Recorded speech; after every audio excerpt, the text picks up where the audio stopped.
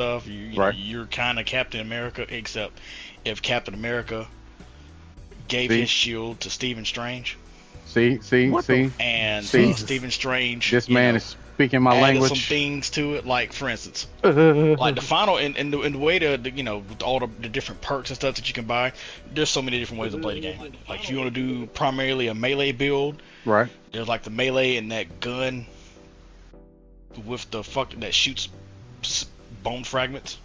I think it's the Yeah. Ravager. The Ravager. Actual fuck.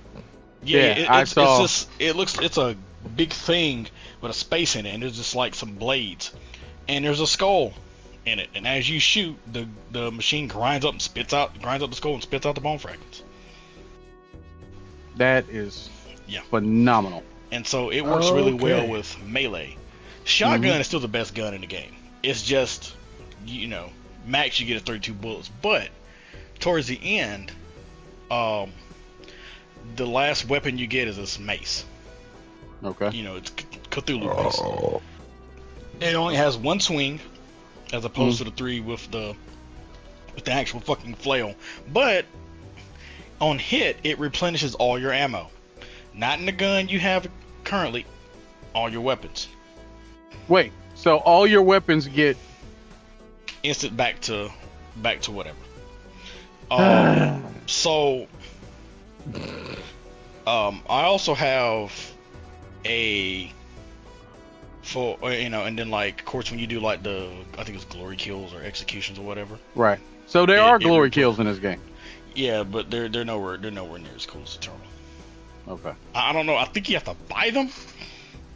Why? I think you have to as in like not like DLC, but like purchase them with in-game gold. And I'm like, I'm not spending my hard-earned gold on some glory kills when I could give my shotgun a 3-round burst. Yes, 3-round burst shotgun. All right. Semi-automatic is the dumbest shit I've ever seen. So I roll that, Mm-hmm. and I also have a perk where it ignites monsters, ignites enemies on hit. Right. And so when I damage anything that is on fire, as I damage them, they spit out armor shards. Mm-hmm. So when I'm going against a cyber demon or something, or an enhanced demon, Right. I'll focus on them, and I'm tanking everything because I'm constantly burning them and getting all my armor shards back.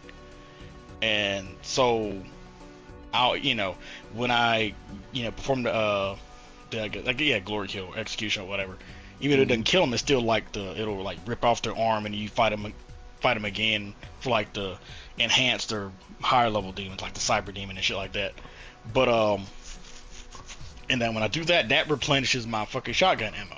So I'm constantly regenerating ammo, regenerating armor.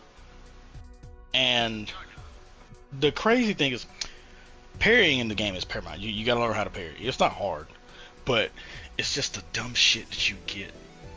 Like, this last rune I got was when you parry, and it's not every attack. It's only like a projectile attack. Because if it was like a green melee attack, it would be busted. You parry like a green projectile attack, and what it does is it knocks it back. When you parry, it knocks it back at the monster. They can't dodge it, and when it hits them, it lightning strikes them and it stuns them. And like it's stunned, and it's like, and there's another perk that you can get on that to make it AOE, so anything around it gets stunned. And then the last two perks are they take extra damage, and then it lasts twice as long. It's 7 seconds off rip. Okay. And it's so when you get it maxed out, it's 14 seconds. And it's 14 seconds of you doing whatever the fuck you want. Not 14 seconds you hit them and then you knock them out. You don't knock them out to stun. So if I'm fighting, like, perfect example, because I actually did that shit. I need to put it on the fucking so I rolled up, I think it's like in Leonard Later Chips, rolled up on like enhanced cyber demon, and it had a warlock and two of these axe guys. They're basically Pinky. Okay. Pinky with legs and a giant axe. So I engage the demon. So the demon does like the sword swing. I parry to parry, and either the stomp, parry, stomp.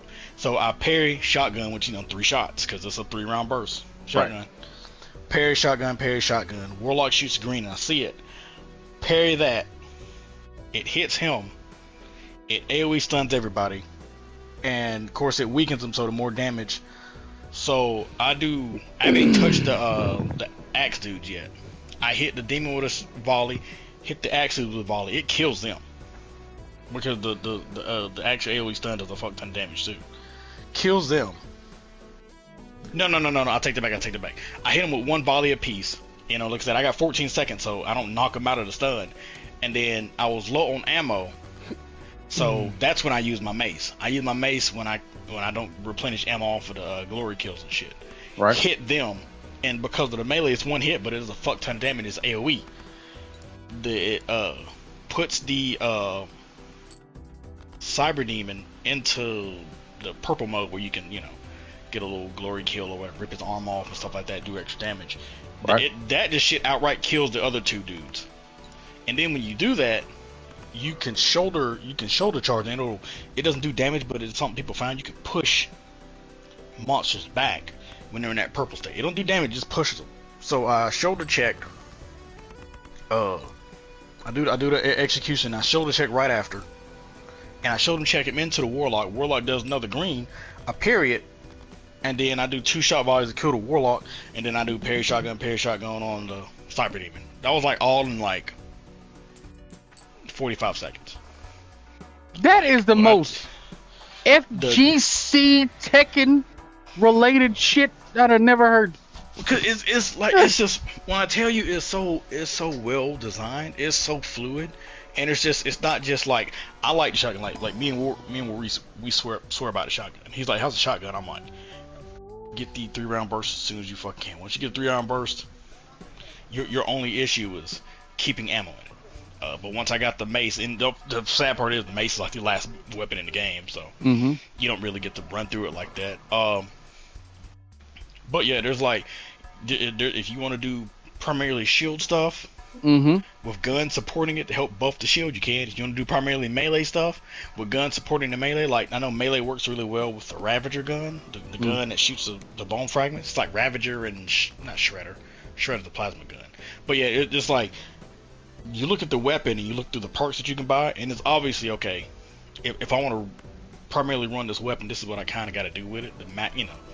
Because they do some replenish health on kill. One of them I know you'd like, Rio. It uses the shredder, and the shredder is a machine gun that shoots stakes, like metal stakes. It's literally a bolt gun for fucking Warhammer. But what you do is you throw it. So when you get the chainsaw shield, when it hits the smaller demons, it just cuts right through them. But when it hits bigger demons, non-fodder demons, it sticks. It sticks in them, and you can buff it to where it lasts longer. And as it's carving them up, you can aim the shredder and shoot the shield. And the shield ricochets all the bullets from the shredder to nearby enemies. So you can just throw the shield, shoot the shield, call it back, shoulder check, do all kind of stuff. It's crazy, bruh. It is that game is so fucking fun to play. I'm just bruh, these motherfuckers. You about to sell a copy of this game already? That shit is just. You already did. Oh, you bought it? You get no, I'm serious. There's no embellishment. It's crazy. It's just because if you play Doom Eternal, it's the same thing, except there's more flexibility in what you can do. See, respect. It's good. It is so good. And then the BFG is a crossbow. Jesus Christ. Yeah, and on that note, welcome to the Outpost 406 podcast. My name is Riovane. I am here with TeaVirus. Hey. And Mr. Sanosuke. Put some respect on my name, son. I did. Yeah, Bless yeah. me. You sneezed on it. Yeah. Bless me. Anywho. Which they will. How y'all doing? Hope y'all doing well. Quick sponsor. Okay. Today, Quick sponsor. Okay. Quick sponsor. Today's sponsor is Bros Barbecue. Make you want to smack your mama. Jesus Christ. Jesus, you need to go watch Friday again. Anywho. Yes. Yes. You Bros said bros. Barbecue. I'm like, ooh. Barbecue. Barbecue. Well, let's get some janitorial out the way. If you guys haven't noticed, I am playing Balatro. Yeah, this game has not only lived up to the hype, but I can understand why it's addictive as fuck. So yeah, I'm playing Balatro. That's right, folks. Balatro. We're on episode 13. We got quite a few things to talk about. You know, Mother's Day was last week. I hope you guys and everybody enjoyed spending time with your moms. And if they're not around, you know, give them big ups wherever they are. Lots of respect. Lots of respect. So, man, we got quite a few things to talk about. First and foremost, movie. We got some movie news. We got some game-related news. There are games that had big updates recently. You know, Tekken 8 and the fact that Season 2... What is it? The new season is not well-liked by the community. TeaVirus, I know you can elaborate more on that.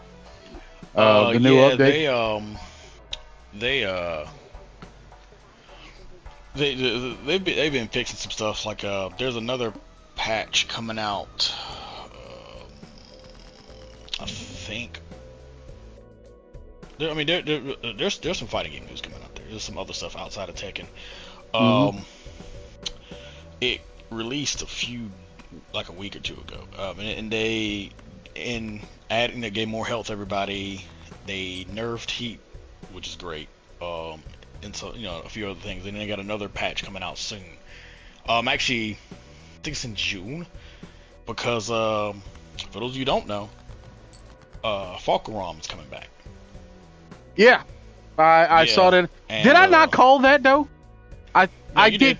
Yeah. And people are not liking it. Because there was a bad taste in their mouth with him. Because Leroy was a little bit overly busted, and it was more on display. Okay. Because Leroy kind of it was one of those. All right, we're just gonna take this character and give him the best of everything. The best orbital, which is like a little hop kick, kind of like Brian's up forward. He kind of hops and just kicks straight down. That's what they call it, orbital. Right. Best orbital. His 1 and 2 was stupid as fuck. He had literally the best of everything. And again, like a shoulder move, like Paul and Fing's shoulder, he had the best shoulder. He had the best hell sweep. He had the best everything. Right. You know, and it was one of those, pair that with a very aesthetically popular character, because you know he's not as popular as he once was in tournaments, but like, and you don't really see him much because you know he's just not as busted as he was. But like, Leroy is a very popular character. Like, absolutely. His aesthetic, the whole wushu, you know, stuff like that. So he's a very popular character. Okay. So there was some, you know, you saw it on display in Evo Japan where the top 8 was literally 7 Leroys and 1 Julia. Christ. You know, and people were, you know, and said Julia player now also plays Bears, who are they're kind of the fuck these characters, bro. Like. But people were just, you know, Ranchu plays Kuma, and people were just like, yeah, this is also the person who bravely played Julia in a world of Leroy's. He was our hero once. Yeah. He's like, so old boy said it best. You either die a hero or you live long to see yourself become the villain. This motherfucker's been playing Panda and loving it, and he's a fucking villain. Yeah. Hey. Well, I mean, no, he plays Panda now because Kuma got nerfed. So right. Now it's like, all right. Panda's the better of the two, so playing Panda. But yeah, Falcarom's coming out in June. Okay. Or I think July, I think. So I think there's 2 more. Yeah, So there's of course, according to what I saw, there was 2 more. There's 2 more, and one is a brand new non-guest character.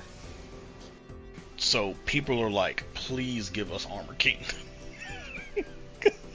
People like people want Armor King so bad. But does Armor King count as a brand new? No. They want him as the 3rd character. Oh, gotcha. Because there's 2 left, and then one of them is like they already mentioned it's going to be a brand new non-guest character, brand new to Tekken character. Okay. And so people were just like, please let the 3rd returning character be Armor King. Yeah. Man. So there's that. There's a new character come out in Grand Blue on the 28th. Her name is which I'm actually playing right now. Actually. Yeah, I saw you playing. Galleon. Yeah. And she's like this blind. I can't remember their race name. She's like the fox race, like Fairy and Yule. But she's like a grappler. It's like everything about her in like the main Grand Blue, the RPG, the web art, the browser RPG, points to, oh, she's gonna be a zoner. No, this bitch is a grappler with a teleport, and a grappler with this weird. She fights with like rocks and shit. Time out. Did you say a grappler with a teleport? Yeah, I'm like, what? I'm like, all right. I'm like, oh, I want to look at her. I'm like, what? Yeah, grappler with a teleport. I thought she was going to be a fucking zoner. I'm like, oh, sure, this bitch is going to be a zoner. That's how she plays in every other version, every other spinoff of the IP. Nope. Right. Bitch is a zoner, or bitch is a grappler. But she has a teleport. Yeah, she does. She's a grappler with a teleport. That's right. Okay. That sounds awful. Let's like. All right. I'm gonna look at her. I mean, I'm probably just gonna play with a little bit like I'm stuck with anyway. So. I mean, that's your favorite character. She's your favorite character in the game. So yeah. But so there's that. City of the Wolves is a flop. Really? Yeah, hasn't done well. Physical copies didn't do well in Japan. Digital copies done a little bit better, but it's not, it's not a commercial success. Nowhere near like Tekken 8 and Street Fighter 6. Street Fighter 6 is popping, especially in Japan. There's like 15,000 people playing every day in Japan. Oh, jeez. So yeah, the numbers for that game, Street Fighter 6 is popping. But so and there's like a lot of discourse as to why that is. For one, City of the Wolves, it's a known game, but outside of FGC, you don't know anything about City of the Wolves. You may know King of Fighters, maybe, but mostly through like, Iori and those characters that you saw in like CVS2 and shit like that. People know Street Fighter. People know Ryu. Yeah. People know that, Name people recognition. Know MK. People know Tekken. People know martial law. They know, they see that character. Oh, that dude's from Tekken. They know, they know those characters. That's not the case with like SNK game, particularly with City of the Wolves, who's only had one title, and that was in '99. So and that was that was what do you call it? Goddamn, what was the name of that damn game? The prequel, City of the Wolves. Yeah, Mark. Yeah, Garou. Mark of the Wolves. Yeah, Garou. Yeah, so you have City, and structurally it's a sound game. It's a little on the unbalanced side. I mean, my girl is busted as fuck. What, BJNA? Is BJNA in it? No, Hotaru. Oh, good God. You can't, you literally can't safe jump her. Because her DP is a 4-frame DP, and safe jumps are 5 frames. You need 5 frames to execute them, so you cannot safe jump her. I'm good. She has the best DP. She has the best command throw too. Like her command throw, the one she runs up and kicks off. It runs up and grabs you, kicks off of you. She has the best command throw in the game. Oh, T-Zoc, the actual command throw character. Fuck him.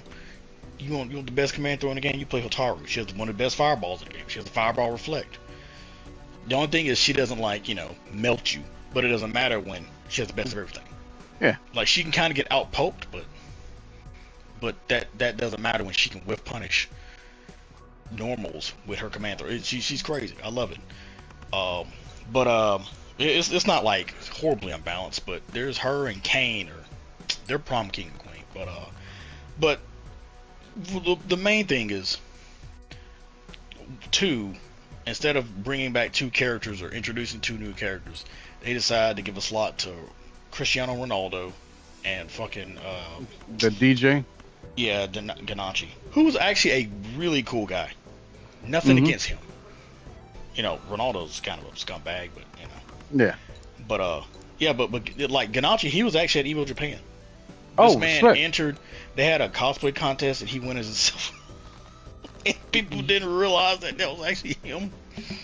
Oh, that's even better. Oh, but he got like second or some shit, and then they actually announced that it was actually him. He's actually a super nice guy. Yo, how does that make you feel knowing that you enter a contest as yourself and you don't get first place? I'd be pissed off. No, but it's still he still came in second. Come on now, like how can you cosplay yourself, come in second place? Yeah, I mean, I'm like, hey, the winner was a anatomically correct mind. So. Oh, okay, all right, never mind. You know, there was little, you know, she got goon points. But so there's that, like, and there's not a problem with that. But you know, he's like a really good character. Okay. So it's Ronaldo, and it's just kind of like, did y'all think that this is going to help y'all sell copies? Football fans aren't going to play City of the Wolves. Like, if they're not already playing fighting games, oh man, Ronaldo's in it, I have to buy it. No, they're not. Like, no. So that they marketed it like it was a well-known game, and it's not. It's a fun game to play. Like, it's a structurally sound game, but there's some issues. And the last thing about the game, the biggest problem with the game is there's this bug. I don't know how you do it, but online, I don't know if it's something that you can purposely do or if it's something that accidentally happens, but there's a way for you to lose all your rank points. Wait, what? As in, like when you lose, like, you know, normally when you lose, you know, you see your points. Oh, I lost 300 points, and you see the subtraction total. Imagine that going all the way down to 0. Oh, and no. You can't back out. You can't do anything about it. You have to alt. If you're playing on PC, you got to alt F4, or you know, hit that PS button, Xbox button, and hard quit the game to get it to stop. Oh no. So what you have is a bunch of people like you like, cause like I just hit A. It was A and S. I just hit A, and yes, I'm carried by my character. So if they nerf her, which they will, it's up for me. I'm like, I will gracefully retire from online City of the Wolves. My girl's shoulders done got too tired and sore to carry my ass. So I can't carry you no more. Like I have my stuff like recorded. I thought about making a series called POV from Hotaru's shoulders. Cause she carrying that ass. No, she carrying the fuck out of me. There's times I'm just like, man, this dude is actually better than me. But it don't matter because I got this 50-50 block string into fireball or block string into command throw. If they try to jump the fireball, it hits, and I can cancel it and take 40%. If I have full meter, they sit there. I'm just gonna count. I'm just gonna command throw and run up and do it again. So anyway, but yeah, there's that, which is so you'll be like, you'll have people that are like C rank or newcomers playing out of their fucking mind because they're actually S ranks, but they've been D ranked because of this weird glitch. Like, I'm just like, bro, y'all gotta fix that shit. Like, so there's that. So Tekken, of course, everybody knows. We spoke about Elena. Yeah, Elena is for those not in the know, Elena has been announced for Street Fighter 6 SF6, and she comes out June the 5th. Yep, and she has the worst fucking haircut I've ever seen. But here's the thing, though. Okay. Like you don't have to play that outfit. Oh, I know. I can play OG. Have you seen that? They did a side-by-side OG? She looks just like Akino's artwork. Like her character screen artwork, she looks just like that. She looks gorgeous. And I'm like, just like they should have been her primary. That should have been her primary. But so everybody's just like, oh, okay, yeah, we're just gonna play like I mean, I'll look at her because I got the season pass. I'll look at her, and I'm just like immediately going to Third Strike.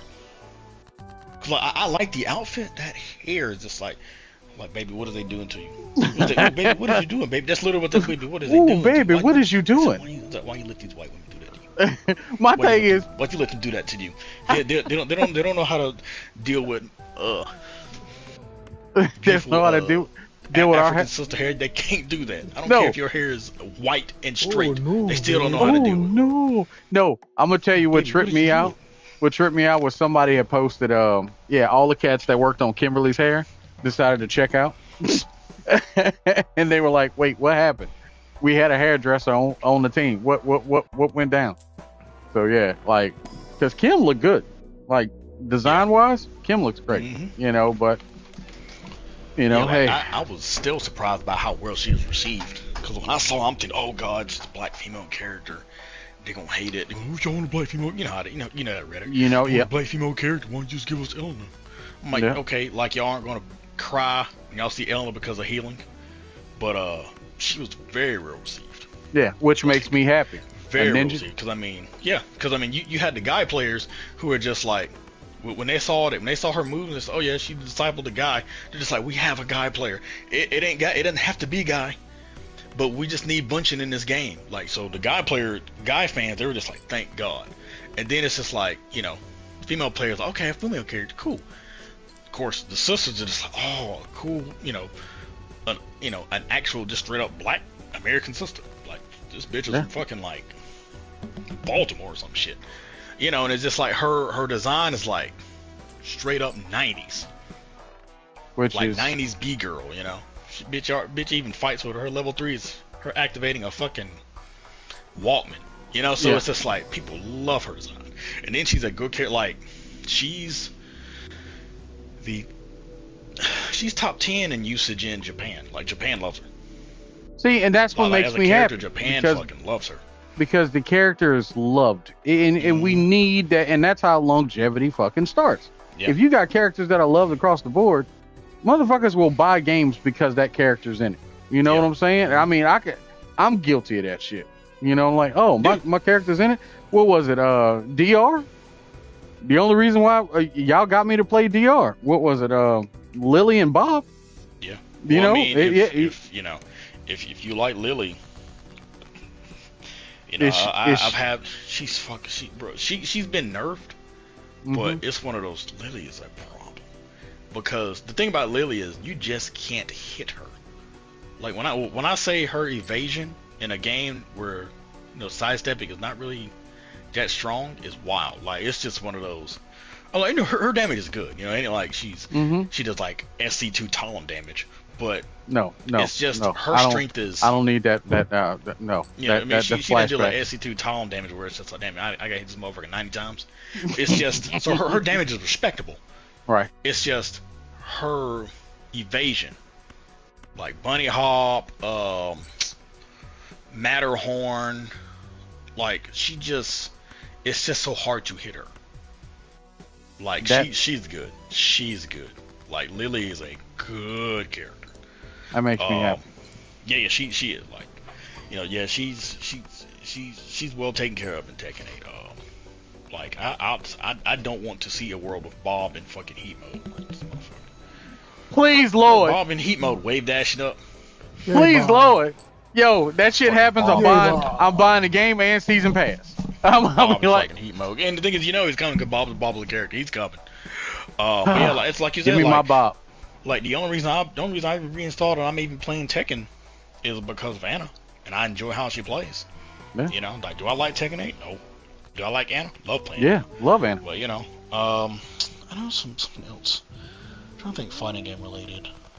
Hold on. I'm trying to think. I'm trying to remember off the top of my head. I think that might be it.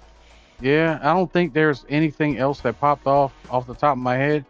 I know I sent you a video of that one fighting game from Japan, but you've already seen that. Oh yeah. Yeah, you've seen that before. I'm trying to think of what else has popped off. Yo, nothing. Everything has been pretty, low key. When it comes to the FGC, I mean, those are the biggest ones I know of. I think that's pretty much it. Okay. Yeah. All right. There's some gaming stuff though. Yes, there is quite a few gaming stories. I got two off the top of my head. One, Expedition 33 has been voted as one of the best reviewed games of all time. That game is pulling Soul Calibur 1 numbers. Yes, and it shocked the hell out of me that people are in love with it as much as they are. There are people now basically saying that this is what 7 or any Final Fantasy should aspire to be. And it came from, they are talking that good about this fucking title, bro. And I'm not gonna front. I loved every damn second of playing it. It's my game of the year. I mean, thus far, it's my game of the year. And that's my personal. I mean, like just think like when GTA got pushed back to 2026, it opened up. I mean, you know, there's still. I know what y'all think. And Ghost, you know, it's to compete with, but with GTA kind of is one of it's GTA. It's like, you know, with GTA, you're going to get memorable characters that you're going to like. Fact. Like, and I mean, I don't know if you've seen it might have been last week. Yeah, it was last 2 weeks. Yeah. The latest like little trailer thing for a little interactive trailer. Yeah, we haven't talked about the trailer yet, but yeah. Looks pretty good. Graphics looks really good.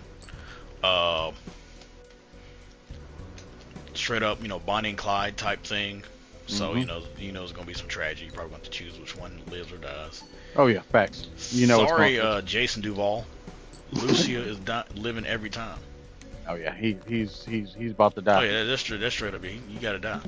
Oh yeah. I know the chick who was the voice actress. She said that was the hardest thing she's ever had to hold to her chest, not telling people that who she was. And you know what I'm saying? And she's been holding on to that for a minute. So I was like, good shit. Yeah, you got to. Yeah, I'm a voice actor for Lucia.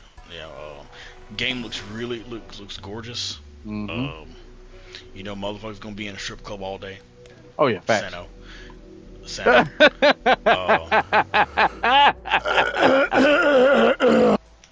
Yeah. Get that. That's a lot of call. That's like this cold man in your throat, 600 hours of gameplay with 5% done.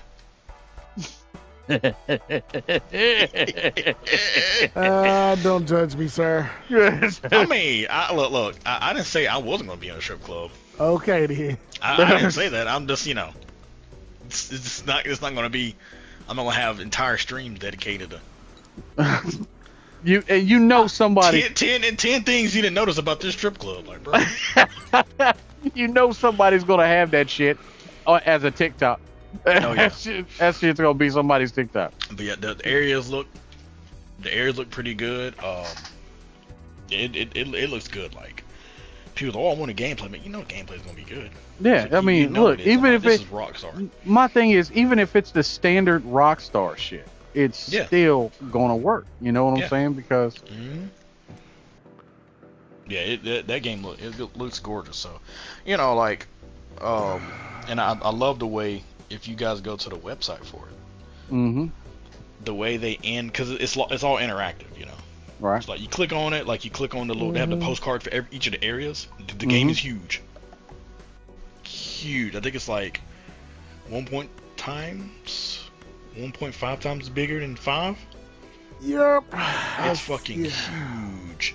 So you click on the postcard for each area, and it shows you, you know, like in-game screenshots and shit that happens, shit you can do, and all that. And like the way the little the scroll thing ends is it you know, has, you know, Rockstar and all the, you know, the affiliates, the publishers, you know, developing all that, and it's like the camera angle from a trunk. And Jason has his hand on the trunk, and Lucia is pulling out a gun and tucking it in her waistband. Right. And he closes the trunk, and that's how the website closes out. I'm like, that shit is clean as fuck. It just shows them getting ready to stick somebody up and just. But I'm looking forward to it. But yeah, like I said, once that now that game's out of the way, it opens it up. Yeah, and I know I y'all think have. it gets fair shake that it deserves. Yeah, and I know that y'all have said. Y'all have both said that y'all giving it to Ghost of Yote. Yeah. But you know, and then we got what is it? Metal MGS. Gear. Yeah. MGS Delta. Yeah. It's just I feel having GTA in the mix kind of pushes other games out to where it's like if GTA inexplicably doesn't win, it's probably gonna be Ghost or maybe Solid Snake for nostalgia's sake. Mhm. You know, it getting pushed back to 2026 not only means that you can, you can fix. They probably say, okay, it can be a little bit better. Just like don't complain, don't complain like y'all ain't still playing fucking GTA 5 online. That shit's still making no money. Hey, it's making way too much bank, bro. Yeah. I mean, they got DLC upon DLC for it. I mean, it'll continue until. And just watching the shit people do is just like. Now I see why people are like playing this game. This game is fucking hilarious. But I mean, I have it. I just, I got too little, too late. But and I enjoy what I played it so far. But anyways, yeah, I'm glad that happened because they can fix whatever. But it gives games like Expedition 33, the chance to really pull that off and get that game of the year. It gives it a fair shake because GTA is just. It's like the screaming crow. It's GTA. What GTA. Mine. So, Mine. Yep. Mine. GTA. And I mean, I expect. So I'm glad for it. Yeah, but. Yeah. So Expedition 33, like I said, one of the best reviewed games of all time. We also had a huge update for Helldivers 2, to the point where it's bringing people back to the game.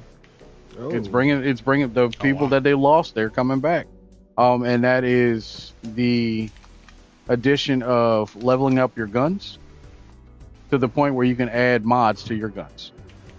So yeah, that's something that they knew was going to happen, and currently they're in the middle of an invasion where the Illuminati are about to try to drop in on Super Earth, and they've already lost like 2 planets.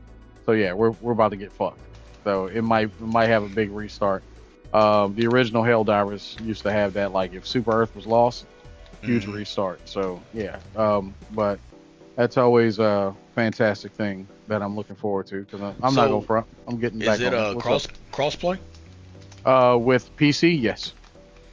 I might have to get that. Yeah, Helldivers 2 is definitely worthwhile. So I can cut y'all out when y'all blow me up with y'all grenades. Oh yeah, and that's pretty much exactly what it is. That.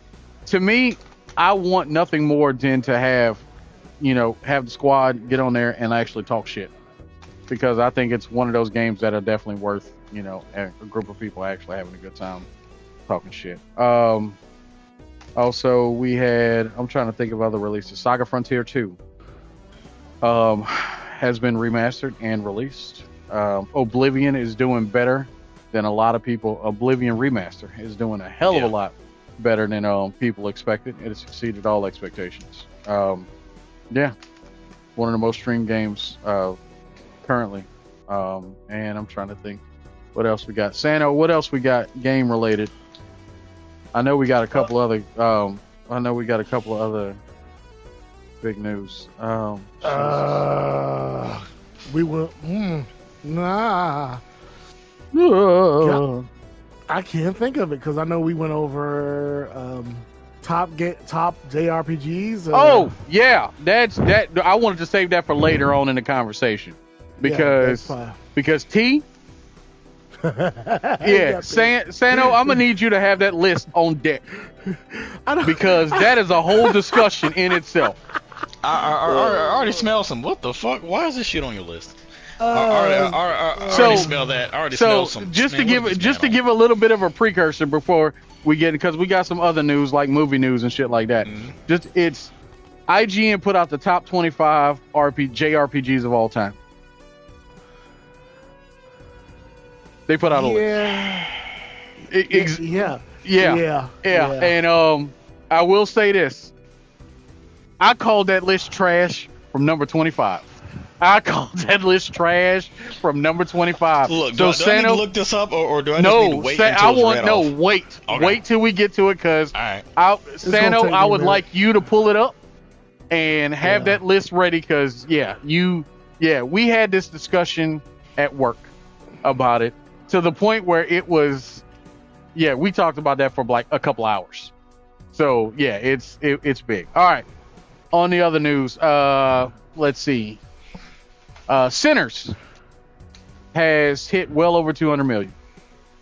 I think it's up to 300 million, I think. It's over 300 worldwide. Yeah. They're estimating it, because they're estimated it probably going to be like 365, because it hasn't released in like 2 areas yet. Okay.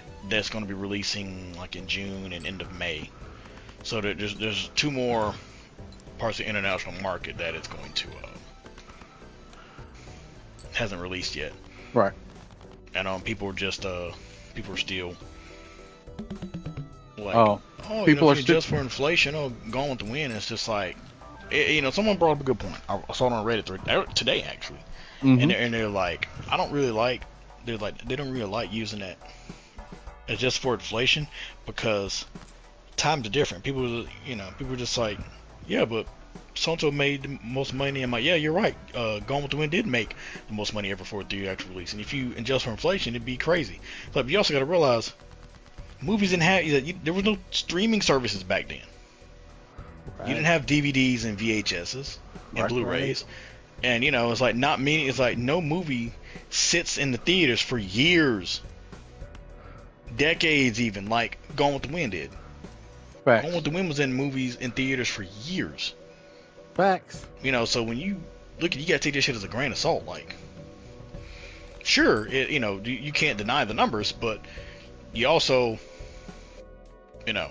movies today, they hit streaming service, and so you gotta account for DVD sales, streaming service, stuff like that. So, but for some odd reason, I don't think people are trying to sit there and do that. I mean, the movie has done gangbusters, and for good fucking reason. And I am so thankful that it is doing as well as it did, because it fucking deserves it.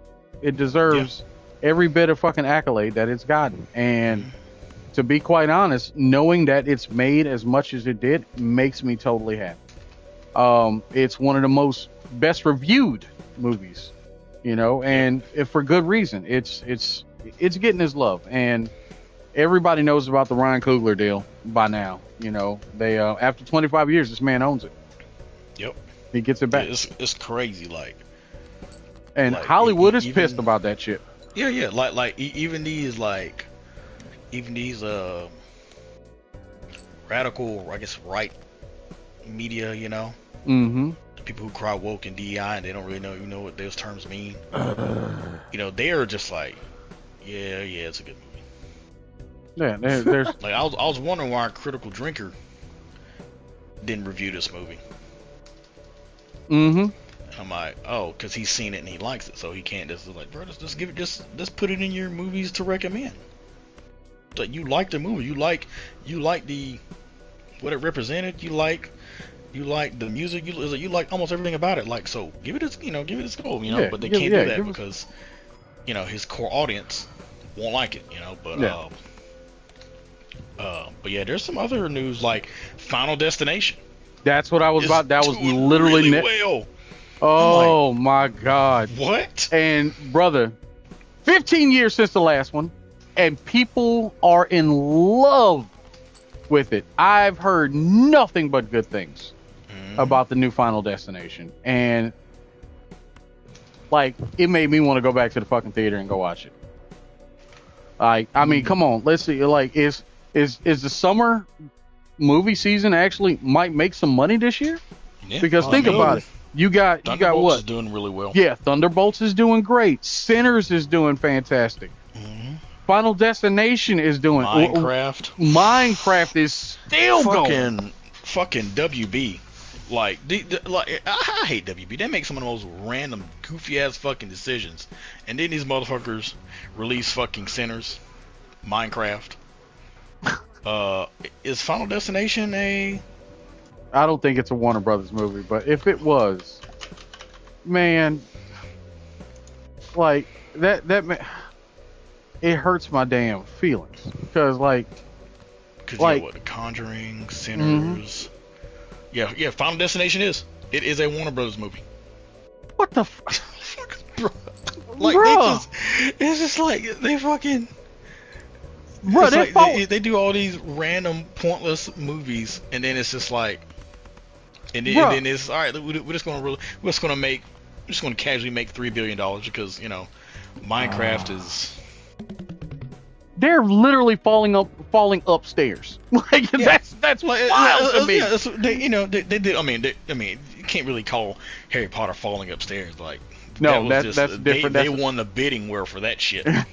Yeah. Movie studios were like fighting over that series. Yeah. Warner Brothers won it, and then what did they do? Harry Potter over this. I made y'all all this motherfucking money. What did y'all do with it? Y'all blew every bit of this shit. Fucking was I don't think Old Girl was a Warner Brothers movie. Jim. Mm-hmm. It No, was. Jim. No, it shouldn't have been a Warner Brothers movie. Thought it was a Fox movie. It's like it's crazy. Like that's right. They got fucking. It's crazy. The random I've never seen just a company that just succeeds. That just grabs failure from the jaws of victory and then grabs that victory back from the jaws of failure. I've never seen a company like this. Like think about it. Last year, I keep forgetting Doom Part 2. Yeah. You feel like that's literally the scene where Javier Bardem was like thought old boy was dead. That's literally fucking. That's literally fucking the WB execs looking at box office. They're just like, oh no, it's the Isa Dagari. Doom 2 gonna be good. 714 million. He's like, Minecraft. Oh god, people hate it. Makes it big. He's like, It's them put. Like, I keep forgetting they doing the Godzilla movies. So yeah, Godzilla was like 572 against 150. So that's a success. Yeah. Doom Part 2 714 against 190. Yeah. Success. Furiosa. Oh no. They claim that Furiosa will be a cult hit. It will gain its legs after it's been on video and DVD for a long period of time. It probably will. I don't I'm know. sorry, what now? Yeah, that's what they Furiosa. It might. I mean, I hope so. Of course. Okay. The Watchers was the daughter's film. Hmm. The Watchers. M. Night's daughter. Oh yeah. The Watcher. I mean, it did not do well. No, of course it didn't. But I mean, it's crazy. She's only 25. Hey, she did a movie. She traded on her name. Nepotism is a motherfucker, ain't it? Yeah. Then you had Horizon, whatever the fuck that is. I think that is the movie about. Oh, that's the Kevin Costner movie. Yeah. That motherfucker Yeah. failed. That motherfucker flopped. failed. Yeah, big time. So I mean, but we got a lot of movies. Speaking of movies, sticking with movies. Another bit of movie news. Max, HBO Max is changing its name. The streaming service. Let me ask if y'all heard this one. The new name for Max is HBO Max.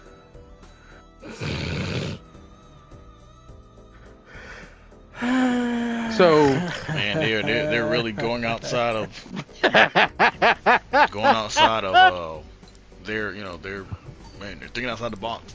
yeah, they are. Instead of this Max Oh, yeah. and HBO, how about we call it HBO Max? Like, I'm like, bro, y'all could have paid me a tenth of whoever y'all paid to come up with that shit to do that. I'm like, y'all could have paid, hey, we're gonna give you $50,000 to come up with a name. HBO Max. Oh, we love it. Here's your check. Thanks. That's what I'm here for. Like, I could have did that shit. They changed this shit right back around. Yeah, it's now HBO Max. It's back to being Max. And what's crazy is I've been calling it HBO Max the whole that's like, isn't that what time. everybody's been calling that shit? Yeah. So they're like, oh yeah, now we're gonna listen. Oh, like okay. It's like no one called that shit. No one called that shit Max. No one ever called that shit Max. No. Oh, is this on Max? No, they either say HBO or HBO Max. Facts. So we also got other news concerning a couple other things. Let's see. Netflix's prices are probably going up, and they are finally going to get rid of that streaming service, like not streaming, but the interactive movies and shit. They're pulling away from the interactive services. So if you haven't watched Bandersnatch, now is the time. Black Mirror Bandersnatch. Yeah, they're pulling away from it finally, which I'm like good, because I'm tired of seeing games advertised on Netflix. I don't want to stream a game through Netflix. I got Steam and all that for that reason. I don't know. Like, you know, Street Fighter 4 you can stream Street Fighter 4 through Netflix, which is the funniest thing ever to me, knowing that you can do that. So I'm trying to think of what other movie news we got, because we got the HBO Max thing.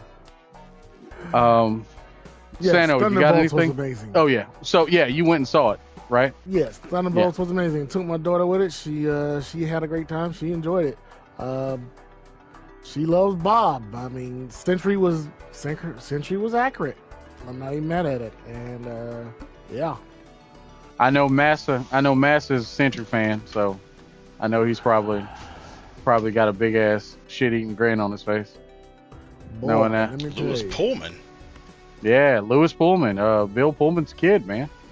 No, you can't even, like, I would have guessed that shit by looking at his face. I'm like, I don't know his first name, but I know his last name is fucking Pullman. You can look at that motherfucker and tell. I know he's ready to fight the aliens. Yes, he is. So I mean, this is like, oh, it's the aliens attacked in the sequel to so and so. What happened? His son takes over, and he told Will Smith, you know, I got it. I got it. And then he just put on this yellow spandex with an S, and the aliens realize, oh shit, this motherfucker's here. It's like, who did the scouter report for this motherfucking planet? God damn, did we tell y'all, if the Sentry is here, we don't attack? No. But yeah. Hey. But yeah, I'm glad. Yeah. I mean, it deserved it. It deserved it. You know what I'm saying? This is one of those things that I'm actually happy that Thunderbolts is actually doing well. They said a couple weeks we should be getting Brave New World is going to be released, you know, on Disney Plus. Which I didn't hate. No, which I can understand people giving some hate for it, but I'm just like, that don't make no damn sense to me. Like, I've heard nothing but good things about it, so, you know. But again, I'm not going to, I have a secret to tell when it comes to that movie. I haven't seen it. I haven't seen Brave New World. But I have a legitimate reason why I haven't seen Brave New World. Legitimate reason. And because I heard about one scene in that movie, and I will turn into a bunch of blubber if I went and saw it around other human beings. So I will wait. Man, you know what scene I'm talking about, and it involves literally my favorite comic book character of all time, and it has something to do with his suit getting dirty. And I said, nope, not gonna watch that. No, I can wait. I can wait till I'm at home. No, I've never. Sano, who's your favorite comic book character?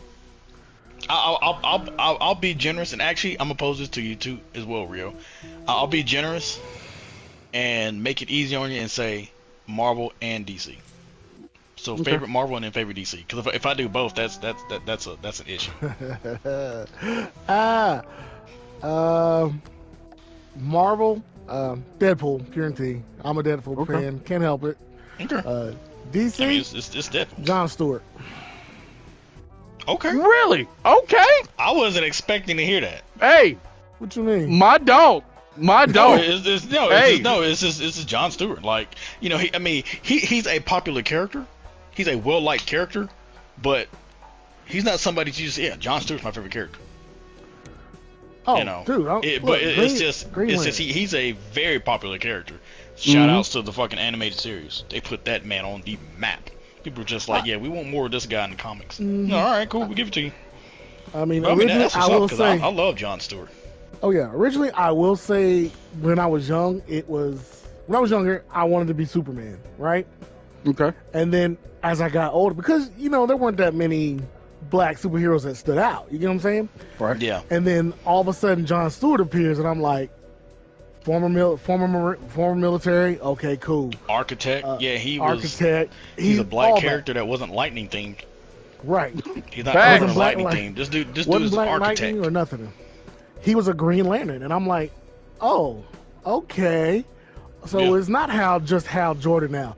Okay, my people. Okay, cool. Yeah, it was Hal Jordan and Guy Gardner, and then it's just like, all right, we got Kyle Ryan. Oh, okay, Jon Stewart. Oh, he's black. Okay. Oh, wow. He's an architect, so his shit is like really, really. His constructions are really, really intricately designed because he's an architect. Yeah. As opposed to like, that's the one thing I'll not to sidetrack, but I've liked how they always did the human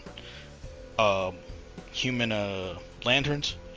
Sure, their power operates the same, but because of how they are and their individual talents, it manifests itself differently. Like Guy Gardner, he just shoots fucking beams. I'm not gonna shoot fucking beams. Kyle Reiner is an artist, so his stuff is a lot more flexible, fantastical, stuff like that.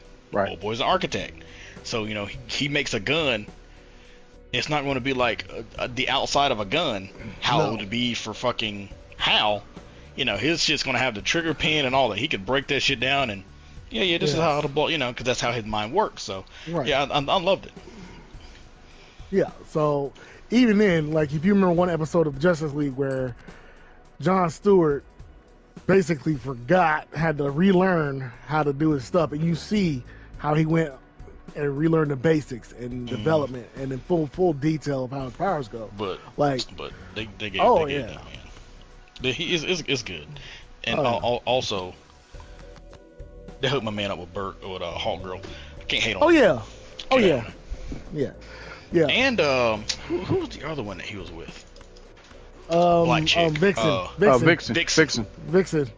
I'm like, okay. Vixen. But he isn't having Rex Stewart. Yeah, Rex Stewart.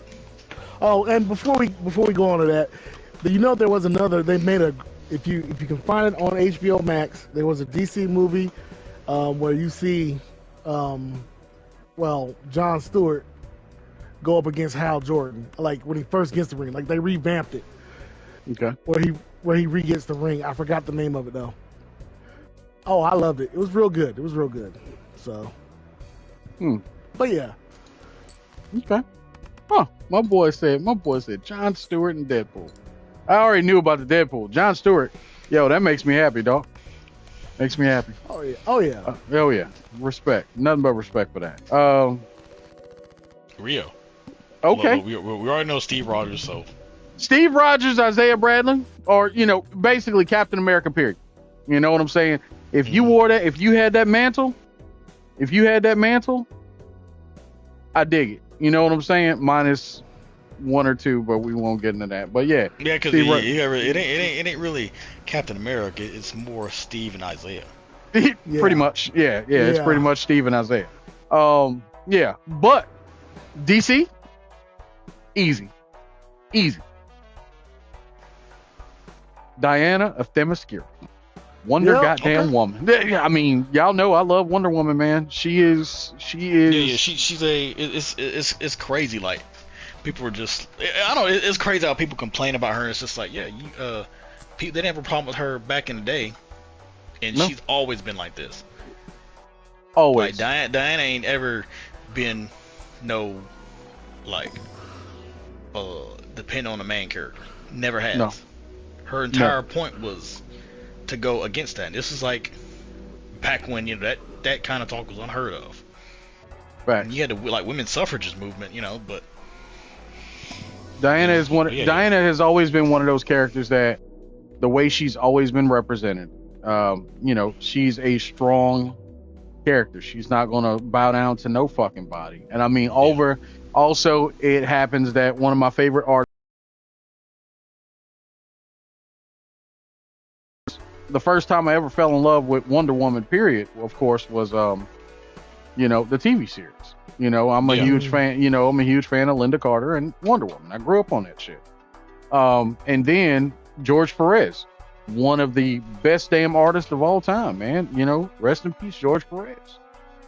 He drew Wonder Woman and the way he styled her, and with the individual, just the way that she did the hair and everything. He never made her look weak, and I was like, yo, the artwork, love it. You know what I'm saying? So yeah, Wonder Woman is is my favorite DC character. They got a couple of honorable mentions in there, but yeah, that's who I like.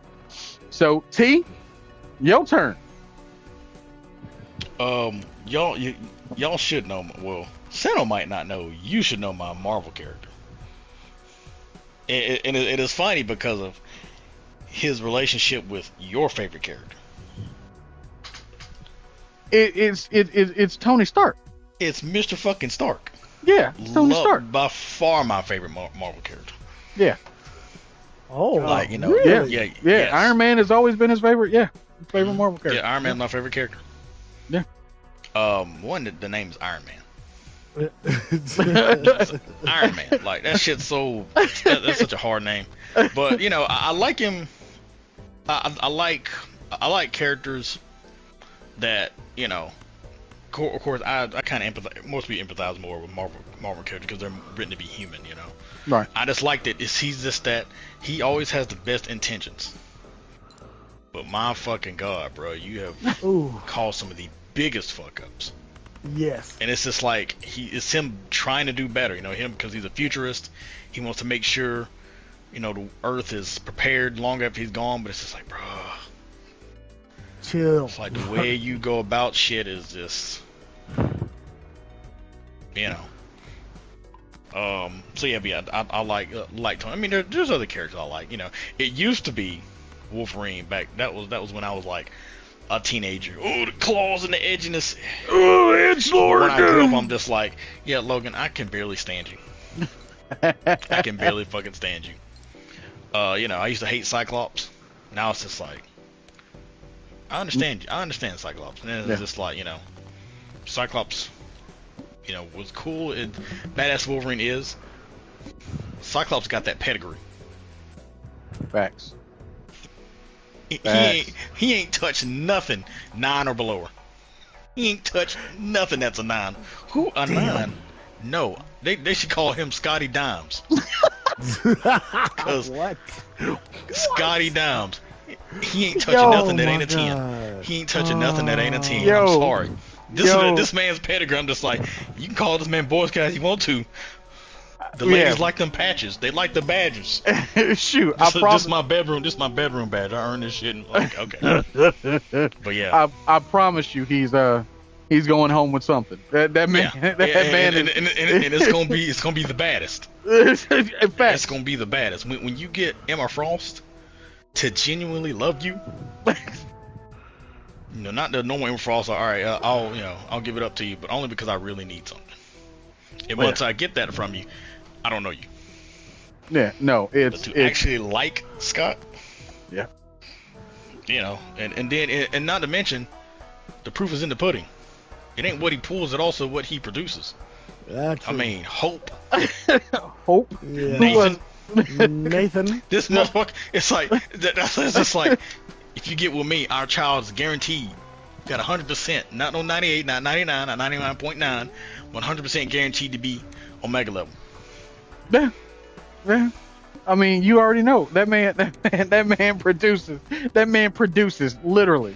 Yeah, he produces D1 prospects. D1 comic book prospects. All his children are D1, straight up. Straight guaranteed. Funny. You know it's coming. Shit. We don't know where they're gonna land with their abilities, but it's gonna be D1 prospect. Why do you think Nathaniel Essex has been pursuing this man for years because he already knows. He already knows what you're bringing. Yeah, right. This motherfucker, you know that motherfucker Daniel be scheming on Valentine's Day. He be keeping up with him and Gene. Damn, why y'all fighting? Damn, why y'all fighting again? Yeah, I need to make up. I'm like, bro, get out of my face with that bullshit. You're just trying to like wait until she get pregnant so you can be at the hospital kidnap our kid. You just say, hey Scott, how y'all doing? Everything good with the missus? Y'all good? Don't need anything, man. Lose my number, Nate. But yeah, man. Look. I got that good music where y'all can make up, man. Yeah, you know, that's right. Let's roll through. If Gene acting crazy, bruh, give me about a year, I can get you something nice, bruh. Thinks just like her, looks just like her. You couldn't even tell if it was her or not. Yo, and we can even name her what you want. You name what you want. It's like, you know. It's like what's your favorite name? Oh, I heard your favorite character in that show you used to watch was named Myra. Or not Myra, Maddie. Yeah. Madeline. Oh, you like Madeline? Okay, yeah, Madeline. Matter of fact, we can give her last name. Oh, your favorite comic is Richard Pryor? Okay, Madeline Pryor. We can do that. We got you. I got you. But DC. Okay. It took me a minute because I actually thought about that. Okay. Because I want to say Darkseid, but it's not. I just like Darkseid as a villain. My favorite character is John Johns. Interesting pick. Okay. Mm-hmm. Yep, Martian Man. Because it was just like I really thought about it. So I was like, I could say Superman, but I really like Superman. But it's just like, do I like him like I like Tony Stark? I'm like, no, I don't. You know, I hate Bruce Wayne with a passion. Man, fuck Batman. Yeah, I like Diana, but she doesn't resonate with like how Tony Stark does. And I was really thinking, I was like, John Johns actually does. Okay.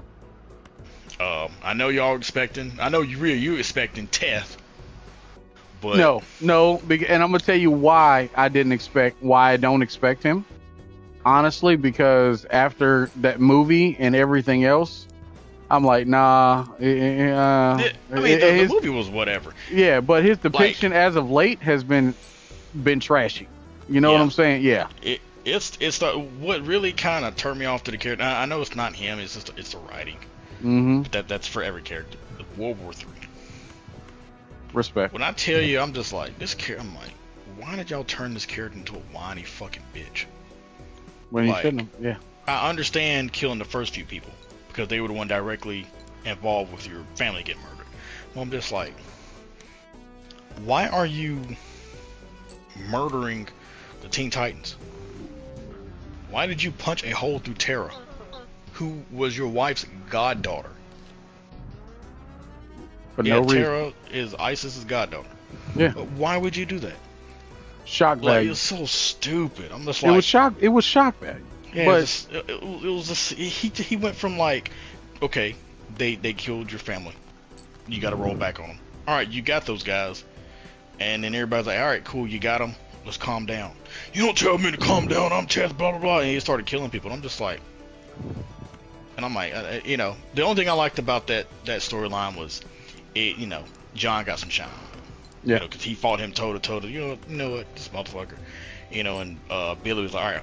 He's like, hey, can you mind fuck this dude? Because we need to go and strip him from his powers. Mm-hmm. Mind fucked him. The family got him. Billy's like, man, get your stupid ass.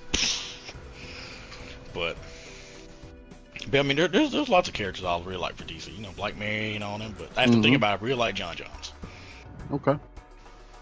See, and you know what? I got nothing but respect for that, because at the end of the day, given the circumstances, it's one of those, hey, I like the characters, and the characters, oh, yes, give me that. Yep. But again, everybody's different. I'm glad that it's Martian Manhunter. Like that's what's up, bro. That makes me happy, because he's a damn good character. You know what I'm saying? Yep.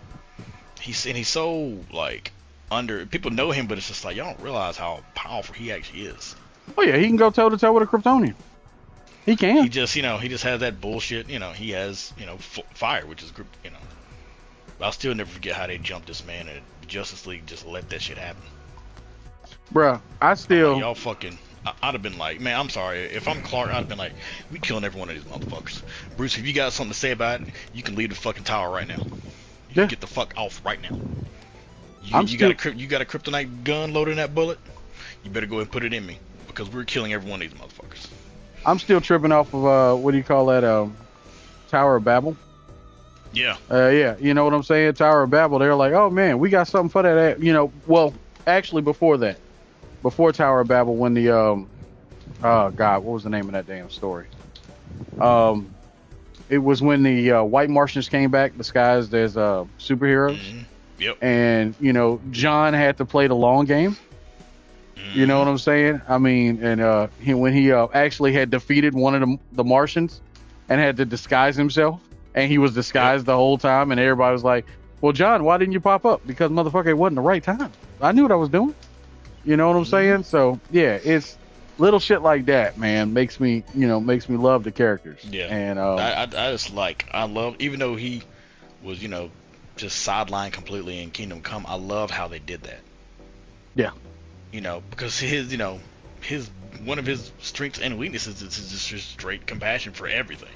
Yeah. And he's like, I want to understand the world, and he just opened his mind up and that was a problem. Turned himself into a fucking... Well, he wasn't a vegetable. He was just... Well, yeah, he was out of... Man. Yeah. Yeah. I mean, he just... Because he kept hearing everybody's thoughts at one time, and the world was fucked up. I loved how Alex Ross depicted that. He just lifted the cape, and you got to see who he really was. They were like, who is this old man just sitting in the corner? Yeah, that's John Johns. You know what I'm saying? So it's cool because I also like it was just like, the rest of the Justice League kept an eye on him. It's just like we're not gonna let our boy live in squalor.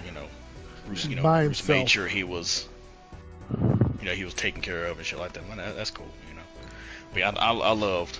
Oh, all right. So since we talking about comics, favorite story. I mean, I'm just go ahead and say mine was Kingdom Come. So. Agreed. Agreed. And DC has some really good stories. Like, it's between that and Darkest Night, Brightest Day. Because when I tell you that shit, Darkest Night, Brightest Day was that shit was so. It was like one of those really, really long, really, really good. Mm-hmm. Like I loved the individual rings. Each of the story with the rings. The shit going on with Star Sapphire and how love can have some issues too. Oh yeah. If it's too much, if it's not done for the wrong reason, stuff like that. I love the orange ring. The orange ring is probably like my favorite part of the fucking Greed. Story. Oh, Greed. Yeah, fucking Larfleeze. Larfleeze and fucking Lex Luthor. That shit was fucking hilarious. He's like, so like this shit was just like pranks but with murders. I'm like, yo, motherfucker was just. It was like that movie with Martin Lawrence and Danny DeVito. Where Martin breaks into his house, and Danny DeVito says, "No, that's my ring," and it was actually Martin's ring. What could go wrong? What could go wrong, or something like that? Yeah. What's the worst thing happened to you? Yeah. That shit was so fucking funny. He broke in, and it's just like, he's like, "Don't you think that's funny? He broke in and robbed me, and I told the police that he had my ring. This is actually his ring." That's what that shit was. Oh, that entire storyline with the fucking April's ring was so good. Yeah, fucking Larfleeze. Larfleeze. He's like, man, what do you want, bro? Everything. I want everything. So, That's why there was only one green. There was only one orange. There's only one orange lantern welder. Why? Because I want everything. I can't let y'all have it. Yeah, like, again, I have to share the power. Wait a minute. Didn't Lex have the orange ring at some point in time? Yeah, it was him and Larfleeze were fighting. Him and Larfleeze fighting over it. Yeah. Yeah. Oh yeah, bruh, shit is wild. That shit was hilarious. I liked who's old boy that was head of the Red Ring? Atrocitus. Yeah, Atrocitus. I like him. The cat. Mm-hmm. The cat was my favorite. Again, one of my favorite stories of how that cat got that damn ring. Oh God, what's the cat's name? Oh shit. Yeah. You know what I'm Yeah. talking about? That Yeah, I know poor what you're cat talking was about. treated like straight shit, but you know Talking about what? Dex- No, Star? no. Yeah, Dexstar. Yeah, Dexter. Dexter, but the cat cat, wasn't treated yeah. like shit. The No, owner no, got killed. the origin story. Yeah, the owner got killed, but the cat was treated like shit afterwards. That's why I became Oh angry. yeah, that is right. That's why I became really angry, and like is it right. My bad. deserved it. Dexter is a shit. Oh yeah, fucking Except love when the cat. Lobo booted the shit out of it. Yeah, I was like, hey, you know, of course, Yeah. everybody has that. Oh man, well, I'm gonna boot this cat, literally. You know, it's funny. With your favorite character being Deadpool, that your favorite character is not Lobo.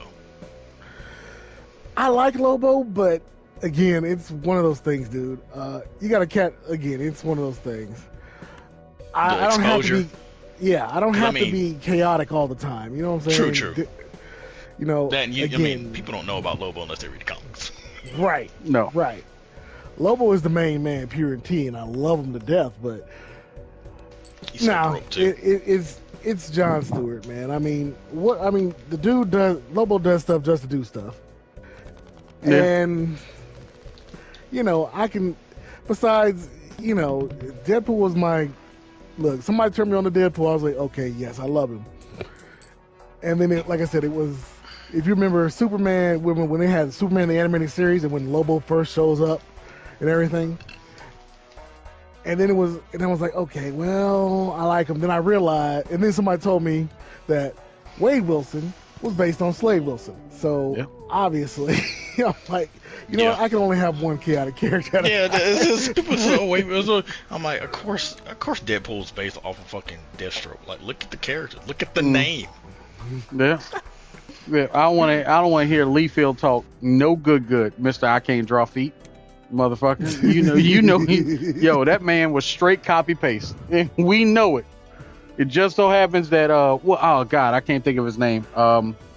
There was a writer who deserves all the credit for Deadpool, and I can't remember who it was. Oh man, he went on to write like Ben 10 and a couple of other things. I know it was Ed McGuinness and I think it was Joe Kelly. I think it's Joe Kelly. Yeah, I think it was Joe Kelly who wrote Deadpool, and he's the one that all the mannerisms that you like now is because I think of Joe Kelly. I want to make sure everything was due to him, and yeah, Deadpool. Yeah, I was right. With Ed McGuinness. Yeah, Joe Kelly, and he's a shit, bro. Creator of Ben 10 and a couple of other things. You know, Man of Action, stuff like that. And if it wasn't for him, we wouldn't have the Deadpool we have today. Oh yeah, that's Yeah. right. That he did create Ben 10. That man that's a Yep. track record. I mean, Yeah, I'm not a big Ben 10 fan, but for like people born in like the 90s, Oh yeah, Ben 10 respect. was him. Yeah, respect the hustle. You know what I'm saying? Like that's one of those one of those series where you got to look back and go, Ben 10. yeah. So you know, I mean, he created a lot of really cool shit. So I got nothing but respect for that. So Sano, yeah. So what is your favorite comic story? Okay, I got two different. Okay. Agreed. I was with T on Kingdom Come because I both read the book and the comic. Okay. Okay, that was great. Also, since I'm again with Deadpool being Deadpool, I love Deadpool's The Gauntlet. Okay. Okay, yeah, we can do DC Marvel. Oh, I don't know about Marvel though. With me and I mean Deadpool finds his first. Well, he finds a small bit of happiness after screwing over Dracula. That's pretty. I mean, okay, Sheikla, his wife, basically, his wife who he's now divorced from, for various reasons. They basically Deadpool gets sent on the mission in the Gauntlet. Basically, gets sent on a mission to basically find Sheikla and deliver to Dracula. You know what I'm saying? So you go through that whole storyline and you see how basically Deadpool and Sheikla interact, and you see Deadpool be happy for once. You know, for the first few times in his life. You know, he finds somebody that doesn't despise, that looks at its cancerous skin is like, oh, it's still beautiful, whatever. Right. But you know, regardless of that, it doesn't last. You know, eventually it doesn't last long for various reasons. I mean, she's the queen of the underworld. He's a merc for hire. They have different views. So I love the Gauntlet for that reason, and then with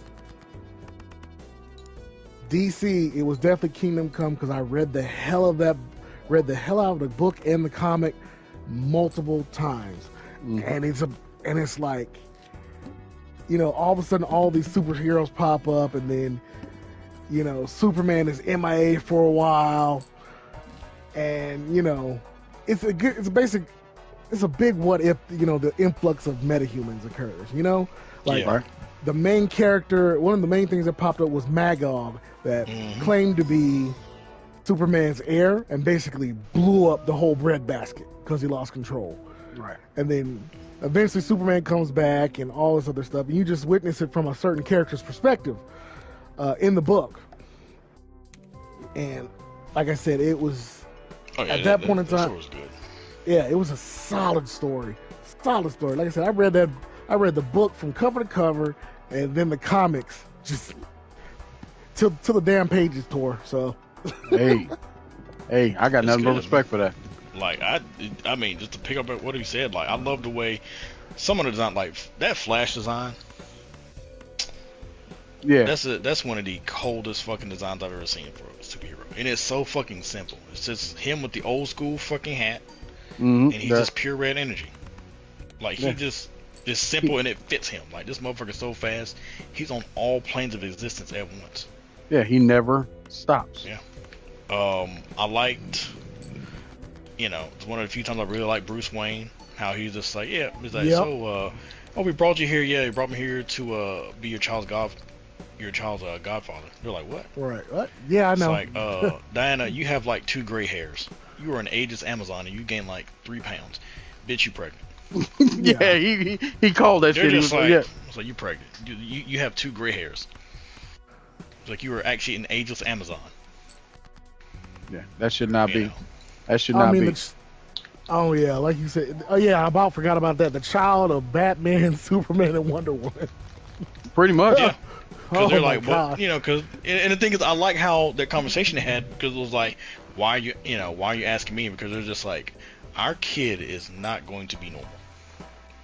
We want him or her to have dealings with humanity, you know. And he was just like, imagine me, Bruce, if I didn't grow up raised by Jonathan and Martha King.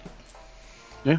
And right. Bruce was like, you have a point. He's like, we want our child to, you know, know that they're different, but not feel different from humanity. Right. You know, because old girl's she's a bitch. I mean, not like a bitch, but like a, you know, she'll fuck up people. Just like, oh, look, it's Kryptonian, except just hit it with this kryptonite. Yeah, that don't work on me. No. Magic, don't work on me. Mike, what works on you? You know who my parents are? Did Doomsday and Parasite have a child? No. Well, then, you know. So, you know, and being that kind of power, it's like we need our child to, you know, have some kind of connection with humanity and not look at them as in like ants and shit. So, right. You know, I like that.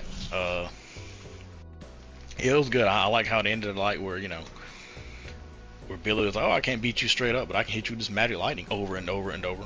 Man, and I love that scene in that story. Shazam, boom, Shazam, boom, yeah.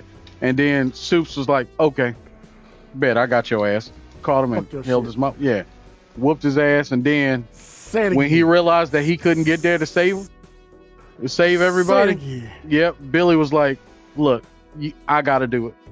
And when Billy flew up and took out that nuke, and then Superman's eyes turned red after that point, he was like, man, look, I'm about to fuck all y'all up because of what happened. But yeah, as much as y'all two love that story, that is not my favorite DC story at all. DC wise, Identity Crisis. Identity Crisis is my favorite DC story. In my top 3. It's in my top 3. Right. Identity Crisis is Right hands behind down my that favorite. and the first part of Nightfall. Yeah. Identity Crisis is hands down one of my favorite. And I mean, some people did not like it because of the source material, because of what it was about, but I mean, that's what makes it such a good story. There you go. That is it's it's like, no one's going to, take advantage of Superman like that. You're just not. Yeah. And and what about Lois? Yeah. What about Lois? Yeah, it literally turned into what about Lois? Because at the end of the day, given the circumstances, you know how Supes is. Like, yo, he loves his old lady. I think it was when they figured out what was going on, and they're just like, someone's killing our loved ones, and he was just like, that panel of him turning around like, hey, we got to get, it was real fucking fear, Yeah. It was so good because, like, I mean, it's fucked up what happened to Sue, didn't it? Yeah, it's fucked up what happened, but it's awful. Yeah, but the thing about it is, there is a line that old girl said. She said, "Who wins when a superhero's family gets threatened? The superheroes." And when she said that, she basically broke it down to where, like, they're going to bring their families closer. They're going to love their families more. Mm-hmm. It brought you back to me when she was talking to the Atom. And it was fucked up. It totally fucked up. Yeah. Like, did you really have to fucking kill Soup? Kill Soup? Yeah. And he was like, I'm your wife. What are you going to do, arrest me? Bitch, that's exactly what he fucking did. Yeah. Mm-hmm. Like that panel of him running, and he just shrinks himself, and he's like, I gotta, Yeah, he's like, I can't be here. Yeah, I can't be here.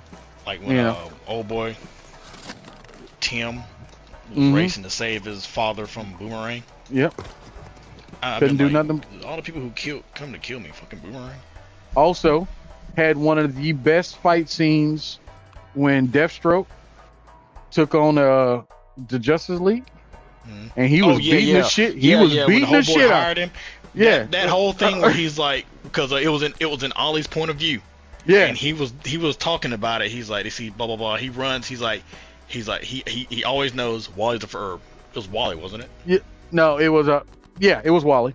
It was Wally. Yeah, he knows Wally's gonna be the first. Yep. Trips him up, boom, or no, he just pushes him into a wall. He's like, he immediately goes for Zatanna. It was either Zatanna punches her in the stomach, so she just keeps throwing up. Yep. And goes to Dinah, chops her in the throat. Yep. Goes to him. He's like, he swings overhead swing. He knows I'm too skilled for that. He's like, not until I duck that I realize he's not aiming for me. He was aiming for the arrows. Cuts the arrows. Runs up the cow and just starts trying to take the ring off his hand. Just sit there and be like, hold on. If I overwhelm you because I'm stronger than you mentally, I may be able to. Yeah.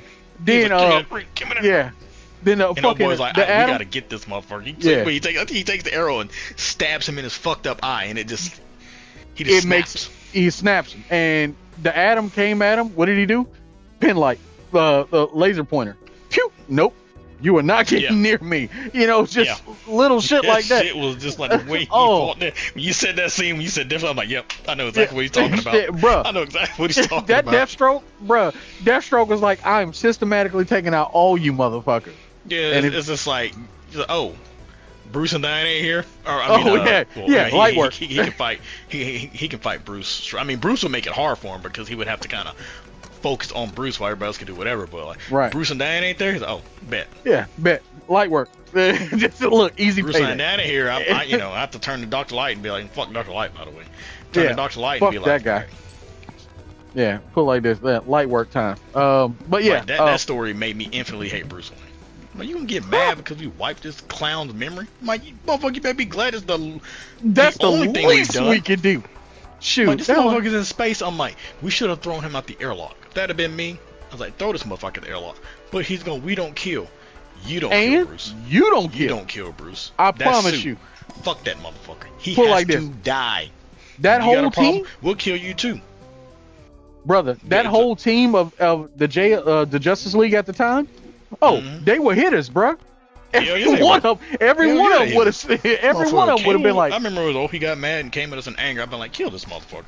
Bruce. We don't need. I was like, we don't need Bruce Wayne. We need Batman. We need Batman.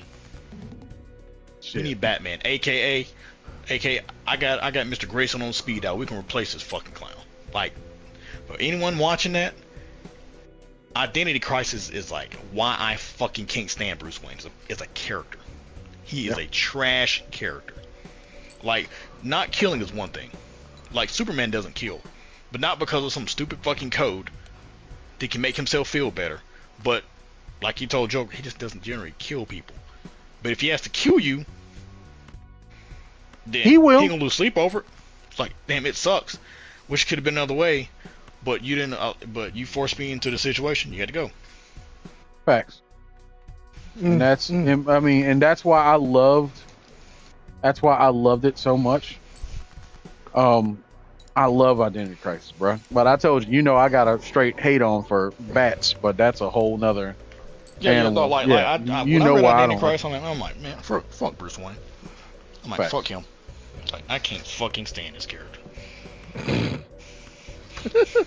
Bruh. Like, people, he just screwed us his ideal. I'm like, if this motherfucker is so mentally precarious on this fucking knife's edge of snapping, he don't need to be a fucking superhero. Right. No. Never. If he's like, if I kill somebody, I'll never be able to stop. Then you don't need to be a superhero, bro. You need to go to therapy. Exactly. Like, oh, can't kill Joker. I'm like we've had this conversation many times, Rio. Yeah. Why is this motherfucker still alive? Bruh. Catwoman, Penguin, Two-Face. Two-Face was a good person. He just got dealt some shit and he didn't know how to deal with it. Kind of like you. Well, I mean, why is the Joker still alive? Yeah. Oh no, Joker definitely need to be done. Oh, I told you, he's irredeemable. Everybody else. Come on now. You know, like Catwoman's a thief. Oswald is a he's a gangster. He's a gangster. He's not trying to kill people. He'll kill people, but he's trying to make money. Right. Yeah. You know, Harvey has issues, but Harvey actually has, he's Two-Face. There's Two-Face and there's Harvey Dent. There's still part of him in there that's good. Yeah. If you could possibly reason with him somewhat. Same thing with Clayface, Killer Croc, Edward. Flip the coin. I mean, Edward's been a good guy for a while now. Yeah. Joker? Nah. Get this motherfucker out of here, bro. Bro, I told you, that was Under the Red Hood. Yeah, so why is he alive? That was the best. When Jason Todd had his speech, that's why I love that speech so much. Yeah, oh my, bro, why is he still alive? Yeah, like you can't justify his life. Yeah, I get him. Has filled graveyards. Yeah, I get all that shit, but this motherfucker, after what he did to me, why is he not in the dirt? Yeah. Why is he not dead? They actually animated if it was flipped around. Batman ends up making it there just in time to save Jason, but ends up dying in the process. Yes. Okay. Yes. And I mean, hey. How did he die in the process? This man had a crowbar. No. The explosion. Oh, the explosion. Yeah. I know and I know, and I ain't gotta like go and look that shit up. I know what happened. This motherfucker loaded up the 9s and said, I'm going clown hunting. Send in the clowns. Oh, he didn't. He did not. No. What? He did not go hunting for him, no. Because Bruce said, be the better man, son. Right? Oh. So, wait. So, one day, in here, he's sitting in a bar. He's sitting not in a bar, but in a diner, right, eating. And you see this man come up just talking or whatever, right? I know who it is. You know who it is. You know who it is just by the way the person's talk. And he's like, he's got makeup on and everything. Mm-hmm. So once Jason realizes, he stabs the motherfucker in the eye with a fork and kills him. Yeah, that was the Jason one where motherfucking Jason Todd, sir. Jason motherfucker. That's why I'm just like, I'm like, Bruce, do you not realize why you don't get along? Why you and Jason always clash? Why Dick I respect you because you're like my adopted father and you've taught me everything I know, but now he has to go do his own thing. Yeah, Blue Haven. Yep. Yeah, but he had to go. because of it, and that's the reason why he was like, "Yeah, I'm good. I'll holler Well, at you later. Let me and- do my thing." Fucking Barbara.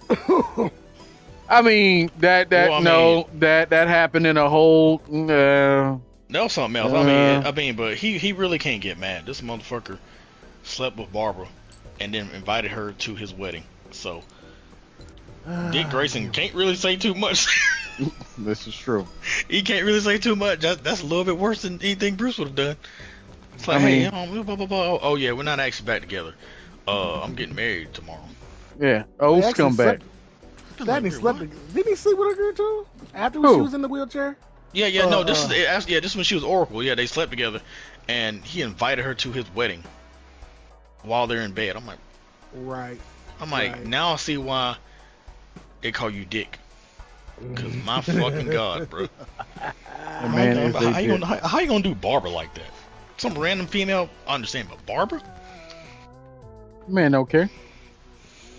You forgot who you talking about. That motherfucker don't care, bro. I don't. It's crazy how the stuff that Joker, because he knows he can get away with it.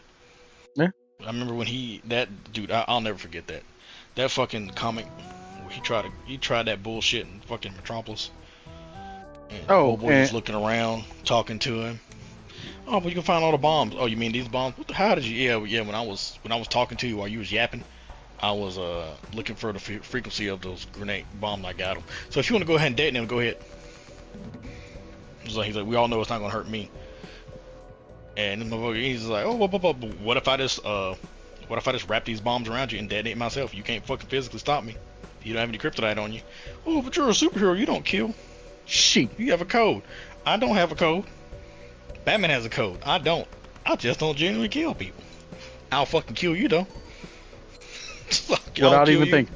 Yeah, I'll kill you and celebrate with the wife over dinner. Come on now. Don't fucking play with me, Joker.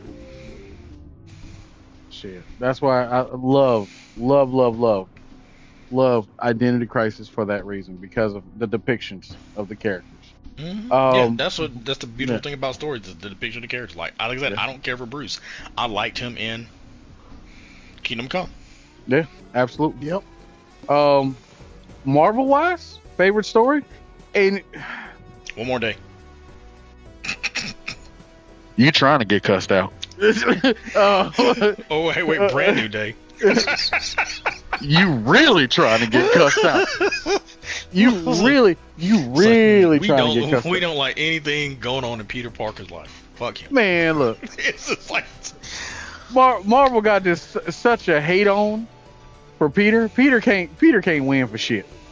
Them writers love making that motherfucker suffer. That man, seriously, they love making him suffer. No. If I had to think of a Marvel story, and that's crazy because I love so many, but if I had to boil it down to one story that when I read it over and over and over, and it's because regardless of how people look at it, I just loved certain depictions of it, and that was Civil War. OG Civil War. Love Civil War. Love Civil War. Love the artwork. Steve McNiven. That's my first time seeing Steve McNiven's artwork. And plus, it was that first story when I read it. Like, don't get me wrong, I love the Marvel movies, I love the MCU, but that version of Civil War ain't got nothing on the comic book version. I'll put it this way, like when I heard it was Civil War, I was just like, it was one of those like I knew that it wasn't going to be the story. No, Civil War. It's just you can't, because it's just too much and too many major players. Like you can't just. And there just wasn't enough people. Yeah. And I love the aftermath, but yeah, it was too. You right when you said too many major players. Yeah, like look at all the cool scenes. The scene where I think it was Civil War. Yeah. It was Civil War when Jack-O-Lantern and a couple of like B-tier villains showed up. We're like, yeah, this is some fucking bullshit. I know we don't fuck with you guys like that, but we will help you out. And Frank was like, ha ha, pow pow pow. And Steve was like, what the fuck is wrong with you? He's like, they're evil. Gotta get rid of them. And he beat the shit out of him. He's like, fight back. And Steve's like, and Frank's like, I'm not fighting you back. I'm not. Yeah. You know, and he left, and then there was like, oh, they're different people, and then Peter was like, no, they're the same, man, just different wars. I'm like, god damn, that's. Yeah. I'm like, that man Peter was spitting. He's like, no, they're the exact same person, just different wars. When you think about it, Vietnam versus World War II, completely different wars. Yep. And that's why, that's why I loved, again, depiction of the characters, like we were talking about earlier. The fact that that man sat there and what do you call that shit? Shit. What was it? Fucking the Frank Castle Captain America scene. Yeah. Frank worships Steve. That's the whole point. That's why he was like, I'm not going to lift a hand against you. Yeah. When Steve died, yeah. When Steve died, at one point in time, the Punisher's costume was Captain America's costume, which I thought was like, man, they ain't gonna let this shit survive. Yeah, it was not too long. Punishment. Captain Punishment. Yeah, it was one of the that's just how they dealt with it. Like, dude, it was. There's so many good. People hate the first Civil War, and there were so many good moments, bro. And there were good moments like what was it when at that last fight when Peter takes out like 8 motherfuckers. Like, what the fuck? He's like, damn. He's like, this dude is fucking amazing. Peter's like, spectacular. Boom. Fucking when they called the peace treaty when old boy got killed by fake Thor. Oh yeah. And like I said, I love Tony, but god damn, he had that shit fucking coming when he came down.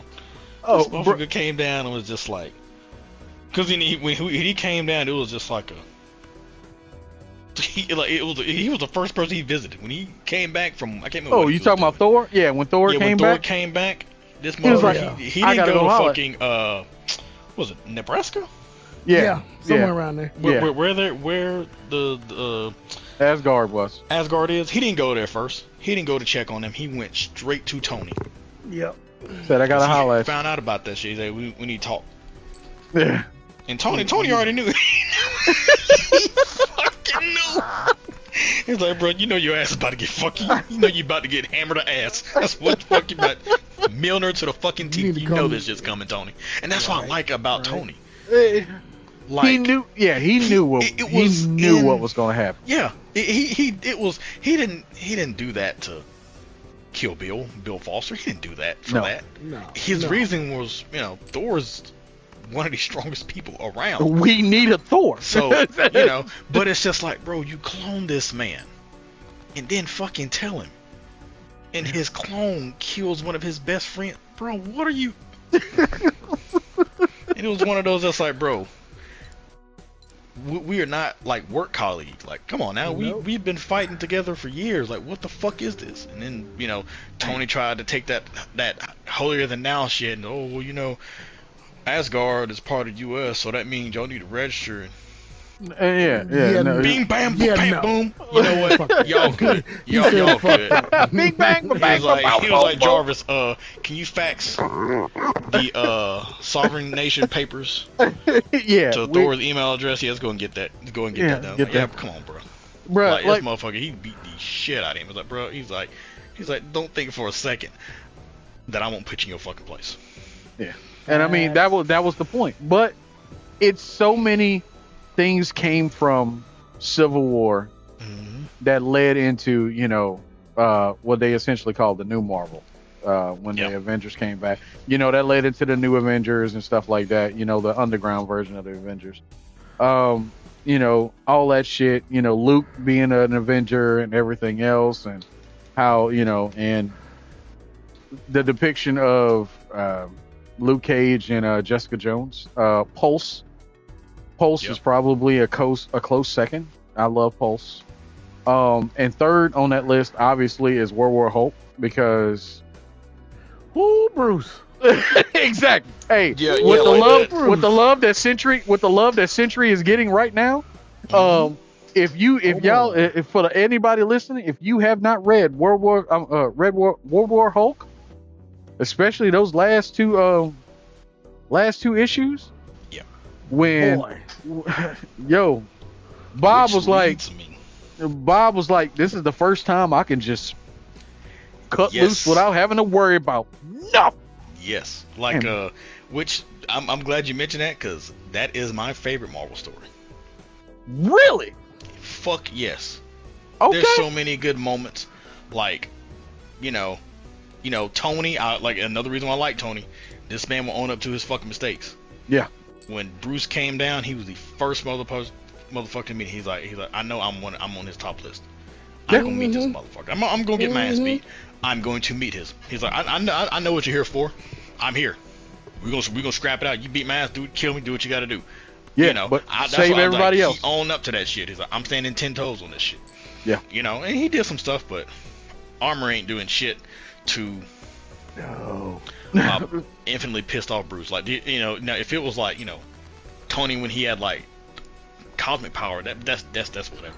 But like that part, fucking the Juggernaut, when Juggernaut was like, I ain't trying to do this shit to save nobody. This motherfucker embarrassed me. I want to beat his ass. When he made a deal with Cyrax Cyrax, was like, bet. He's like, I need full power. He's like, why? He's like, you gonna do this for some heroic shit? No, I don't give a fuck about these motherfuckers. I want to fight this man. That's just a side effect. I want to beat his ass. Cyrax like, now you speaking my language. Boom. And I gotta help hit him. He's like, man, ain't, you know, Bruce like, ain't got time for this right now. Marco. Oh. Marco's like, boom. Didn't even say to hit him. That motherfucker looked, spat out some teeth. He's like, okay. Is this the type? Okay. Shoot, bruh. Fought that motherfucker to a standstill, and he's like, I'm good. Yeah, I'm good. Oh, also, where you going, Kane? I'm not here to help y'all. I'm just wanting to get the ones. Yeah, bruh. How old is motherfucker? This is just for the love of the game. It's like, I held this man to a standstill. I'll prove it myself. I'm out. Good luck. Yeah. Also, one of the greatest moments ever. Darwin walks up. Hey, you need to figure out a power. Yeah. What happened? Darwin teleported across the world to another country. Yeah. How did I get over here? The only way to fight this man is to not be there. Yeah. like there's so many, like, just with the X-Men, there are so many good moments. Like that moment when he fought Wolverine. Wolverine's like, oh, blah blah blah. You can't kill me. It's like you're absolutely right. Right. I can't kill you, and I'm not even gonna try to, Logan. Yep. He's like, I'm not even gonna try to. But let's see what happens when your brain bashes up against the adamantium skull over and over. Yep. Put that nigga into a coma. He hit Cannonball, overloaded him. Yep. He was like, damn. Oh shit. Had his hands around Emma. He's just like, you can't come out of diamond form. Fuck me. Yeah. You can't use your mental powers out of diamond form. So when you come out of diamond form, your ass is crushed. Your ass is paste. I'm literally pasting you all over this fucking. Actually, I'm going to turn your body into a pulpy paste and paste you all over there. You know, I love the way, like when he came, he spoke to Charles. He was like, I know you didn't have nothing to do with it, but I gotta ask. And then Charles was like, yeah, whatever. Yeah. You know, and it was one of those when they were fighting in the when he saw the graves, and he's just like, he's like, why am I killing these people? He's like, these motherfuckers that suffer way more than I've suffered. He's like, you know, and it showed of how angry he is, but it wasn't Savage Hulk angry. It was Bruce and the Hulk were like, we were good. We actually forgave these guys. Like, okay, it's great. I came to terms with it. The wife let me know, hey, you told me the story. What were they supposed to do? You know? All right. You ain't got to go back. She helped me come to terms with it. You know, I'm in a planet where my blood literally is replenishing the planet. I am not a curse. Right. The Hulk is not a curse. The Hulk is a savior. People love him. Yeah, kids are able to eat. You know, peace. You know, it's just like, I'm good. I got a baddie. She's with child. It's good. Like, I'm good. I still don't want to look at their face, but you know, I'm not trying to destroy them, and then shit blows up, you know. And then like you had like that, you had But you remember it was all a ploy. Yeah. It was a ploy. But there's just so many good. What was it? There's another good part where Korg. Oh yeah. He tried that shit with Thor. Yeah. And Bruce was kind of like, You know, because Bruce was like, Bruce was like, he knows Thor ain't had nothing to do, and he's like, he knew Thor would have been like, no, y'all ain't doing that shit. So he was cool with Thor. And Korg tried to like step up to Thor, and Bruce was like, yeah, Korg, that ain't what you want, bro. You don't want those hands, bro. That ain't what you want. No, that is not the type of party you want, dog. Korg, that ain't what you want, bro. Yeah, you might want No, they fought. They tried to jump him and Better Ray Bill when they were sparring a while back. Oh, yeah. And they beat the shit out of him. And then what's his name that can manifest your fears? Oh God. He did that and turned into Thor, and Korg was like, oh. And he tried that shit on Bruce, and Bruce looked at him just like,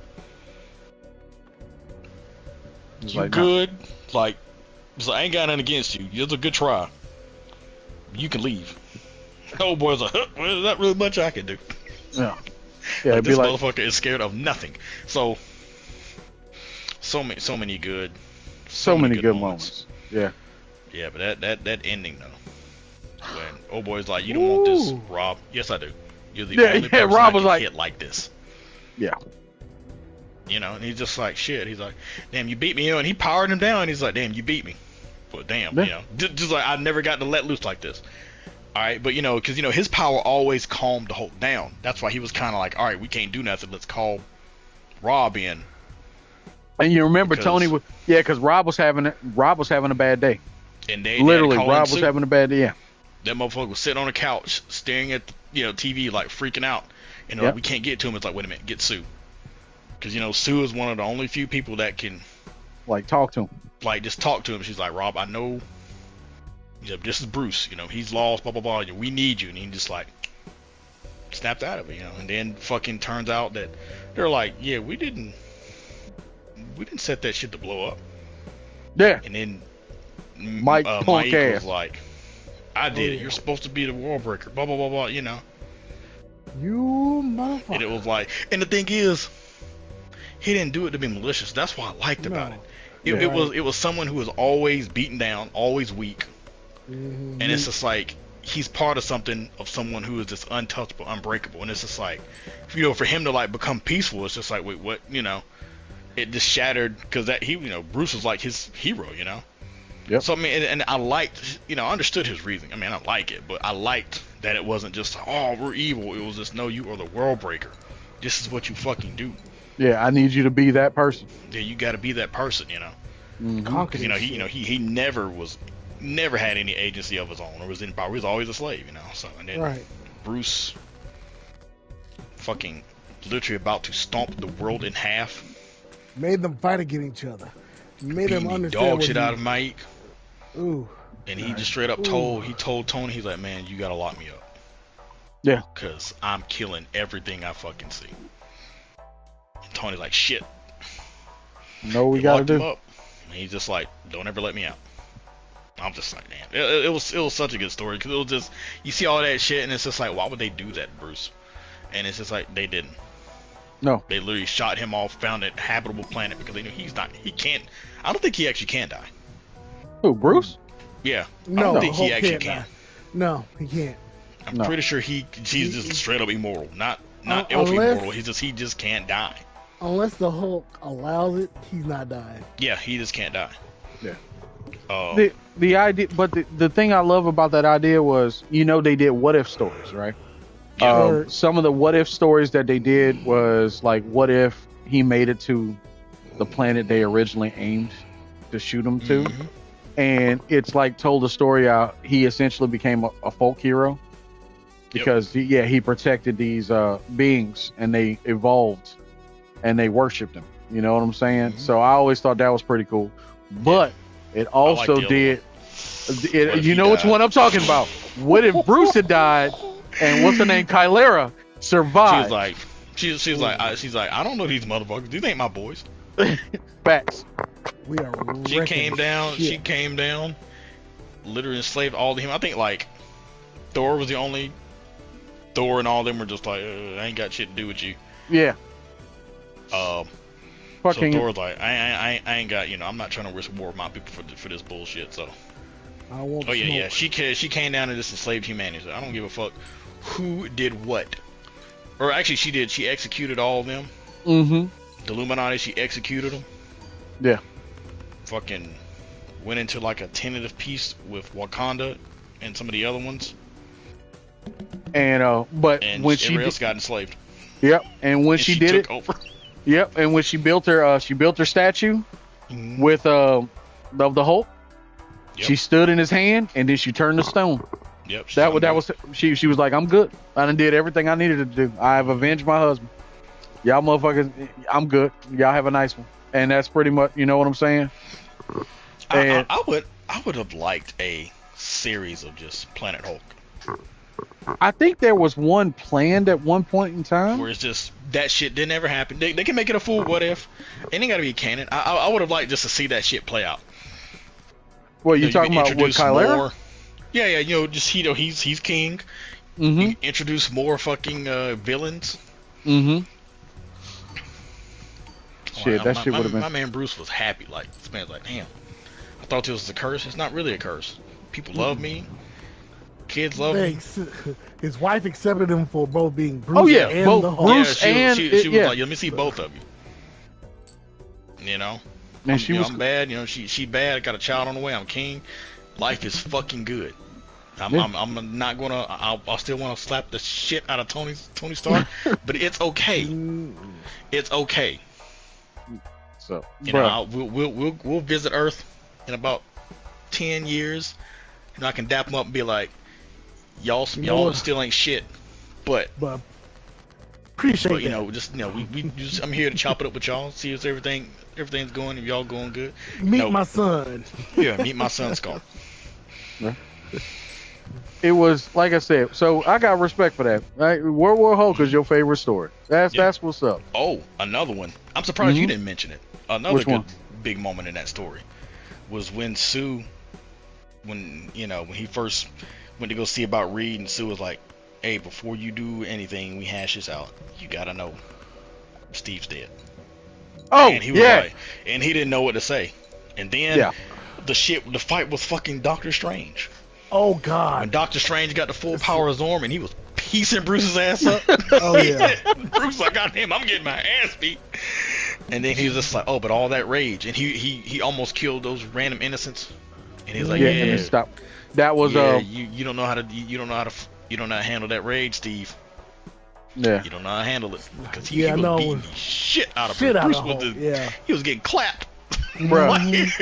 It wasn't even close. Bruce was just like, God damn, this motherfucker is Doctor Strange smash. Fucking Zorn. Zorn was fucking nuts. He was like, man, look, this is a cosmic entity, bro. Shit. Zorn is a cosmic entity. Bruce, we love you, Bruce, but nah, bruh. Like that's. I didn't think that's funny. What? At the end of all things, it might just be Bruce and Franklin and Galactus is running around. I can see it. That shit would be hilarious. We just call them running around solving. I mean, he was the hero once, so it ain't like he has work. He has a professional history with him. Yeah. That shit would be hilarious. This new comic book is Bruce, it's the Hulk, Galactus, and Franklin Richards running around solving mysteries. Mysteries. Oh my God. What the fuck? So yeah, they drive around in a big purple van. Like, the fuck? What? Like, why is this shit so stupid? And why is it a bestseller? Yeah, it's Franklin Richards. Why do I love it?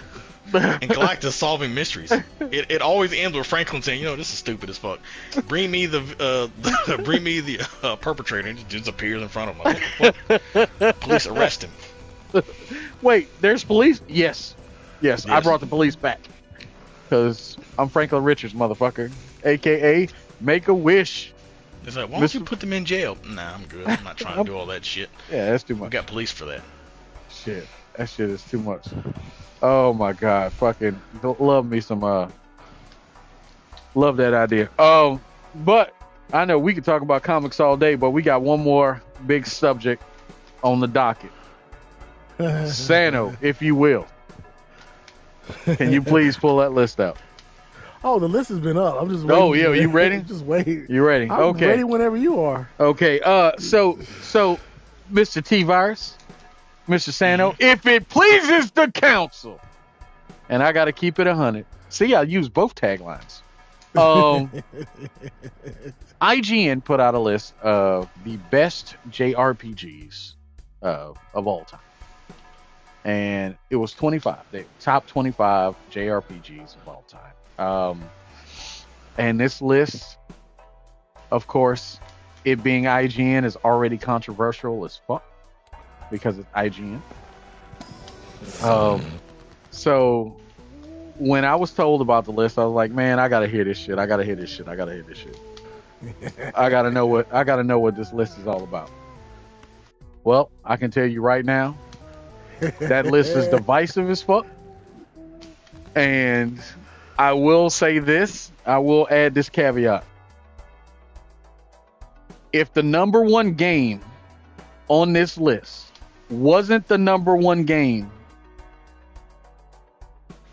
I would have rioted, studied law, took IGN to fucking The Hague, and charged him with human rights violations. If the number one game wasn't the number one game, it was the only choice, and I stand 10 toes about this motherfucking the number one game. Keep that in mind. I know you've known me long enough to know what the number one game is. So don't say it. Just keep it in your head. Knowing you, it's the thing is, it's one of two. Okay. Because I've heard you speak highly of one, and because of the two, I wouldn't have a problem with one of those two, but one of those two is one that will. Just go ahead and hit me with the list. Okay. I'm ready for the bullshit. Okay. All right. Yeah. Okay. I think when you find out number 25, it will eliminate one of them. It'll eliminate one of them. 25. 25. And you're gonna give us time, of course, between each thing. All right, Sano, the floor is yours. All right, gentlemen. And like you said, as it pleases the council, we're going to start with number 25. Shin Megami Tensei 3 at number 25. Now, this is coming from someone who's only ever played the very first one. Or Persona, the PS1. Yeah. Even I know that's some fucking cap. Even I know that's some fucking cap. Because in a series as lauded as Persona, 3 stands out. Bruh, okay, SMT3, he's talking Nocturne now. He's not talking Persona 3. He's talking Nocturne.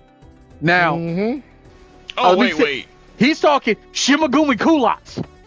Oh, yeah. Never mind. That shit shouldn't even be on the fucking series. What the Get fuck? the fuck out of here. Get the fuck out of here. What the fuck? I love you. I love you. I thought it was straight P3. I didn't know it was fucking Nocturne. No. This list is cap as fuck.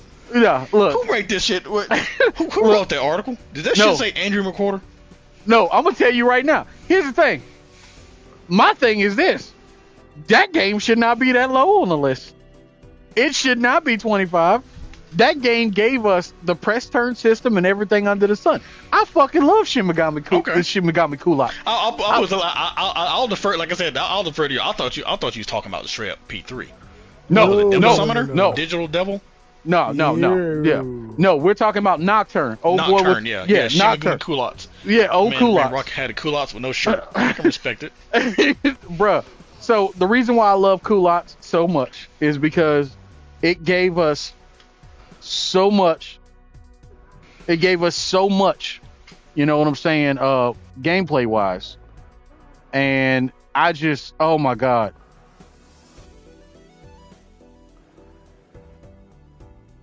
Hold on for a second, gentlemen. Yes. Hold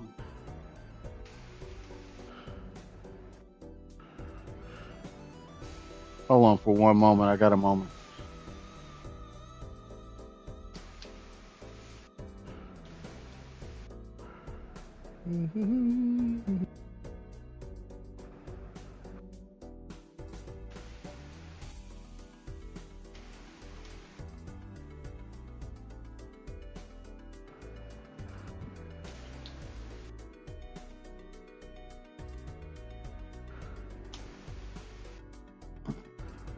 One moment. Oh, y'all go ahead. Go ahead. I got a BRB right quick. I got to go to the restroom. But yeah. But no, that is the thing that made me complain to no end. Damn that shit. It should be higher on the list. That's how I feel about it. Yeah, it made me legitimately angry. And honestly, I thought the list was trash after this. But go ahead. All right. All right. All right. BRB. I gotta go to the restroom and do make a run right quick. Yeah. Go to 24. Going to 24. Because I know that TeaVirus is gonna have some shit to say. So I'll be right back. All right. At 24, we have Breath of Fire 3 by Capcom. Damn, they got that shit that low? What the fuck? That's a shit, man. I can't even get mad because it's just like, what the hell do they have? I'm just saying. Look, that's like that's a top 10 to me personally. You know what? Just keep going. I don't. You sure? You sure? Yeah, just keep going. All right. Let's see how far I can piss you off. All right. At 23, we got Golden Sun. Wait, like which one? It is. I think it's Gold. Yeah, the original Golden Sun. Oh, original? Yeah. Problem with that is, like, I don't know shit about Golden Sun outside of Marth and fucking Roy. I know. Were they in Golden Sun? Martha and Roy? Yeah. Hold up. Were they from another RPG? No, I think they're from another RPG. Hold on, let me see. Main characters in Fire Golden something. Sun. Fire Emblem? Yes. Fire Emblem. That's what they're. Yeah, I don't know shit about Golden Sun. Yeah. I think they're from one of those Nintendo RPGs that we really didn't get until like the last 10 years. Yeah. Let's see. In Golden Sun. Let's see. In Golden Sun, the main characters are Alex, Garrett, Isaac, Felix, Ivan, Jenna, Hemi, Karis, Kraden, Mia. I mean, I don't know. All right, give or take. I mean, I take their word for it, I guess. I mean, all right. Well, let you take. All right, next one. Ni no Kuni at 22. That's kind of low. But then again, there are a lot of good JRPGs. Okay. And okay. I'll give it credence that it's on the list because it deserves to be on the fucking list. I mean, this yes, first one. No, yes. Okay. I don't know. I wouldn't put that shit. No. I wouldn't put it over Breath of Fire 3. Fuck no. I love both Ni no Kunis. Both of them. Love both of them. Of course. I'm not putting that shit over Breath of Fire 3. It might be biased talking. Oh no. I agree, but again, Ni no Kuni is a little low on the list. But again, we got all that. So, as we continue on, at 21, we got Lost Odyssey.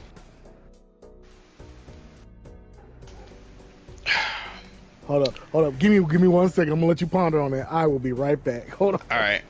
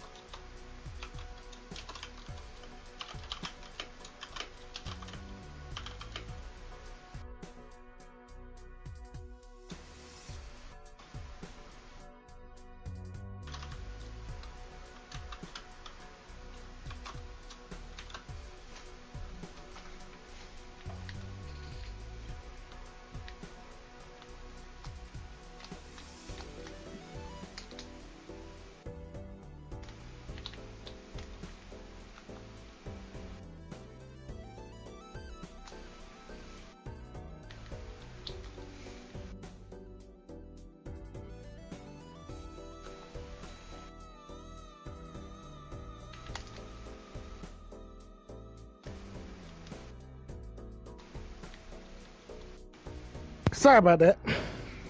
Oh, you good? So we were at Lost Odyssey. How did you feel?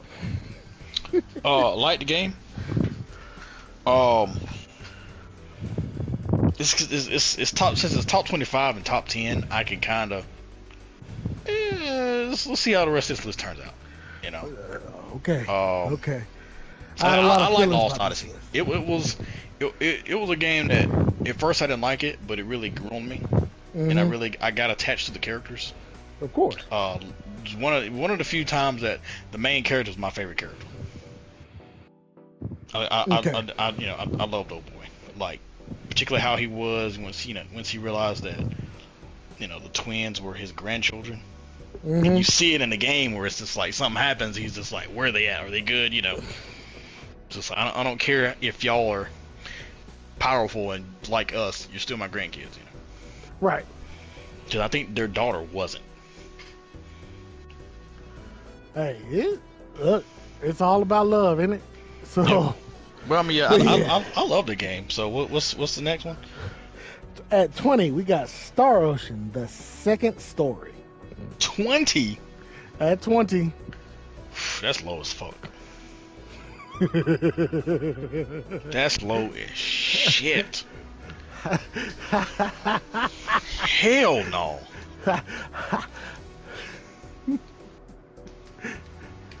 That's another top 10 for me. God damn. All right. Okay. So next we have at 19, which again I feel this one was in a bad place for me. Is in a bad place for me. Bravely Default 2. Didn't play. Actually, I didn't play any of the Bravely Defaults, but I've heard nothing but good things about it. Oh yeah, no, I played both games, loved them to death. So I got collector's editions on both. Oh, okay. Yeah, I can't. Yeah. So I can't. Let's say a lot of these, I know that people have, they're well regarded. So I can't be like, oh, it's trash. But I never played it, so I can't really make a. So I kind of got to be like, well, if you say it's a little too low, then yeah. It's low on the total pole for me because you just saw my face when it came up at 19. So I felt really upset by it. Again, I was calling the list trash, pure and tea, before I heard anything else. All right. At 18, we got Live Alive. Who? Live a Live. I'm sorry, Live a Live. What the fuck is that? It's from Square.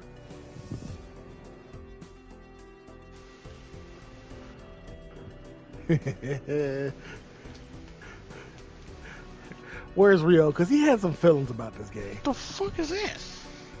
Live Live. Is it the sequel to Kill la Kill? No. It was in 1994. 94?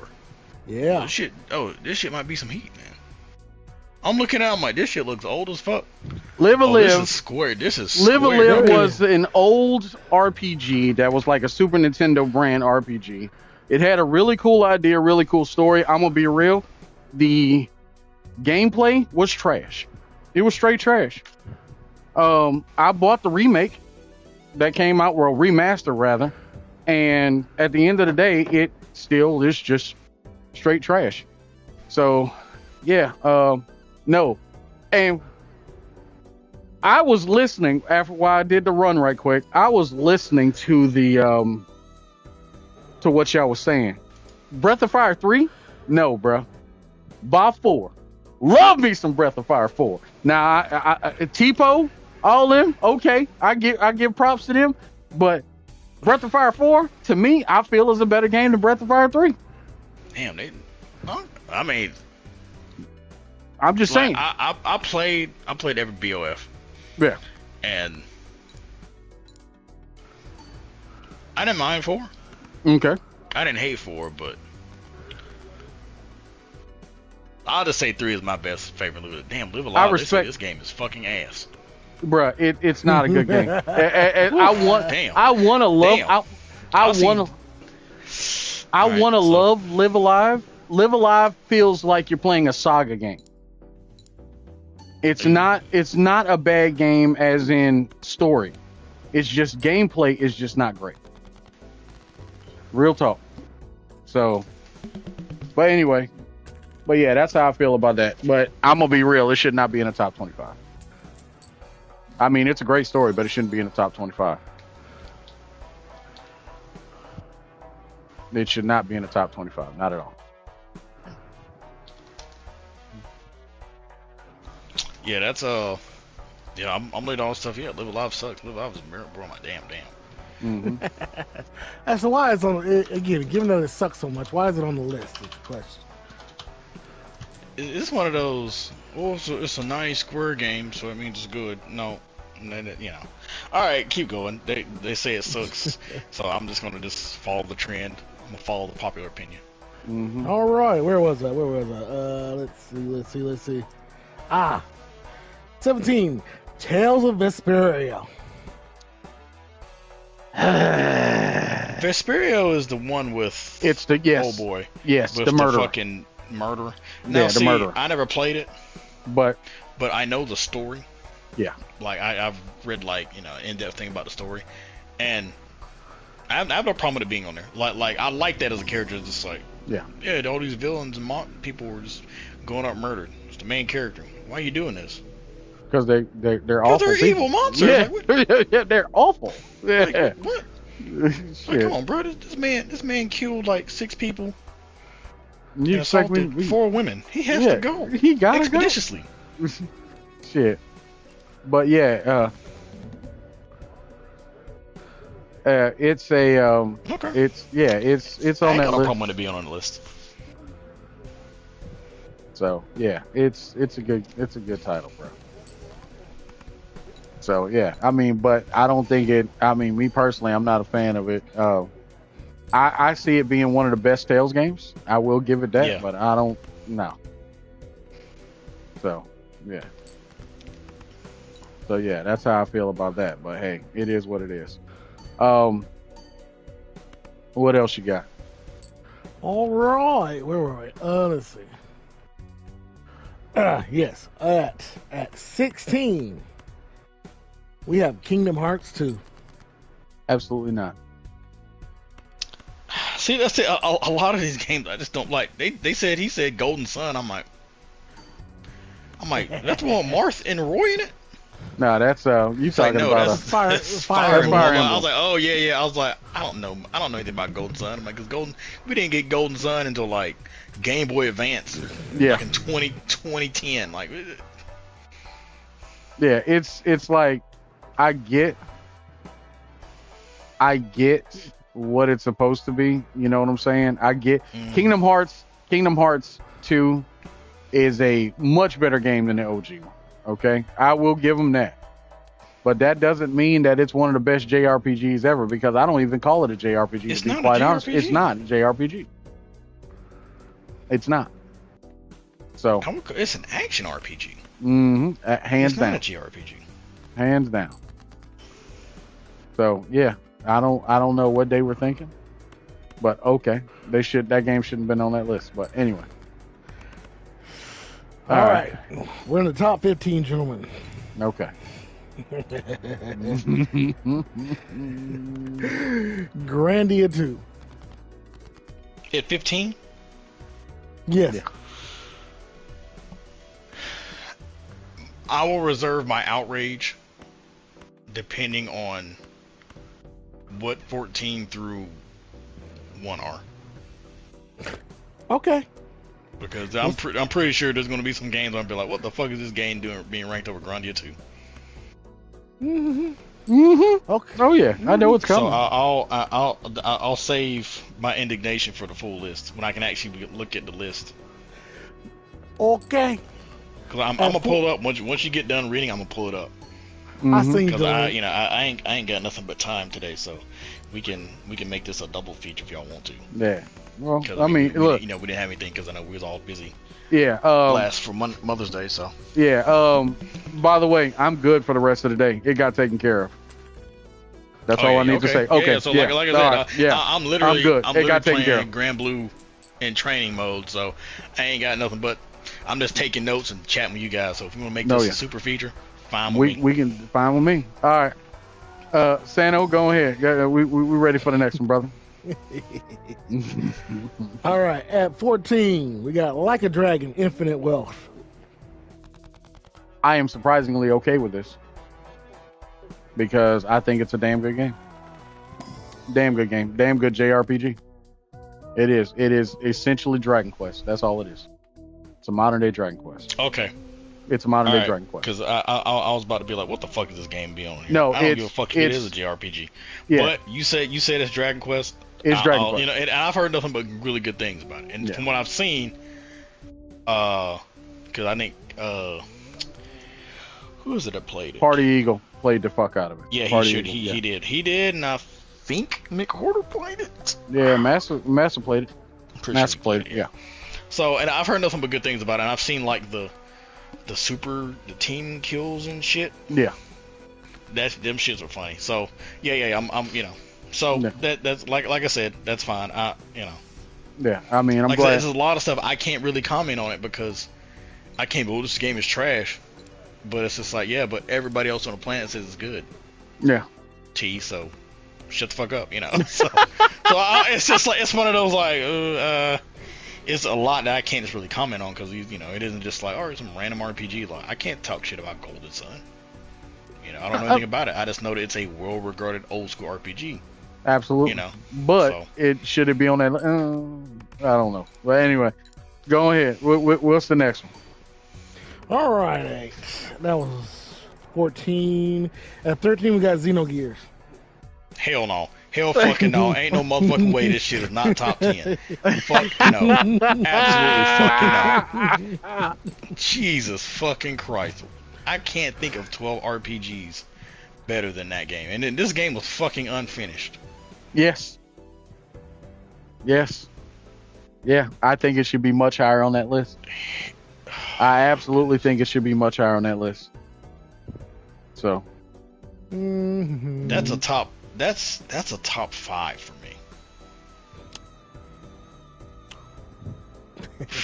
But then again, like there's about 2 or 3 you've already mentioned it that's in my top 10. Like Breath of Fire 3 is easily in my top 10. All right, so this list is trash. So all right, keep going.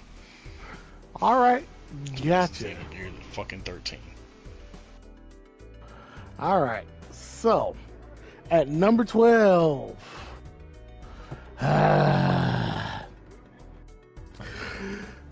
Paper Mario. Get that shit off that list. They got fucking Paper Mario over Get that shit off the list. Yes. The 1,000-Year Door. Not Super Mario RPG. Paper Mario. Get that shit off the list. That shit should not be on this fucking list. Nobody cared for that fucking shit. Yeah. The only people who played that shit were people who had to cope. It's not Super Mario RPG. It's not. No, it's not. Hell no, they got this shit over fucking one of the most beloved RPGs of all time. The definition of cult fucking classic. Fuck, man, hell no. All right, keep going. This list is just. All right. Told you the list was trash. Shouldn't even be on the fucking list. That's what I said. But you'd be surprised at how many times Paper Mario shows up in the top 50. I don't want to talk about that shit. All right. That's a whole nother story for another day. But go ahead. Number 11, Octopath Traveler 2. It's funny that you say that because I'm kind of tired of streaming Oblivion. So like my Saturday streams are going to be Octopath because they put Octopath 1 and 2 back on Game Pass. And that means I can finally finish Octopath Traveler 1. I'm probably just going to restart it. I think that's a good idea because I was trying to play that damn game my damn self. So like I said, if you got a PC, if you got Game Pass, both of them are free. I'm like, they're both on here. Install. Oh shit, I didn't actually install 2. I'm going to do that now before something stupid happens. I already bought them, unfortunately. So. Oh, okay. Well, I mean. I bought them. I don't know anything about 2, but I've spent like maybe 10-15 hours in 1, and I absolutely fucking love it. I think I was doing the second part of the Scholar, the dude with the black hair. Gotcha. Him. So yeah, I mean, I've heard Octopath Traveler is just, yeah, it's just, it's more the same, you know. Yeah, it is. So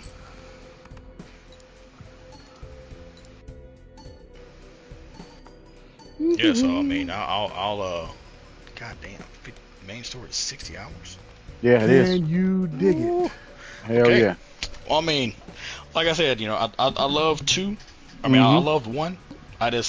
It got taken off of Game Pass, and so I was, oh, I can't pay it. But okay, I'll take that. I'm not going to take it over. I'll take it being in list. Fucking Paper Mario should not be on this fucking list. I agree. Agreed. Like, what? Okay. What was? I ain't got a problem with Octopath Traveler being on there. All right. All right. Ready for the top 10. All It's right. gonna be some random RPG that don't belong, beating out a fucking Final Fantasy and a Dragon Quest. Bro, I I'm gonna be told you. absolutely not. Look. I'm already pissed about SMT. So you know what I'm saying. Like, I'm like, okay. But anyway. All right. Trails in the Sky. The Legend of Heroes. Trails in the Get Sky. the fuck first out of chapter. here. Get the fuck They out got of that here. shit. What the fuck is that? What the fuck is this game? What is that? Ew, what is that? Trails in the Sky?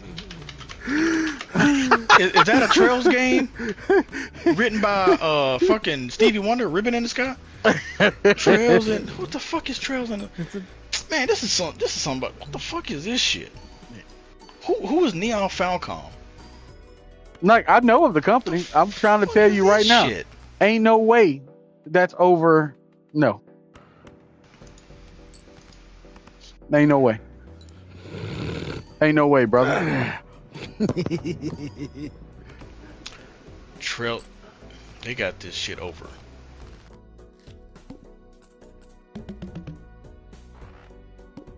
Man, keep going before I fucking say some shit. I'm like, what the fuck is Trails in the Sky? I'm like, this shit looks like this shit looks like those $15 PSN JRPGs. Mm-hmm. Hell no. That you know that you buy is like, you know you getting some trash. Mm-hmm. They got this shit over Xenogears. All right. Bruh. Who wrote this article? I bet you a 22-year-old woman wrote this article. Damn. Okay. You went there. Ooh. You went Yeah, there. I fucking went there. Ooh. I don't give a fuck. I fucking went there. Someone who don't know shit about games wrote this shit. Ooh. Trails in the Sky? Okay. Like this shit came out on PlayStation Portal, PS3, PlayStation Vita, and Switch. AKA, this is someone who plays primarily Switch games. Why the fuck do you think thousand year doors on this motherfucker? All right, what's number 9? This shit is top 10. Again, now you see why I was so fucking frustrated. Just shit. I heard that shit. I'm like, what the fuck? Because you said Trails. I'm like, there's a Tails game called In the Sky. No. You said Trails in the Sky. I'm like, what the fuck is that?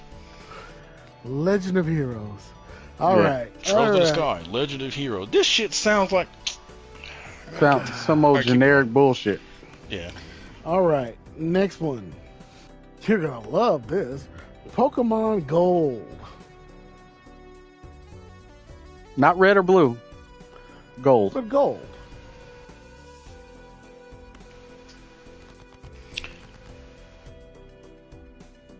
Uh-oh. He's fuming. First question I have to ask. He's fuming. He's fuming. Why He's the fuming. fuck is a fucking Pokemon game on this? He said It's the not same a thing. goddamn JRPG. It's not even a fucking RPG. Yep. Yeah, Shit, is Monster Hunter an RPG? Mm. Fucking did, man.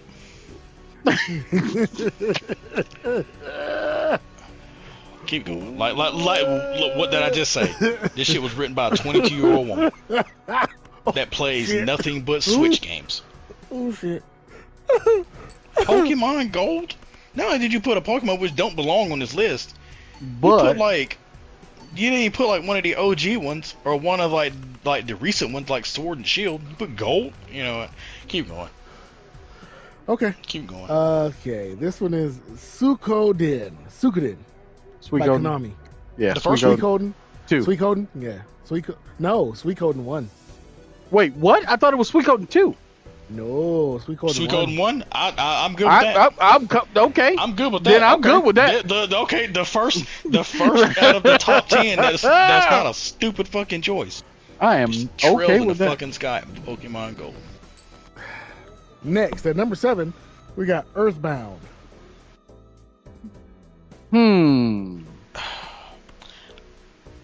I don't have a problem with it. I personally wouldn't put it that high. Even though I played Earthbound via, I finally got to enjoy it via emulator. Mm-hmm. Right. Which is another reason you need to get a PC, Sano, because of emulation. Like, I got one. I just gotta put a GPU in it. Okay, cool. I don't Shout out to hate the Knox. choice. I wouldn't put it that high. Yeah, I agree. Got it. But like, as someone who's played the game, yeah, it's a damn good game. It deserves to be on here, and it's one of those like, I wish we would have gotten this game.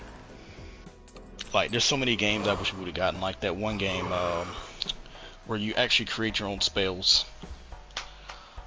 Shit, what is it, Rio? You talk. Oh God, you talked about it with me before. It's a Square Enix game because CN put me on that game, and I'm like, this shit is crazy, and I'm just like, oh. I was like, and he asked me, I was like, wait, can I just like create the strongest spells? Like, yeah, but you don't have no MP to cast it. And I'm like, oh. Yeah. Because it was a Square Enix game. It was one of those hit games that I played this shit. I'm like, this shit is fucking crazy. I can just literally make my own spells. Like, the way it works, Sano, is the way the spell system works is it's like fucking almost like Harry Potter. Is in like you have two parts where you write what you want it to do and you write how you want it to affect. Like, oh, fire, but instead of one person it hits multiple targets. Fire, but instead of having it hit people, you inoculate your team against it. So alright, this fire spell, but it's a shield. And I'm just like, it was so crazy. And it wasn't just like basic shit like, oh, here's your elements and then, pick these, It was like all kind of stuff you can do. Oh, you can set a fire, but a trap. So if someone casts a fire spell, this does, and I'm just like, bro, this is crazy. I can't remember what the name of it was called. But yeah. Keep going. I'll go off on a tangent. I can't remember that game. I'll look it up. Yeah. I can't go. Give me one sec. Where are we at? Oh yes, we're at number 6. Top 6. Here we go. Number 6. Dragon Quest 11. Okay. Yeah. I can't even like anything Dragon Quest. I'm just going to say, yeah. I can't. I've never played a Dragon Quest outside of. No, I've never played a Dragon Quest. Never touched a Dragon Quest. I don't have any interest in playing it. But I'm not going to sit here and argue against the numbers. Right. Thank you. Okay, but I will say that go ahead. I'll say when Japan sets a tentative holiday on when that game comes out, it has motion. You know it is. Yeah. Because I think the game either comes out on a Friday. Yeah. The game always comes out on a Friday. It's either Thursday or Friday, and they give them those. Yeah, it's a holiday. It becomes a holiday for a reason. Mm-hmm. Yeah, whenever a Dragon Quest game comes out, Japan, because they know it's like, look, we're just gonna give y'all a day off because y'all gonna be calling in anyways. Mm-hmm. Say, hey boss, I'm sick. Hey, what's going on? Yeah, I'm coming down with Draquus. It's new, Draquus. Draquus. Just say Draquus, bro. Just say you calling out to play Dragon Quest, because I am too. What? Okay. I'm gonna meet you in line. I'm gonna see you in line, bro. Yeah. Yeah. So yeah. You said Dragon Quest. I'm like, cool. You say Dragon Quest. Like if there would have not been, I would have been mad if there wasn't a Dragon Quest like in the top 10 or top 5. I'm gonna say this. 11 was the first Dragon Quest game that I fully played through. Loved every second of it. Every fucking second of it. It's a fantastic game, and it's like, oh man, we're going to modernize the Dragon Quest formula, but it still feels good. And plus, it's a time travel story, and it gets better and better. So yeah, there's a lot about that game that I just fucking love. So yeah, I am definitely a fan of Dragon Quest 11, and yes, it deserves to be in top 10. It does. It does. It absolutely does. All right. Yeah, I have no problem with that one. Yeah. All right. Let's see. Where are we? Top five. At number 5, we got Xenoblade Chronicles 3. Get the fuck off this list.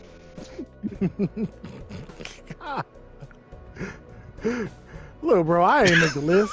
Come on now. Jesus, Christ. I didn't make the list. I know you didn't. Look, it's not your I'm just fault. gonna go ahead and say top 4 is gonna be Chrono Trigger, 6, 7, and something else. Let's just get there. Let's just get there. Fuck is Let's Xenoblade just get there. Chronicles. Let's just get there. Xenoblade Chronicles. Exactly. Like, I would have been like, this is some fucking bullshit if they just said Xenosaga. I'm like, no. But y'all said Xenoblade. I'm like, Xenoblade Chronicles. I'm like the game where you actually have to pay insurance for your mechs. Nah, I'm good. Yeah. I'm good. That game ain't a fantasy. This game is a fucking life simulation. But it has mechs, yeah. But you have to pay insurance on it. I was like, look at my fucking premium for this shit. This shit is worse than real life. Brother. I was like, where am I escape? What is the escape? Where's the escape at? There is no escape. Supposed to be an escape from reality. It's like, how my bills gonna be? All state for mechs. Yeah, I was like, what I gotta do? I'm checking my email. Oh, real email? No, in Xenoblade. Why? I gotta check my email. Why? Because I gotta make sure my bills are paid. I gotta take my, I got insurance on my mechs. Garbage gotta take out. Grocery bill. I'm like, bro, what? Where's the RPG at? I'm role playing myself. Is it in your hands? Yeah, it's like, no, it's not. Look at these premiums. Look at my deductible. This shit is crazy. Yo, where your gold go, bro? My fucking garbage ass deductible, man. Look at this shit. Right. That's crazy. That's crazy. All right, Xenoblade game. We're at number 4. I'm gonna let y'all guess the top 3 after this. But at number 4, again, Mr. Rio is gonna enjoy this one. Metaphor ReFantazio.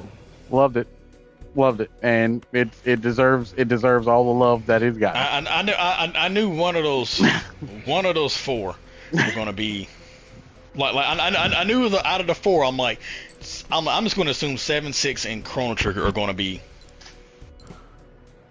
I promise you. Top. I promise you. I cannot wait because there are 2 games. It has to, because these games are on the Mount Rushmore of RPGs. Okay, here's the thing. They are. Here's the thing. You and I both know this. But, and here's the but, you're only right about 1. Thank you. That's why I said trash. List is trash. Anyway. All right. So, yeah. But Metaphor, I'm going to go on record. Metaphor is top 5 of the last 10 years. JRPG. It's just that good. It's just that damn good. Gameplay wise, everything about it. And I had explained to the cats at work. I am a fan. What keeps me going back on certain JRPGs is the combat system. Metaphor works. Metaphor takes the SMT Nocturne style of combat and brings it to the table. You know what I'm saying? That's why I love that shit so much. It added a nice little Square style spin to, the character designs. It's very fantasy compared to like the SMT games and stuff like that. But it just does shit different. It feels like you're watching an anime, and it's just a good game. It's just overall, it's just a great fucking game. So yeah, I understand why that's so high on the list. Should it be that high? This list is totally subjective, but it's definitely up there on the list. I'll give it that. All right, and here comes the bullshit.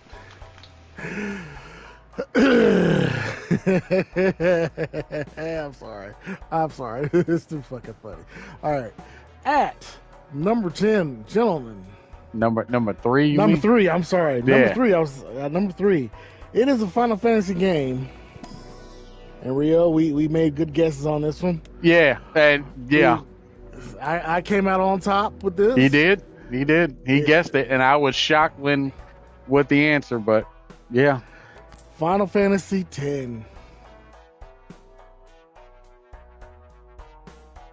I'm so goddamn conflicted because I love 10. It's not. I'm not putting this shit top 10. Thank you. But if you put it top 10, if it was placed around and you put it top, if it was like came in at 10, I'd be like, okay. Even then, I'd be like, okay. I was like, okay, it's not fucking 3. It's not fucking 3. It's not even the best fucking Final Fantasy. Thank you. Because I mean, if you're gonna consider Pokemon and fucking Kingdom Hearts in this list, you should fucking put in Tactics as well. It's about and that is the best. It's as close as a JRPG as fucking Pokemon is. And in my opinion, it is the best Final Fantasy game. Like I said, this shit was written by a 22-year-old woman. Had to be, bro. You out there bad. You out there. Oh, okay. Like the only Final Fantasy that would lead more credence to that would be fucking 8. Ooh. Yeah, and I told you if they had said 8, I would be based around the same two themes, except that 10 is a little bit more anime-ish than 8. Yeah. Mm. And 10 has had re-releases and remasters and shit like that. And 10 has that 10 has the sequel. Yeah. Yeah, like yeah. Yeah, 10-2. Yeah, 10-2 is and 10-2 is a good game. Was written by a woman who was less than 25 years old. I know this. All right. Keep going, because I know he's going fucking truth. He's going to lose his shit. Go ahead. All right. At number 2. And what's crazy is before you say it, I love the game. I love this game. Mm-hmm. But it's no way on God's green earth. And I told you it should not be that high up. Ain't no way. Ain't no way. And plus, it ain't the one that actually made a difference. But anyway, go ahead. Yep. Persona 5. 100%. This is someone born after the year 2000. Yeah. Because when you think about it, the only old school games on this list are things that have been re-released recently on Nintendo consoles. Yeah. You're not wrong. Yeah. You're not wrong. You're not wrong, sir. You're not wrong in the least bit. Yeah. Like, I like I have number of respect for Persona. Persona 5 should not be that high on the list. Should it be on the list? Maybe. Yeah. But hold on. I mean, it deserves to be on there more than Trails in the Sky. What the fuck is that game? Exactly. But I will say this. The thing that kills me about it, it's the same argument with Final Fantasy X. I understand if you're going to put a Persona game high on that list. Don't get me wrong. I respect the hustle. And this is from a guy who is a fan of Persona, period. Mm-hmm. And as much as I love 5 and Royale, no, it's not over fucking 3. 3 did shit. 3 was the reason we have the mainstream love of Persona. It's like Persona 1 and 2 was fucking cult classics. Exactly. You didn't know about that shit unless you like. I was looking for an RPG, and I found it at a flea market long time ago, like in 98, 99. Okay. And I'm like, oh, what is this? And I'm like, oh, it's an RPG. I'm looking for an RPG to play. And I played it and I fucking loved it. I played 2, didn't like it, and I was done, you know. Yeah, you were done with the series after that. Yeah, I was like, I'm kind of good on the series. But even then, I was kind of slowly getting out of really playing RPGs like that. But I'm gonna tell you right. I don't have a problem being on the list, but number 2? No, 5 should not be that high. But again, it goes back to what we were talking about with 10. My That thing about means Final Chrono Fantasy, Trigger and Final Fantasy 6 and Final, two of those three are being completely left off the list.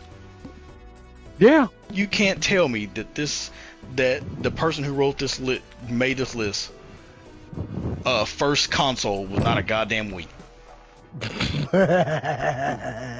you remember? Because okay, Sano, you remember Yeah. what I said about when we were talking about the Final Fantasies? I was like, if they had picked if they had picked Final Fantasy 6, I would have been like, okay, respect. Mhm. If they Yeah, would have went old school and said Final Fantasy 4, I would have been like, oh, this is an older person who wrote this I list. mean, it's either an older person or somebody I respect who it.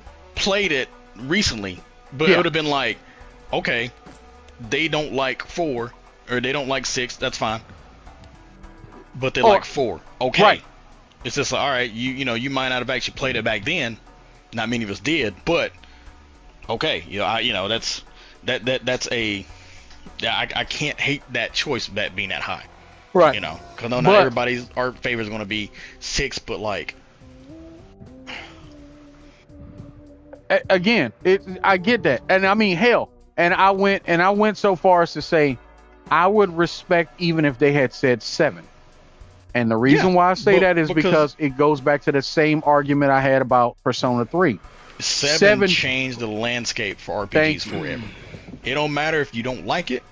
You ain't got to like it, but you have to fucking respect what that game did. That game made RPGs cool to play. Yep. Because before that, RPGs were games that us nerds played. Those were nerdy games. But when that game came out, it was mainstream as fuck. It made a fuck ton of money. And it put RPG on the map. At that point, Final Fantasy was a game that people were looking forward to. Yeah. Yeah, and that straight up, that's why, again, I respect Persona 5, I respect Final Fantasy 10. Unfortunately, they picked the wrong choices in those series. That's crazy. Yeah. All right, Sano, drum roll. And at number 1, and you called it again, sir. I know. If they wouldn't have, I told you. War crimes. You gonna burn it? Yeah. I was gonna burn it down. You're gonna become a lawyer and do what you do. Yeah. Got you. Straight up. All right. Number 1, we got Chrono Trigger from Square. I'll put it this way: Chrono Trigger is one of the 3 games that I would accept at number 1 position. The fact that 7 and 6 were completely left off in favor of, like I said, the person who wrote this article is like a 22-year-old woman. Like, I mean, look at the games. Trails in the Sky, what the fuck is that? Pokemon, Kingdom Hearts, and 10 is very telling. Yeah. You're not being. My thing is 10 is very fuck. I'll put it this way. I hate to be this type. I hate to be this way, but there's I don't know if you know that YouTube channel Jubilee. No, never heard of it. All right, so there's a thing called Jubilee. They do like this is weird. It's kind of a clown YouTube channel. Okay. But they have things where they have this thing where you have people blindfolded, and there's one person in it that doesn't belong. Okay. And what it is, what you have to do is the other people. It's like 8 people. One of them is like 7 women, 1 guy, and they have to suss out the guy. And if they get him out, the ones that are still remaining get the money. But if they don't, then the odd person out gets all the money.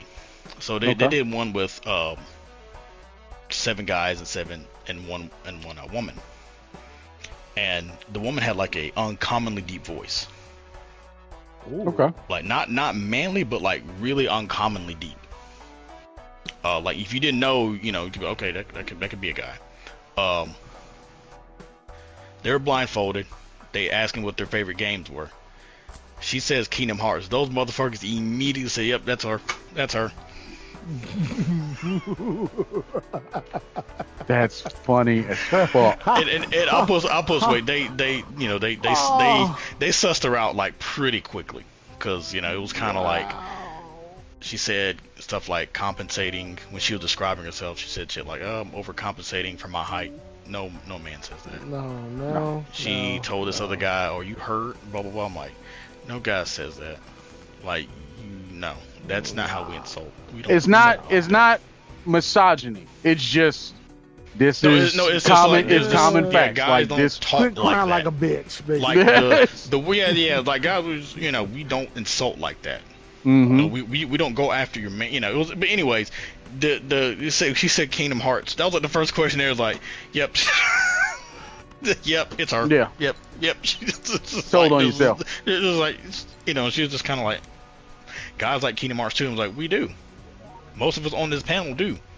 It's not our favorite game though. But, no, absolutely not. No, it's just that was telling. Kingdom Hearts 2 and Final Fantasy 10. Yeah. And then, let me pull this list up so I can actually get the full list. Oh, hold on, I'll send it right there to you. Hold on.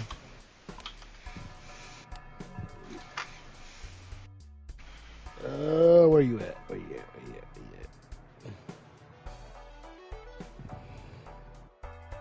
All right, it's in the chat. Take a look.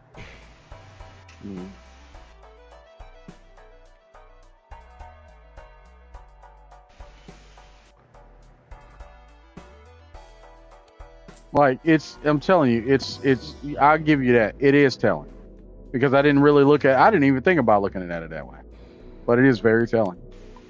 And that's the thing that bugs me the most about the list. Again, if we like top 25 JRPGs of all time, that's a huge undertaking, period. And the fact that half the games got left on that list. Now, again, I haven't played every JRPG that was mentioned. I've played most of them. And I can tell you from facts, some of them motherfuckers didn't need to be on that list, like I told you before. That Kingdom Hearts 2, Mario. I understand. Paper Mario, Kingdom Hearts 2, I respect the Kingdom Hearts series. I respect it. I respect the gameplay of Kingdom Hearts 2. Respect. Kingdom Hearts 2 is not a JRPG, dog. No, it's not a JRPG. Pokemon is not a JRPG. Nope. No. So, and that's the thing that bugs me the most about this shit, because I'm sitting up here like, and the thing God. is, the reason why I don't like this list is they took one from each series. So this list is fucking outside of Persona, they took one of each series, and I don't like that. That seems disingenuous. Because all right,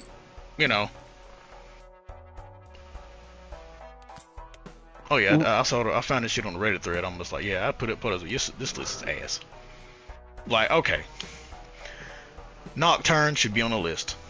Where it should be, I can't really say because I never played it. Breath of Fire 3 should not be 24. They put that shit in because they know their ass would have got lit up if they didn't put a Breath of Fire game in it. They probably didn't even fucking play 3. Golden Sun, that is 100%. I can't hate Golden Sun. I've heard nothing but good things about it, and it's an old school RPG. For old school RPG, it's just that unfortunately, until I get off my ass and get it on emulator, I'm not never gonna play it. But that's part of the. Yeah, this is written by someone who only plays on like Nintendo handhelds. Yeah. Ni no Kuni. I prefer the first one. Oh, no. This is the first one. Yeah, it's the first one. Wrath of the White Witch. The first one. Yeah. Yeah. So I have no problem with it. I might put it a little bit higher. Okay. Because it's it takes a lot for RPG to really get me to really put time into it. Like Sea of Stars, which is crazy. Sea of Stars, Chain of Echoes on there. Like I said, they probably played it and be like, this isn't a love story, so I don't want to play it. Lost Odyssey, I have no problem being on there. Could be a little bit higher. I don't have a problem with it being on there. I wouldn't put it anywhere top 10. I could if they put it top 15. Yeah, I would accept it. I wouldn't put it top 10, but I like Lost Odyssey. It was a game I bought it when I was, when you get in that mood, I really need a JRPG to play. Yeah. Yep. And I was just like, all right, let me just spend money on this. And like, first disc was like, me wait till the second disc come out. All right, this is a good game. And then I'll tell because I think you had left. I'll tell Sano, I'm like, I love Old Boy as the main character. I'm like, it's one of the few times where the main character is my favorite character in the party. One of the rare times. Like the way he acted towards his grandkids once he realized that they were his grandkids. Well, just like the little things of this, how like when stuff are going, he's looking for them first to make sure they're okay, stepping, just stuff like that. I like that. There's little shit, I want to add, realizing he's a grandfather, so yeah, they're immortal like me and my wife and their grandmother, but don't mean I want to see them a hair on their head gets hurt, so right. I want to add something too, because like I said, I listened to y'all when y'all were talking about Lost Odyssey, but one thing I definitely want to add, I had a friend who put me on the Lost Odyssey years ago. Shout out to Brock. And he told me straight up, it was one of the first games that made him tear up, cry. And he said, because when you read the stories that's in between, you know how his recollect, what is his name? Kime, I think his name is? It's Kime. Kime, yeah. When you read his recollections in, the story of shit like he went through, and you read those stories, they will bring tears to your eyes because they're that beautiful. Some of them are very fucking sad. You know what I'm saying? But at the end of the day, it's still a very beautiful game. And that's why it's a good game. Yeah, and that's why I'm like, okay, I understand the respect. And I'm glad it's getting its flowers because it deserves it. It kind of got him a little too late. Yeah. It's one of those games that it wasn't appreciated because, when it came out. It was a game that should have been appreciated when it came out because, it was a Sakaguchi game. Yeah. For me, it was just like, it's a Sakaguchi game. I'm like, he still got it. It's just like, he kind of went off the rails last few years at Square, but he still got it. He can put something good together. Yeah. Star Ocean Second Story should infinitely be way higher. I agree. Breathfire 3. Yeah. And I'll I know you'll defend it. I know you'll defend BOF 3 and Second Story. Being on the list is great. I think they put that on there because they needed a Breathfire game and they needed a Star Ocean game. And you know what? I also think because Star Ocean came out on the Switch recently, that's why I say this shit was written by someone who is less than 25 years old. Yeah, and what's crazy is I literally just played through Star Ocean 2 remaster. Same thing as Live Alive. Yeah. Yep, Live Alive, same thing. Recently came back out, and this game looks like ass. I've seen literally everybody just saying this game is terrible. People back then and people now are saying, this game's not good. It's blah blah blah. I'm just like, they like, this is probably the only 25 RPGs this person's played. Anyway, Tales of Vesperia. Here's the thing: Live Alive. Like I said, story wise, it is a fantastic story. Unfortunately, you're playing the gameplay. The thing that keeps you going back to it, the actual combat system and everything, people were saying is like they can't get past the game. Yeah, I was gonna read on Reddit. There's people saying like they can't get past the gameplay. It's like the gameplay is so boring and just bad that they don't care for the story. They're just like, I'll just watch this shit on fucking read the story plot synopsis. I'm like, that's bad. I literally that's how I did it. Yeah, I like Tales of Vesperia. Yeah, same. My fanboyism for Tales of Destiny is whatever, so that's kind of biased, so I'm gonna put it on there. Tales of Vesperia, okay. But it just seems to me that they put this, they gotta have a Tales game, because people would have been like, why is there any Tales game on here? Get the shit out of here. Kingdom Hearts 2 should not be on here. I agree. 100 should not be on there. Not that it's a bad game, it's not a JRPG. Thank you. Grandia 2, deserved. 15 is a perfect spot for Grandia 2. As much as I like Grandia 1, Justin! Love Grandia 1. Grandia 2 is a better game. I ain't gonna fucking sit here and cap. Grandia 2 is a better game. Okay. Like a Dragon. Fair. That's another one of those. This is recency bias. I've heard nothing about good things, and what I've seen about it, I don't have a problem with it being placed here. I don't. On the list, it's fine. It's not top 10. I don't have a problem with that. Xenogears being 13 is a problem. It's a problem, and I think that they put that shit here because this game doesn't fit with any of these other games outside of Vesperia. None of these other games have subject matter as serious as this. Yeah. None. Like Lost Odyssey hits on some stuff, but it doesn't go into depth with like self removal and teen pregnancy and the straight up FU to religion. Yeah. That Xenogears, you know. Yeah. Paper Mario Thousand Year Door, at least it's the RPG, it shouldn't be on there. I mean, for me, I wouldn't put it on here. If you threw it at 12, and now that I think about it, they put this shit over Super Mario RPG. Thank you. This list is terrible. Yeah. Yeah, it is not a good list. This list is terrible. I just hit myself. Wait a minute, they didn't have Super Mario RPG on there? Like that game has one of the most well-known tracks in video game history. I'm like I said, they played this shit. This is someone whose first console was a fucking Wii or a Switch. Straight fucking up. Straight fucking up. This shit is like Xenogears is perplexing why it's even on here. It is perplexing why this game is even on here. I'm like, y'all didn't play this fucking game. Octopath Traveler 2, I don't have a problem with that. Okay. I don't know if I put it that high. I would. I'll push it back. Legend of Heroes, Trails in the Sky. What the fuck is this game? Like, I don't keep up with JRPGs at all. But the JRPGs that are worth talking about, I hear about. I don't keep up with JRPGs at all. I heard about Chains of Echoes. I heard about Sea of Stars. Yeah. Like, Expedition 33 is the hotness right now. Like, you got people who have never touched a fucking RPG in their life streaming this game. Yeah. And loving it. Pokemon Heart and Gold, like that 10 and 9 is just like that shit straight up says I play handheld games on them. That's straight why this list is it's just the problem is a lot of these games on here are just on here because they had to put something from these from those IPs. Yeah. Xenogears, they didn't even play Xenogears because if they played in like Xenogears, how the fuck is it that low on the list on here? Yeah. And how's it that low on the list? It's below whatever Legend of Heroes Trails in the Sky. I can't get over that what shit, the brother. fuck is even? I've never heard of that. That's the thing about JRPGs. JRPGs that are worth talking about, you're going to hear about, regardless, because it's such a it kind of is such a niche genre now. Yeah. Because everything is more action oriented and stuff like that.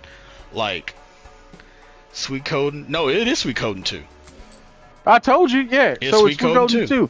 Now here's the thing. So Here's my argument with that, and I said that in the I said that at work when we were talking about the list. And TeaVirus, you know for a fact that you can follow up on this. There are certain rules, I call them the 406 rules. There are certain things that we have repeated time and time again that we have all agreed on when it comes to certain things. And one of those was the first game that comes out in a series is essentially a beta test. It always is. It is not what they originally wanted to make. It is a beta test. Now, with that said, the second game is usually exactly what they want to make. Sometimes we prefer the first game, but the second game is the game they intentionally tried to make. I love Suikoden 1. I fucking adore Suikoden 1. I personally prefer 1. Yep. But 2, I don't have a problem with 2 being. I don't have a problem with 2 being in over 1. I don't have a problem with it being top 10. None at all. Earthbound, same thing. I don't have a problem with that. Yeah. I don't know if I put it top 10. Right. But it should definitely be on the list. Dragon Quest 11. It don't matter. You could. It don't matter what. If I saw a Dragon Quest in like top 10, I'm just gonna take your word for it. I'm not gonna, just like no other RPG series or no other video game series fucking causes an entire country to shut the fuck down the first weekend it's out. Yeah. So, Xenoblade Chronicles 3. I've heard that's the best one. Okay. But what the fuck is Xenoblade Chronicles? Like I said, there's a lot of I've only been playing games since like 2000. I was born in 2000. Yeah. In this list, Metaphor, I've heard nothing but really good things about it. So I'm good. I'm good about Metaphor Refantasio, and that's another thing. Fucking Metaphor, the new hotness. I'm surprised. Expedition 33 isn't in top 5. Not that it wouldn't deserve it, but I'm surprised it's not in there. Like this list is bad, not because I disagree with it, but because this list is all over the place. Yeah. Like Final Fantasy X. Mm-hmm. If you put 10 on the list, I wouldn't have a problem with it. But you put it had one of the best level up systems I've ever seen. I love the sphere system. Fucking loved it. It gave me the ability to, so-and-so's a little bit slow. Let me put him on Tidus's grid and have him follow him and get that speed up. Loved it. Is it number 3? No. Should it be the only Final Fantasy game? Absolutely fucking not. No. Hence why I say, and I'm actually surprised that like 13 isn't on this list. Mm-hmm. But 13 isn't like a romantic story. That's why I put the list on there. Persona 5 Royal, Chrono Trigger. I'll put this way: if you left Chrono Trigger off this list, this person would be getting harassed online. That's why Chrono Trigger is number 1. That's why it's on the list. This list is fucking terrible. I told you I would have been. I told you I would have studied law just to bring war crimes against them if Chrono Trigger wasn't on that list. I put this shit on. I don't care what people say. I literally said, "LOL, this list is ass." Mm-hmm. This list is fucking ass. Absolutely. Like the biggest things are live. Like the biggest things to me are the omissions of some of the best and most influential JRPGs of all time. How did 7 not be 7 or 7 Remake didn't make this list? Nope. Yeah. If you put Kingdom Hearts, you gotta put because it's literally the same thing. Well, 7 Remake or Rebirth isn't in this list. It was in the top 50, so man, fuck that. Ain't no fucking top 50. That shit is trash. Like I told you, it's the list is. It's just like it's just the games that I would say okay cool put on here are either they're like Ni no Kuni, games that deserve to be on the list. Mm-hmm. That came out later that are just like damn these are good JRPGs. If you like JRPGs, these are it's a little hard, but they're either token games because you can't just 25 there's not a single Breath of Fire game. It's like come on, you cap. So they got to put a Breath of Fire game on there. Golden Sun, they played this because ain't no way you're gonna say Golden Sun. Oh, Golden Sun, like the first Golden Sun. Yeah. AKA it came out a few years like 10, 12 years ago. So they played it. That's why they even know about it. Lost Odyssey. I'll give them credit for Lost Odyssey because that's not a very well-known RPG. No. Like, like that's like putting 21 Lost Odyssey, 20 Infinite Undiscovery. I bet wait, what? Bro, if they would have said Infinite Undiscovery, I would have been. I would start dancing about what you doing. I don't know. I'm starting dancing. Why are you dancing? Why are you dancing? I'll never get over that shit. I'm just like, cause I think we were at Miles and Maurice's place. We sure I don't know were. if you were playing it or Maurice was playing it. I think Maurice was playing it. Yeah, and he had it paused. He was just standing in the field. Yeah. And we see the brother. Yeah. He's just the motherfucker just moving. We're just like, okay, Sano. Yo, what's up with your boy? Sano. Mm-hmm. Okay, so there. I don't know if you remember Final Fantasy IV. There was these two characters, Palom and Porom, the twins. Okay, right. One boy, one girl. Essentially, these characters in Infinite Undiscovery were Palom and Porom. Okay, their mannerisms, actions. One wore red, one wore blue. You know what I'm saying? The boy wore blue. Yeah. The boy wore blue. He was like the mage. Yeah. And, it was like a battle mage. And, man, their idol animation is just them dancing. It was just him. It was Yeah. just him Oh, because his magic was based off of dancing. So Yeah. you know, like in RPGs, you just see the character standing there, and maybe they'll like scratch their arm or stretch or do some stuff or do like a little flourish or something like that. This Yeah. motherfucker is just moving. Like imagine you vibing. Like imagine you're in a club and like your favorite song of all time that just you just can't help but just start moving, starts playing. Imagine doing that in the Oh. middle of a field. And Yeah. we're just like, what's up with your boy? He's just, because he fought with these little sticks with like flags on them, Yeah. like little streamers on them, and he's just fucking just moving. This man was the rawest color guard you will ever see in your We're life. just like, what's up with your boy? And he's like, yeah, he's like a dancing man. That's auto animation. I'm like, this motherfucker is stay crunk. Bruh, it is so fantastic watching that shit. But the Lost Odyssey is just one of those like, it's just like I'm going to assume they played this game, and I give them props on that. Star Ocean's second story, I like that it's in here. I don't think it's in here. I think it's in here because of the game recently came out and they played it on Switch. Yeah. Bravely Default 2. I mean, I have no problem with that being on the list because I don't know much about 2. I like the first one. Oh yeah, no, that's Live a definitely Is my that game. was that the one that was on the DS or 3DS? Yes. Yes. And okay, so I want to add a caveat to that. I think it was the first Bravely Default, but there's a part where you know how the DS you know how the DS has like a camera on it? Mm-hmm. So it does this 3D immersion thing in the first game where it's telling a story and it's like, but it uses whatever's in the background Yep. Right. as the world is breaking. Mhm. And Right. you, as long as you move it around, you're looking for like this like fairy or something like that. And it looks so neat. And not many JRPGs did that. It Yeah. utilized the system it was on to do really cool shit.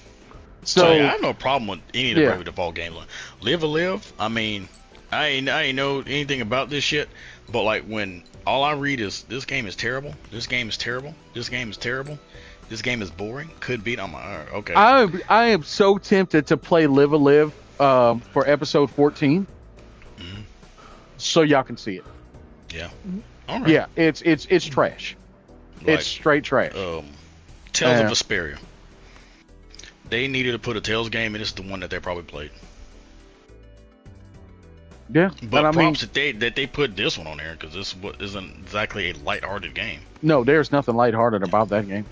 Kingdom Hearts 2. When you said Kingdom Hearts 2, I'm like, all right, 22-year-old female, and that's perfectly fine. But Kingdom Hearts 2 shouldn't be on this game. No, Like no. you can't put Kingdom Hearts 2 and then not put any of the remakes, any of the 7 remakes game on there because it's the same game except, you know, I don't fucking give two shits about Kingdom Hearts story. No. Grandia 2, I fucking respect that. Grandia 2 is in a perfect place. Okay. Like a Dragon, I have no problem with that. The game looks good. It's got made good money, you know, good numbers. Xenogears it was a being good so game. low. Mm-hmm. Well, I see. I would have a problem with Xenogears being that low because Xenogears is still a cult classic. Like- You know why I got a problem with it being that low? Because the things that Xenogears has done has never been mimicked or repeated. True. And, Like I said, it's that's the thing that gets to me. Like if it's you, just I understand that because I mean I know what you're talking about. It's just Mhm. that kind of leads to my point. It's because I know that this game is quite possibly the most underappreciated video game of all time.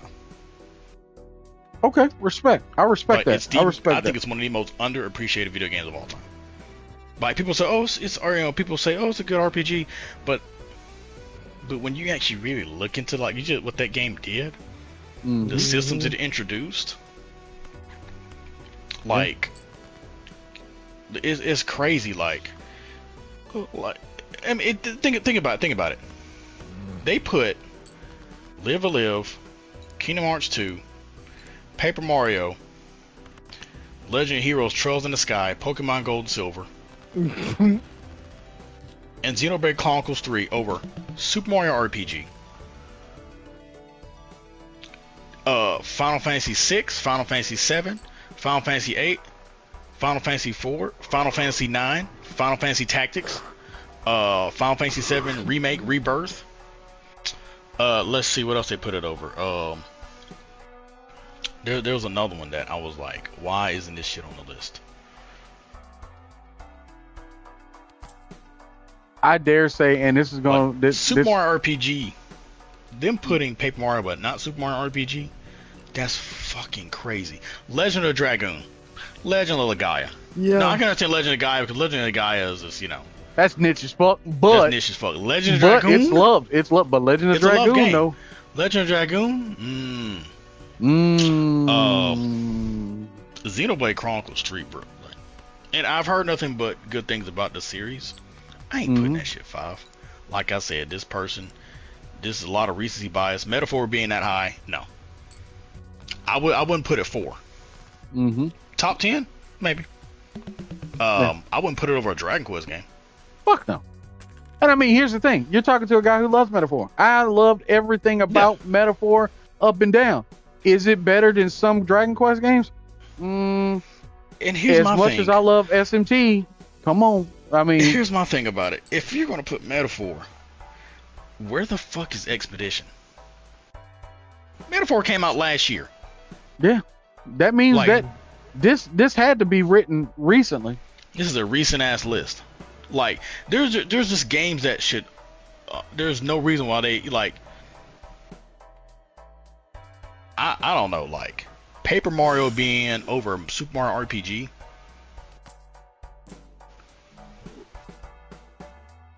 Yeah.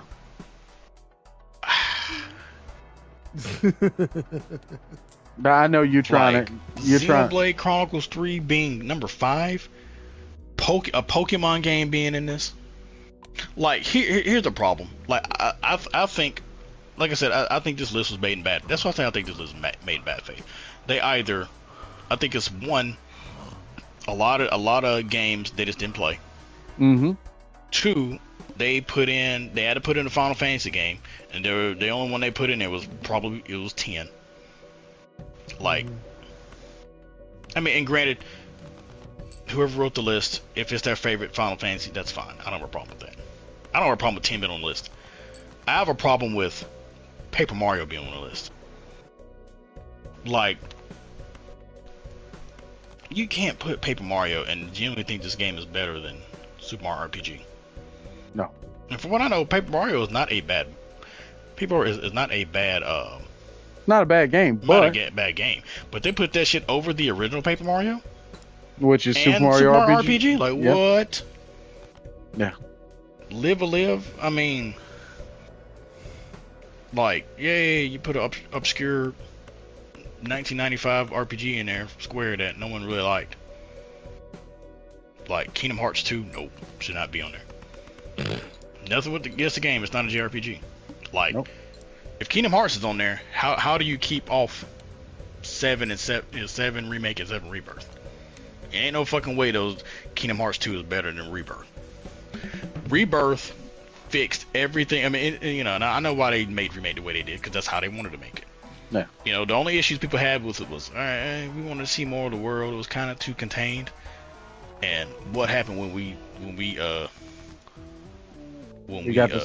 stepped out and saw that those hills, open world, everything lived in, and it shit to do, almost too much shit to do. Like, easily can sink 150 plus hours in that game. Oh, I know I did. Was good. I know I did. Best fucking side games. Queen's Blood needs to be its own. Like, Square needs to be. SE needs to stop fucking around. They need to make. They need to make a game where it's Triple Triad, Tetramaster, and Queen's Blood. Put it all in one game. Flesh it out, add more cards, make that shit online. Shit, give it a ranking system. Support that game. They will make fucking bank. And I've still been saying this. They need to go ahead and make it a motherfucking standalone blitzball game. I could see them pulling that off. But they would have so many issues trying to pull that off. I mean, it is okay if they had released, say say the rumor, because they said one more Final Fantasy is getting remade. Yep. Okay, there's a rumor. If 10 is the one, I think it's either 10 or 4. 6 isn't getting remade because 6 has got the remaster, and they're not going to. And as much as I would love it, I don't think 6 would get remade. Not because of that. Remade. Let me tell you why I don't think 6 will be remade. It's too damn big. Yeah. There's too much to it. The fact that 7 got remade because essentially fandom. It's 7. The fandom had him under a goddamn gun. It was they had him under a gun. Yeah, they fucked up. They fucked up when they showed Cloud and like that tech demo. That tech demo. It's just like, oh yeah, here's Cloud. Oh, this is what we can do. Oh, this is what you can do. All right, Oh yeah, we're gonna go ahead and need that remake, dog. We're gonna need that. Oh, but it's gonna be a few years. We can wait. Yeah. We can wait. We're gonna sit right here with this gun aimed at you. We can wait. Yeah. 6. Here's a problem. If they remade 6, I would I would openly weep. And I'm not saying it's always hype. No. Mm-mm. For y'all watching, I would openly cry tears of joy if they said they were remaking. Particularly after what we've gotten with 7 remake, because we know they're gonna do this. They're gonna do it justice. Like the stuff, But here's the thing. If it never does, it's fine. It got remastered. My thing is, the remaster gave it some love, and more people were getting to play it. They got to play it, and they got to play some of the others, Final Fantasies too, which is the important thing. With the Pixel remaster? Pixel remaster, hell yeah. And I need to go back and. I need to go back and do. Yeah, I need to go back and play. Yeah. So that's fine. If they remake 10, that's perfectly fine. I'll day one to fuck out that shit. Think I fucking won't. I'll day one to fuck out that shit. And the moment I get Jack Shot 2, I'm like, yep, time to put motherfucker in the IR. Jack Shot, shattered ribs, out 6 months. Oh, go back again. Shit. Rupture spleen, out for the season. Score. Man, why you gotta kill my team? It's like, literally, they ain't gotta be in the way of the ball. Like, that shit was stupid as fuck. Like, I hated I hated that game until I got Jack Shot 2. Oh, this is a pretty good game. Because Titus is over here playing Mutant League Blitzball, and everybody else is playing regular Blitzball rules. This motherfucker, I'm like, oh, what is Jack Shot 2? Boom, boom, I hit that motherfucker. He doesn't like hit and swim away. He just like, boom, he just leans over. I'm like, this motherfucker's unconscious. Please help him. This man died underwater. He is not breathing. He just hit this motherfucker in the face, and it bounces back to Titus, and he don't just catch it, but hey, stop the play. He's like, nope, gotta score. Boom, boom, hit somebody else. I'm just like the goalkeeper just like, damn, I have to half my team. They're dead. They are concussed. They're in the shadow realm, sir. It's like they're in the shadow realm. It's like my girl's a summoner. She can bring them back in the off season, so we good. She can dance and bring them back. I mean, they dead now, but she can bring them back. But when I got Jack Shot 2, that game was so fun. Like I spent so much time playing that game. I remember because you just have infinite tournaments and infinite seasons. It just time stopped. And I remember I won a season, and the season was. I won the last tournament, and then fucking boy, the goalie from the Luca Goers was open to contract negotiations, and I signed this motherfucker. This shit was some KD joining the Warriors shit if I ever fucking seen it. I'm like, yeah, the main dude from the Luca Goers, the goalie, yeah. We signed this motherfucker. I'm like, this motherfucker. I think he allowed 2 goals that next season. It was unfucking fair. I'm like, because all my boys are leveled up, fine tuned. Titus was the star, and we signed our boy from the Luca Goers, and it was a wrap. I'm like, bro, we just signed the best goal in the league. This is KD going to the Warriors. I'm like, this motherfucker's tired of losing to the Aurochs every fucking season. Tired of it. You can't beat him, join him. Come on over. Shit. But yeah, so I ain't got a problem with 10. This list is. It's trash, bro. This Legend of the Heroes Trails in the Sky. What the fuck is this game? I didn't find out about that series until about 6 months ago, and that was because I saw an advertisement, and I was like, okay. And they said they've been making the games for a while, and I'm like, how did I not hear about a whole niche of fucking JRPGs? Which is wild to me. You know what I'm saying? So there's a remake coming out in September for that game. Mm-hmm. Trails. Yeah, Trails in the Sky first chapter. Yeah, I'm good. Ugh. I'm good on that. This game is up, so apparently it was very popular. Okay, let's see.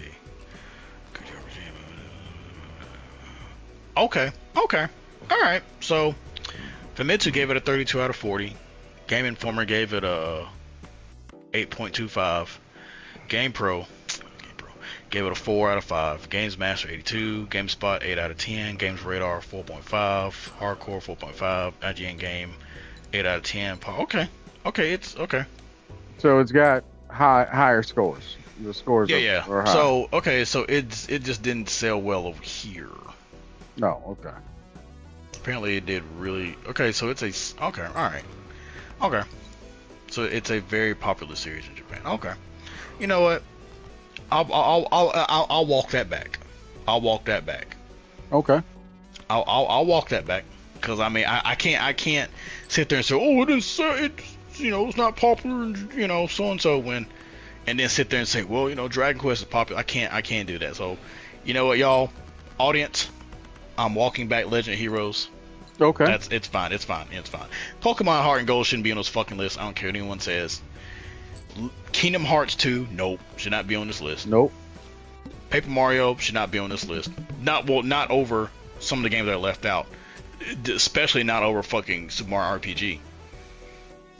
They didn't have to. Instead of number 12, they could have put Super Mario RPG and then put parentheses, Lost Woods. Or not Lost Woods. What's the name of that theme? What was it called? Forest Maze. This is Forest Maze, yeah. They could have put Forest Maze. Not only that, like, Paper Mario, like, man, you ain't got no... Man, come on, don't sit there and tell me. And, like, here's... Well, no, it's not a JRPG. It's an RPG, it's not a JRPG. Like... Which one are you talking about? Yeah, I was about, Mass Effect. Mass Effect's not a JRPG. I'm stupid. No. It's not, the J... Legend of Heroes, I'll walk that back because it ain't some random shit. Okay, this is something that's very popular. Okay, right. Cool. It's very popular in Japan. It's not really popular over here, but very popular in Japan from what I'm seeing. And it got good reviews. That's fine. Fair. But okay. This list it seems so... I'm not a fan. The reason why I'm not a fan of the list is because if it had to be, I played 25 JRPGs. Here's my list. That's what it sounds like to me. Yeah, it doesn't sound like it doesn't. Yeah, it doesn't sound like something like, okay, I've been playing these JRPGs for years. Now, don't let, and I'm not being ageist in this, but ain't no way on God's green earth you're gonna sit there and tell me up and down that if you play JRPGs that those are your favorites. Yeah. Now some of those is crazy. Go ahead. Oh yeah. Some of those, like I said, some of those I understand. The placing of some of those, absolutely fucking not. Because like my thing is, if you're making a top anything list, you can't just have bias. You have to think cultural and importance. The impact that whatever item that you're making this list of has to show, okay, this is why it's on this list. Can you defend it against something that is beloved from all time? It's like looking at movies and shit. It's like, one time, I'll never forget it. I went to play trivia with Miles, and there was this other cat that was there. And I remember him asking a question. And it wasn't a trivia question. It was just a question in general. He said, what is the best Western ever made? And, okay. That's a rough question. Okay. No, okay. Yes, it is a rough question. So he said, what is the best Western ever made? Now, my favorite Western at the time was Quick and the Dead. Love Okay. Quick and the Dead. Love Quick and the Dead. To this day, it stands. It's It's not my favorite. I might put it in my top 5 okay. because it's one of those westerns. To me, it's the Ocean's 11 of westerns. I like how you put It's that. a fun movie. Yes. Fun movie. Old boy changed filmmaking with the rotating cameras. Yeah. Shit, the camera angles and shit, because the filmography was great. The movie was good.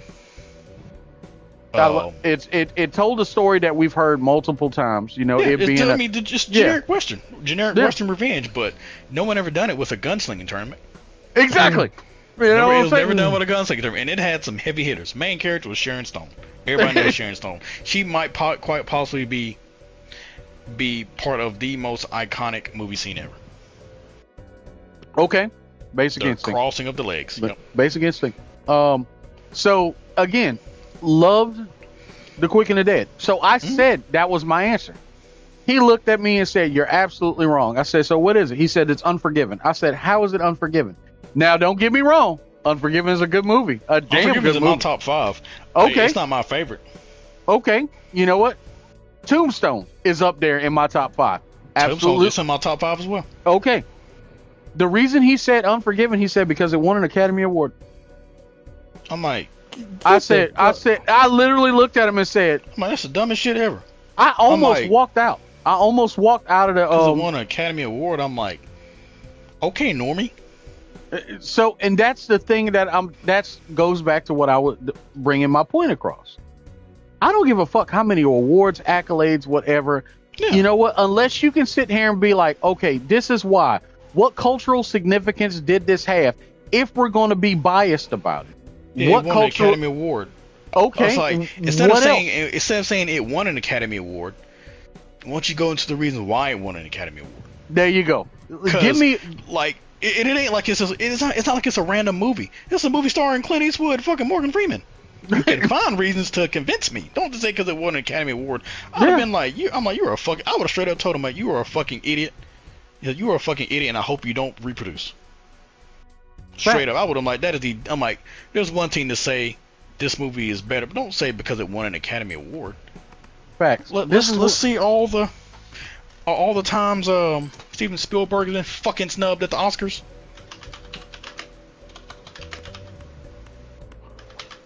Brother, that's what I'm trying to tell you.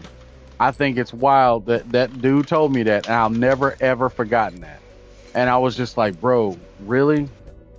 And this was quite a few years ago. But it's the fact that it was said is the thing that gets to me. You know what I'm saying? It's like, What the It's fuck like- is Amarcord? what? The movie that beat Jaws. What was the name? Amarcord? There's a Oh, movie that Federico beat Fellini. Jaws? Yeah, it's a comedy drama. Spell the name. AM, like Amar, AMAR. Mm-hmm. Yeah, AMARCORD. I have never heard of that. It's an Italian movie. Okay. Okay, Well, whatever. She beat okay. out Jaws. Let's see.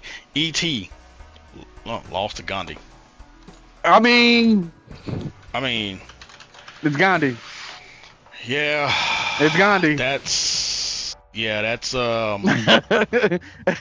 Tough break. the start of Ben. Ben Ben Kingsley. Kingsley isn't he partially Indian?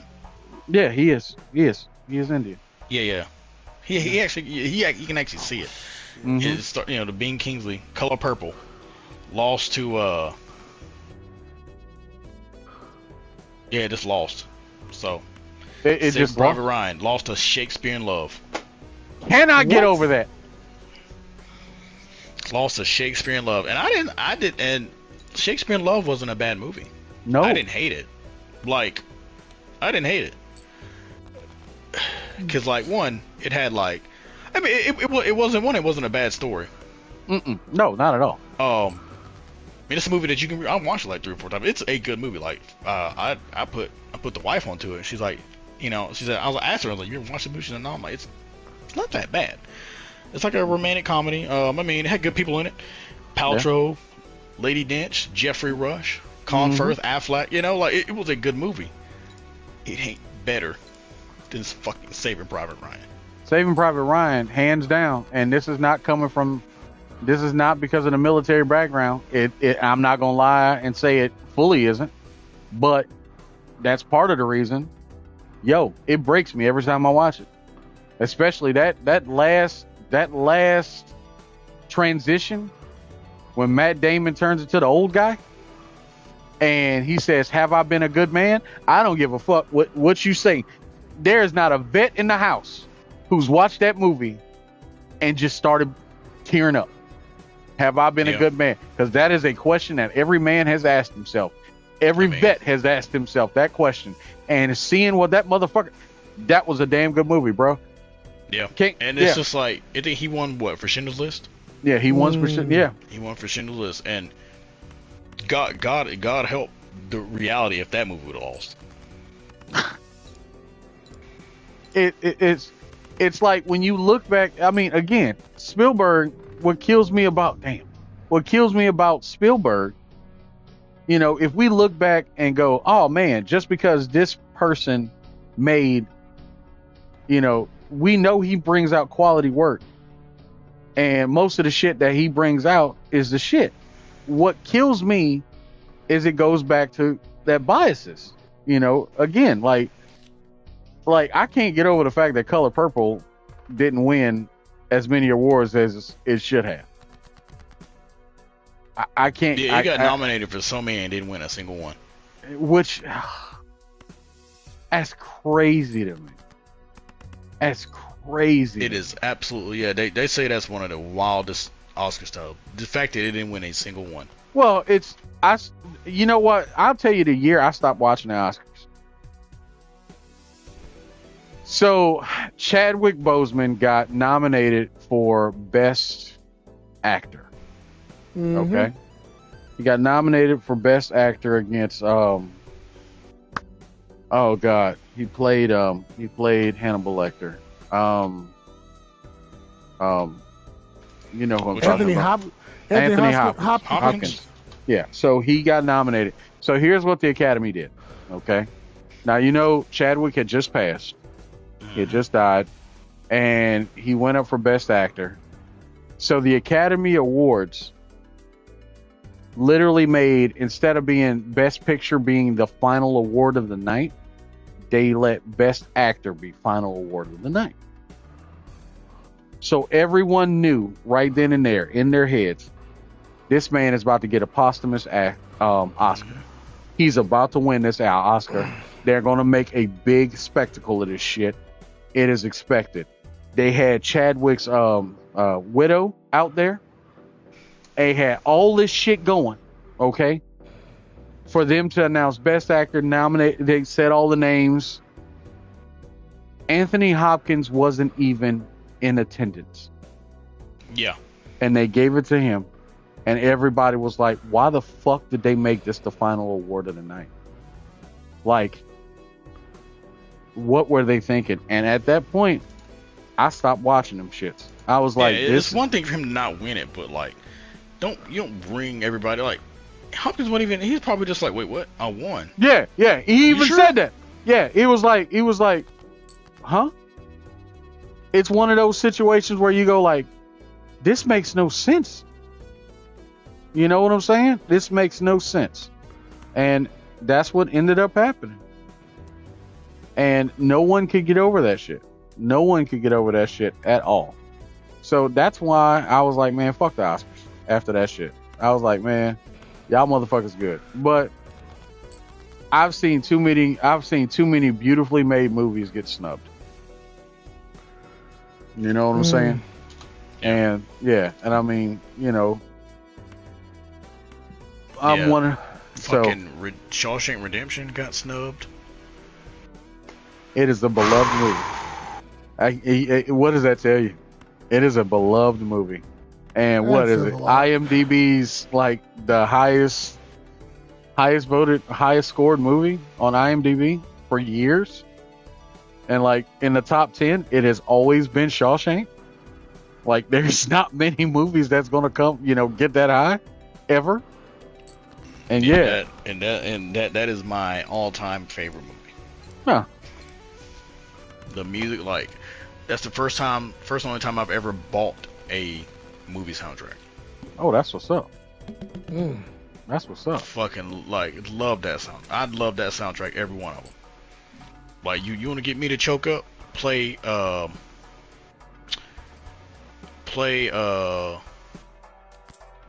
Suds on the Rooftop. Okay.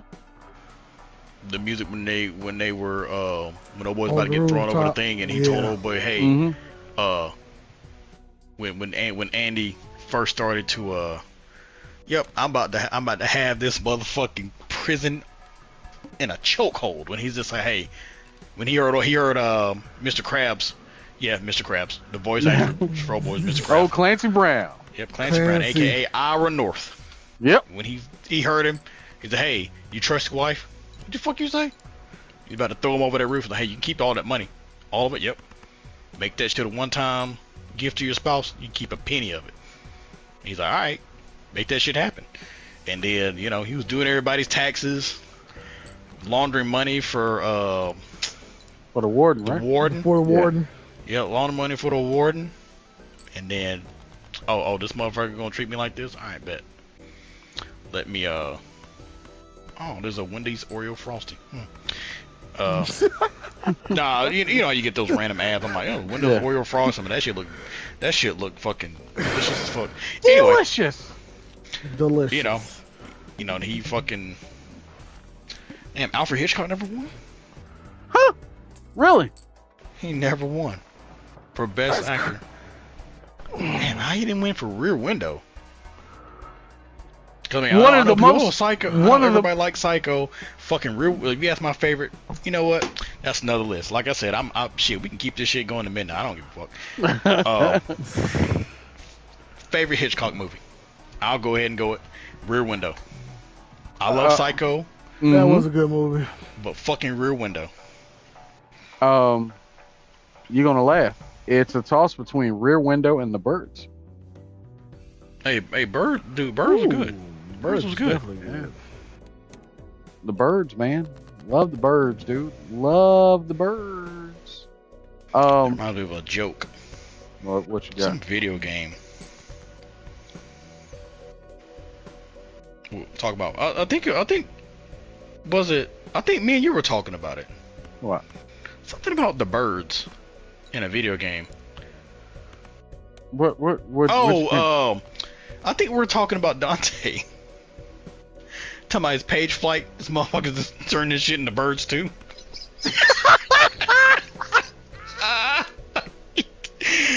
Okay, but hey, I love the birds. Like, I love all those movies. Yeah. And the thing is about the birds is, I keep forgetting that that's a Hitchcock movie. Yeah. I said, oh yeah, the birds was a Hitchcock movie, but I still, and the thing is, I watch, and it's crazy. Like, I've watched a lot of his films: Vertigo, Wrong Man, Trouble with Harry, Rear Window, M for Murder, I Confess.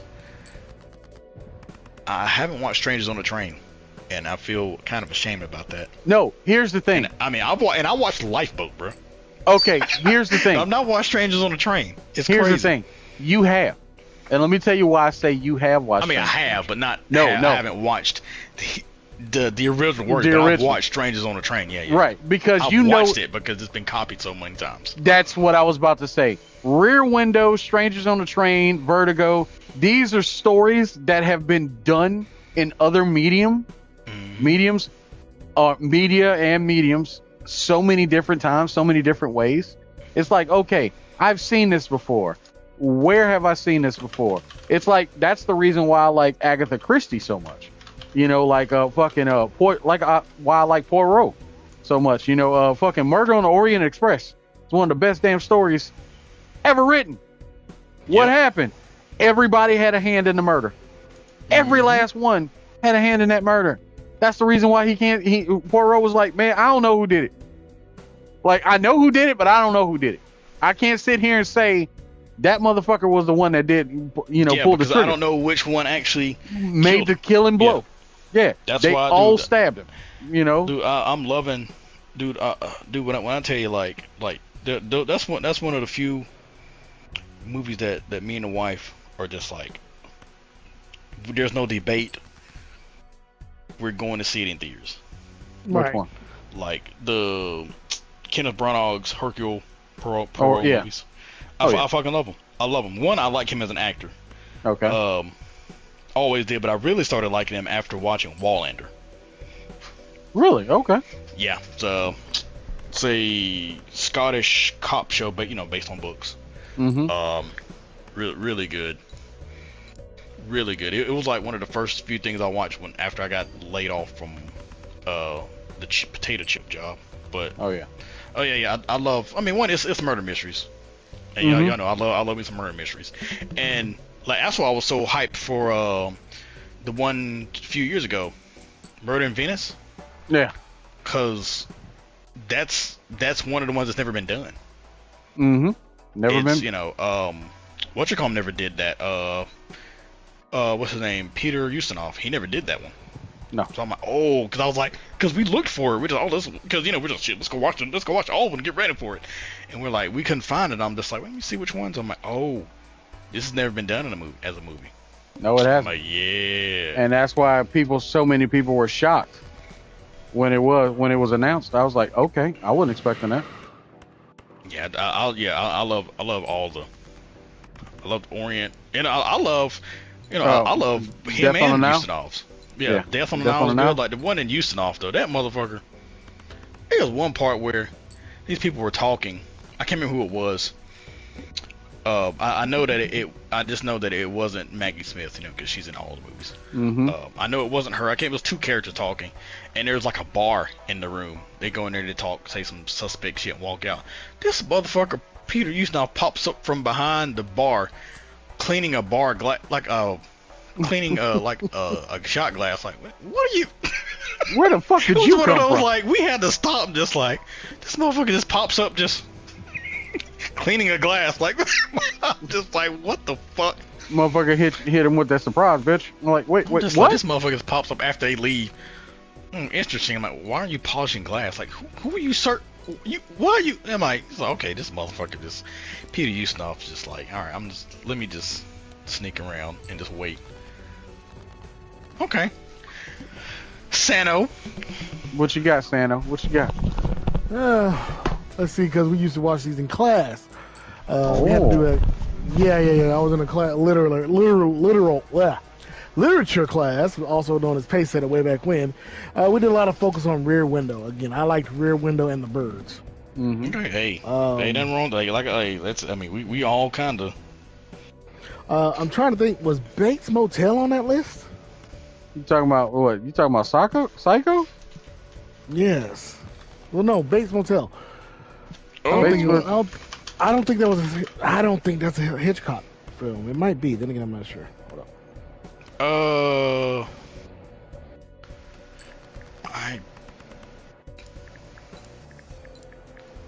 I'm looking. Psycho. You're all right, Psycho. Yeah. Okay, I was looking. Psycho. I was looking for Bates Motel in a standalone. I don't think he did. Well, I know. No, there was a Bates series. Motel that was in the TV there's a series. series. And I was like, I know there's a the Bates Motel was Psycho. I was looking for like a standalone movie Bates Hotel that he did. Nah. Yeah, no. Yeah, I mean it's one of the craziest twists though. Psycho is, they're in the shot. Yeah. And then Yeah. shout outs to fucking Buster Rhymes. Oh, Flipping that's for making that my favorite Busta Rhymes song. Or second Busta. It's a toss up between that and Calm Down. Oh hell yeah. But Calm Down that's just a wild song. But before that it was Give Me Some More. give me some more. Cause when I first heard it I'm like I know I've heard this somewhere. And I'm like, and I couldn't put it. And You heard her? Psycho came on TBN. Mm-hmm. I can't remember which one. It came on it was one of those shit Psycho's on. Ain't watched in a good long while. Ain't nothing on. let me go get something to eat before it stops. I'll watch it. And the part where old girl's driving, and I'm like, wait, that's where he got that from. Yep. And I'm like, what was it? I almost fucking broke my neck falling out of my bed when I heard fucking the beginning of Copycat. Oh yeah, it hit you, that didn't music. I'm sitting there just like, oh, the movie of the week, and I'm just like looking at the thing. I'm like, all right, let's see what the hell's coming on, because I ain't gonna look at no TV guide in like late 2000s. And I'm like, doom, doom, doom, doom, doom, and I'm like, what? I don't know, what is this? I'm like, Copycat. I'm like, this is where 3-6 got that song from. I'm like, oh my god. And the thing is, like, it's good on itself. Like, just the music by it, that beginning part, the opening theme. Actually, I got that shit downloaded. I'm just like, that's where that shit came from. But okay, Rear Window. Say, here's the thing. You can say any Hitchcock movie about it. Fair. It's a good movie. I'm not gonna argue, because I don't think there's a movie that I've seen of his that I didn't like. Like, the fact that he didn't win a single Oscar is a fucking shame. Yeah, and that's what gets to me about Hitchcock, period, because you were expecting at least one. Of course, everybody wants to give posthumous Oscars and all that other shit, but at the end of the day, it's like you got to sit there and ask yourself, like, how did you not? You know what I'm saying? Jesus Christ. What? No, I'm trying to find out, see what it lost to. This movie came out in 1960, right? Right.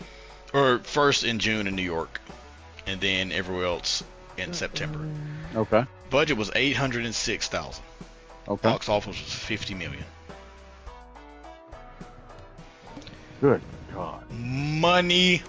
Paramount got fucking paid. We're gonna change that shit to Paramount. Why? Because we getting paid in this motherfucker. Paramount got fucking paid on there. Oh yeah, they made their money. Let's see, who did it lose to?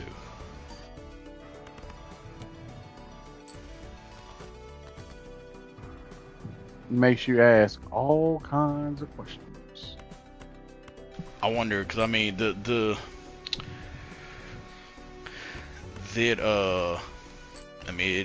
wonder if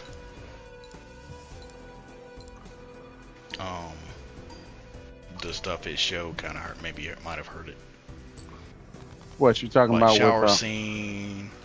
Well, girl walking around in her bra. It might have hurt it, but the thing is, it was so, even for its time, it was tastefully done. Yeah, I'm just saying, but just the '60s, back then, unmarried couple in bed, woman walking around with her bra on. Oh my goodness. I think the only thing was Janet Leigh. She got nominated. Yeah. Yeah, she got nominated for that shit.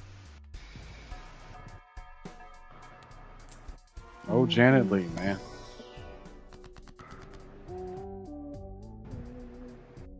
I mean, he got nominated when he lost, but who, like...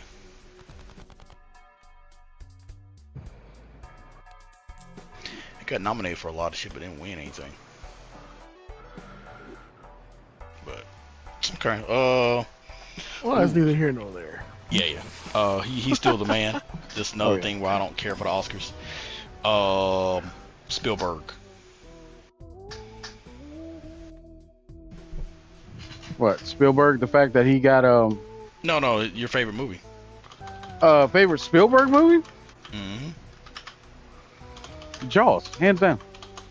Hands down. Gotta be.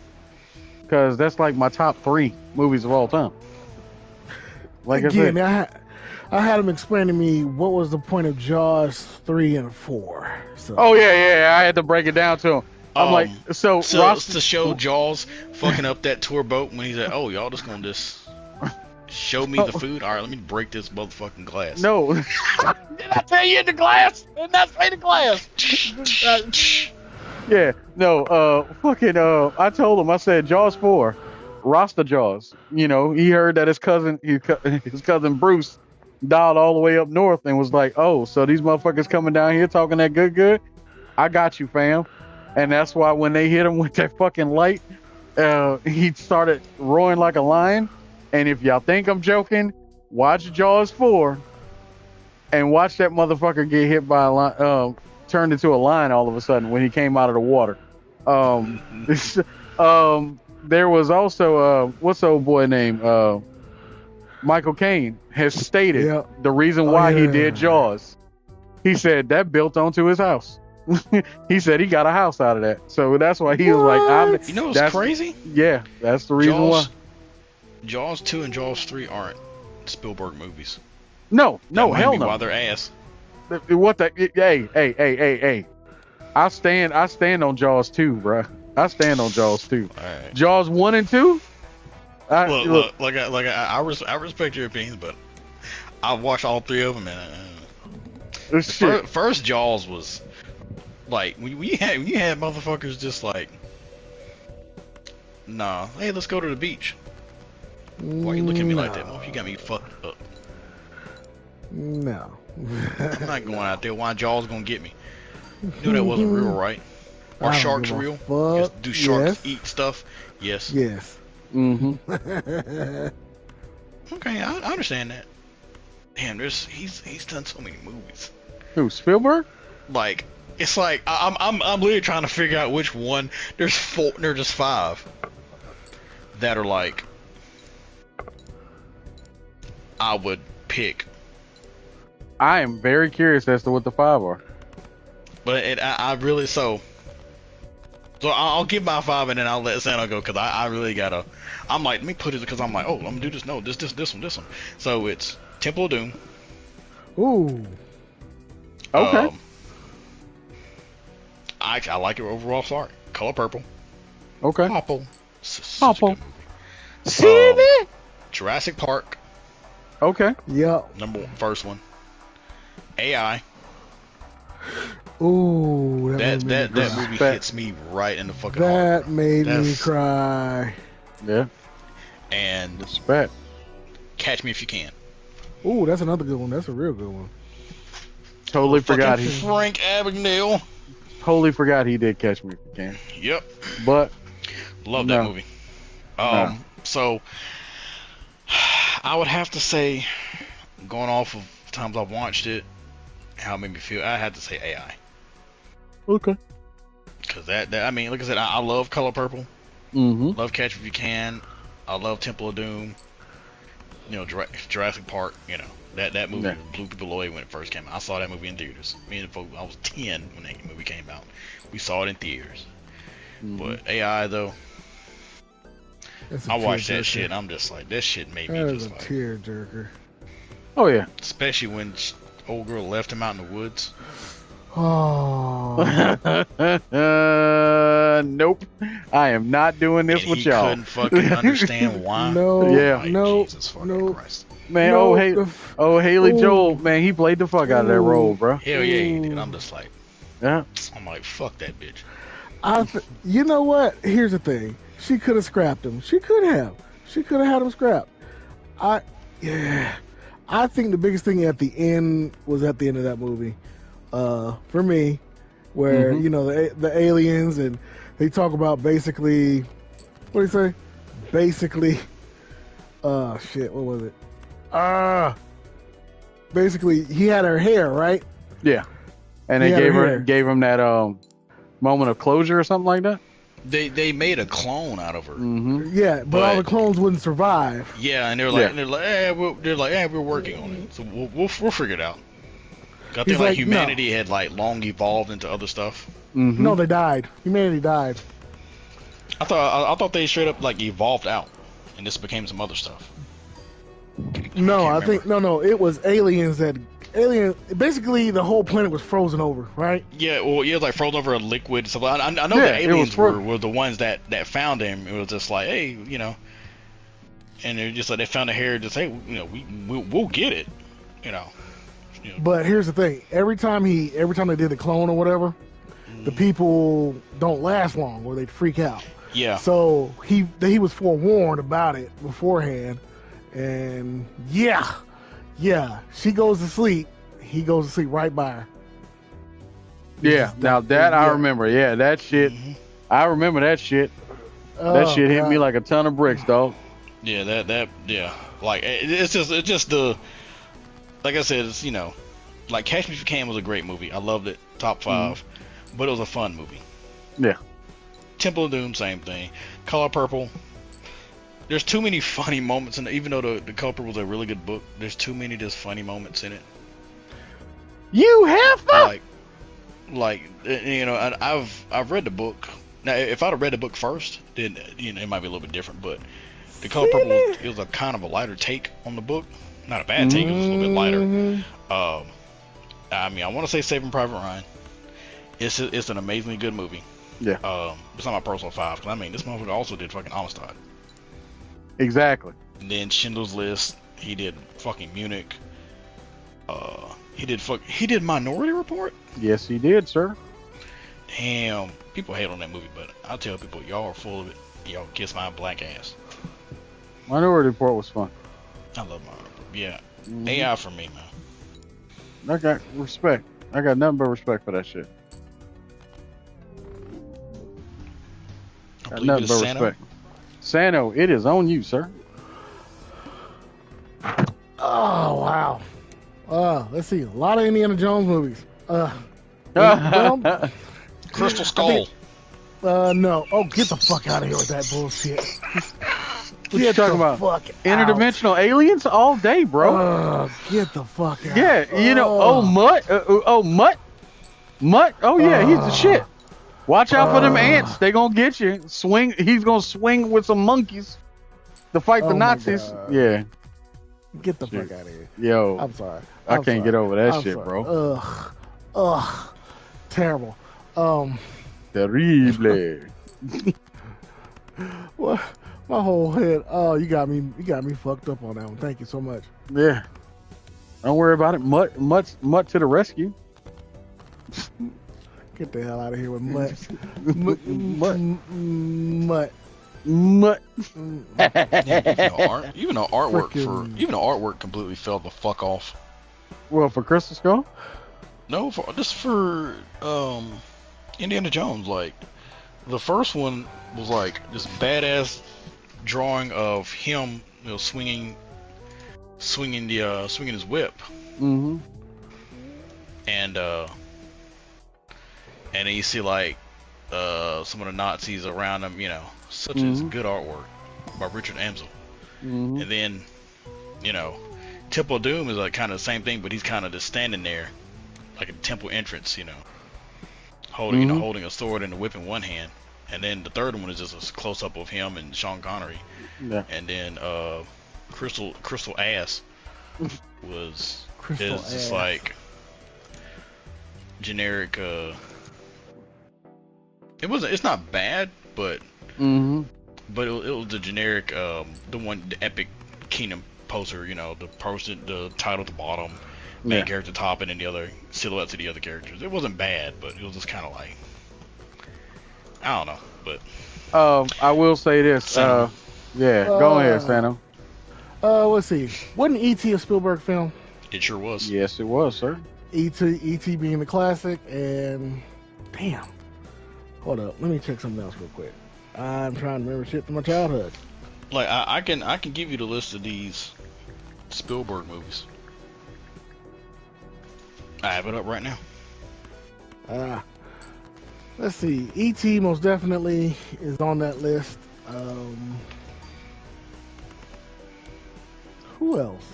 I mean, he did Close Encounters. Yeah. I remember that one, yeah. That one. He did the Twilight Zone movie. Side note, there's a YouTube video of old boy getting decapitated. Who? Wait. They actually somebody got it out there? Yeah, I'll pull because it up. Because that is. I am but shocked it's that not explicit. You can't see it, but it's literally like.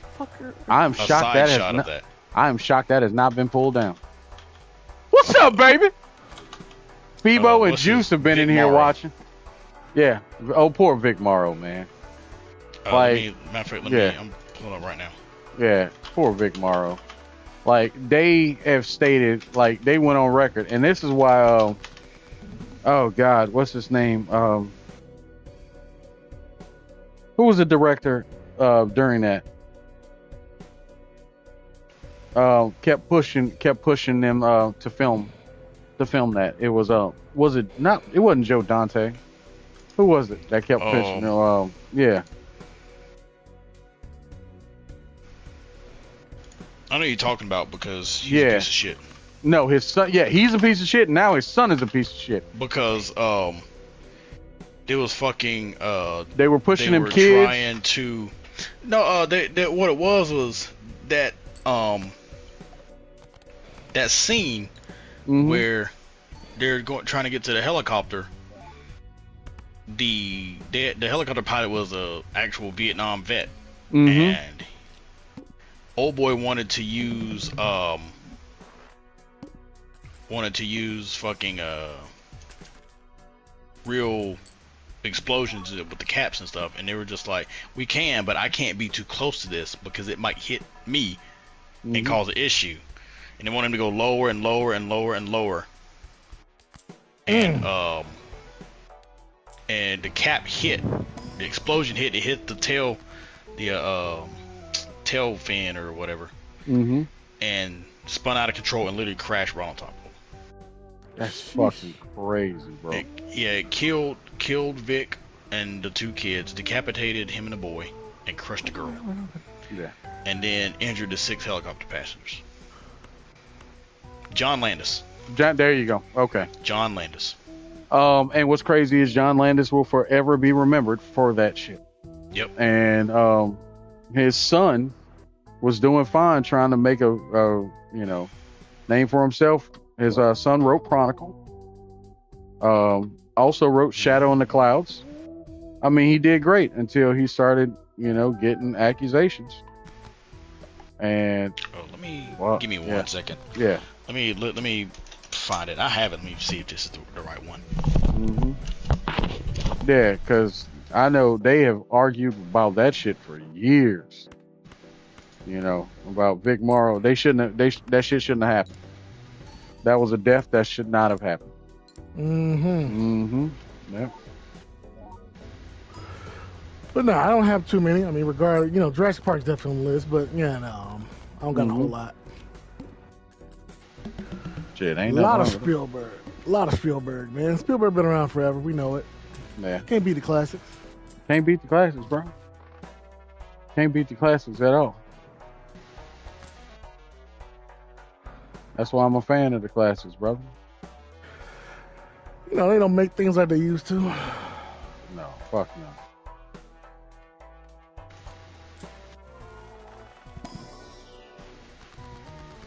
Shit, that's why I am a fan, sir.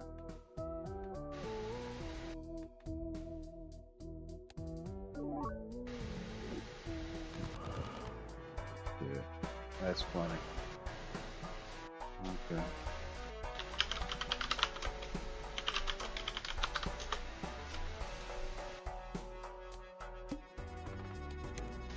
But I'm trying to think what else we got. Hold on. 2, 3, 4, 5, 6. Yes. Give me that straight. For those asking, we are playing Balatro. We are talking about movies. We have talked about quite a few different subjects today. Jesus Christ. I got 11,000 on one hit. Shit.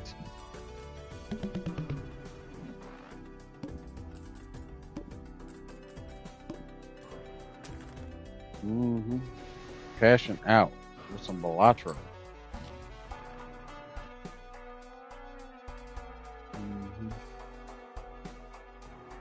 Do I need to, reroll surplus.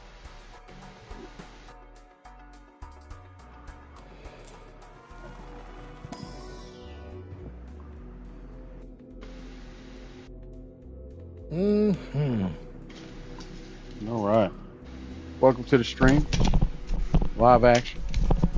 Doing a beer. I I'll find it and shoot it, y'all. Yeah, definitely. Because Because like, I they mean, actually like go back and slow it down, and you actually see like you don't like you don't see like the blood and everything, but you see like when they pause it, you see like, oh, there's their heads. that's Sheesh. fucking wild. Yeah. That's nuts. I think it was like a random small fucking YouTube channel, so this channel might be dead now. Yeah, because you remember that's the type of shit that I told you that footage, hands down, has was they don't talk about that shit for good reason because of everything that happened. You know what I'm saying? Yeah, and Max Landis making fun of Vic Morrow's speech right before the end of that. And I'm like, really? Yeah, that shit's crazy, bro.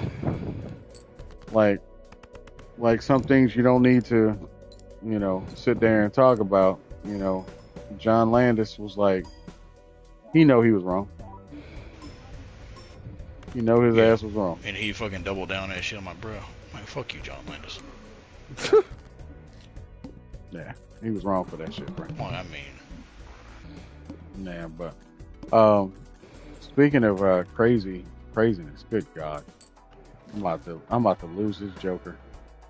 Yep, I'm about to lose this Joker. Sell you, buy you. Okay. Yeah. Oh, what else we got on the agenda, gentlemen? Because we done talked about everything in their mama. Well, just to make up for the last weekend again. And Mother's Day was last weekend. Man, Mother's Day. Oh, I was like, man, I was missing it. We got to do quite a bit for Mother's Day, man. It was a good day. It was a good day. I got my mom a mouse, and what else did I get her? A mouse. I got her some food, and I got her a rope. Oh, nice. Yeah. Nice. So I got a kennel and a card, and gave her the kennel said, look, Mom's last nerve. Oh, look, it's on fire. That's funny. That's that funny. and that one of those. It was a flower on Amazon. It was a fake flower on Amazon that doesn't die. So, yeah, I got you. That's what I got for her because I usually get her flowers and it usually dies. I'm like, well, let's get her something that doesn't. She can look at it a little bit more. Something that'll last the test of time. Exactly. Mm-hmm. And then I had to take my daughter back home, but my brother ended up taking her out to eat at this place in Kennesaw. Mm-hmm. The Iron something, whatever it was. You cooked your own little food, and I said, "Oh, that's cool." Okay, what was it? Oh, all right. Well, it's like almost like a hibachi joint, except you cook it like over a spit in the middle of the table or some shit. Yeah. Yeah, I know what you're talking about. Almost like a Korean barbecue. Yeah. Barbecue. Shit. What is that? It's a barbecue. Yeah, man. But yeah, man, we have talked about RPGs, movies. We have hit everything under the damn sun. And I'm gonna tell you right now, I still am pissed that SMT3 is on the bottom of that goddamn list. Motherfucker. How did you... I can't get over that shit. Like, really, motherfucker? Really? Well, yeah. Well, I mean, we had a good reason. But it makes me want to go through more lists because I'm very curious as to how other people, other lists, how people look at shit. Right. Yeah, because that shit, some of that shit is just like, makes me ask questions.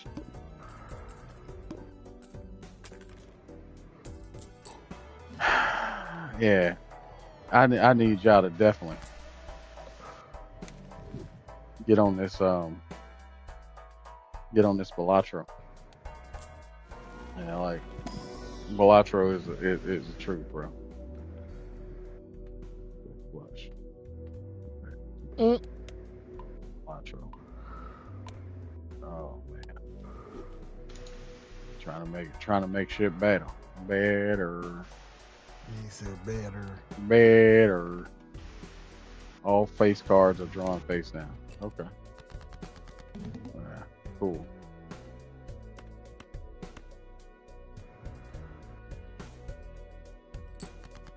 Well, we didn't mention Diddy this stream, but we're gonna leave Diddy alone. Oh yeah, man. Yo. Bruh, like the little shit that I hear about that fucking case, nah, we good. We ain't gonna touch that shit. That shit is a whole that shit is a whole nother hour and a half worth of tangents, because that motherfucker and all the shit that was reported, oh my god.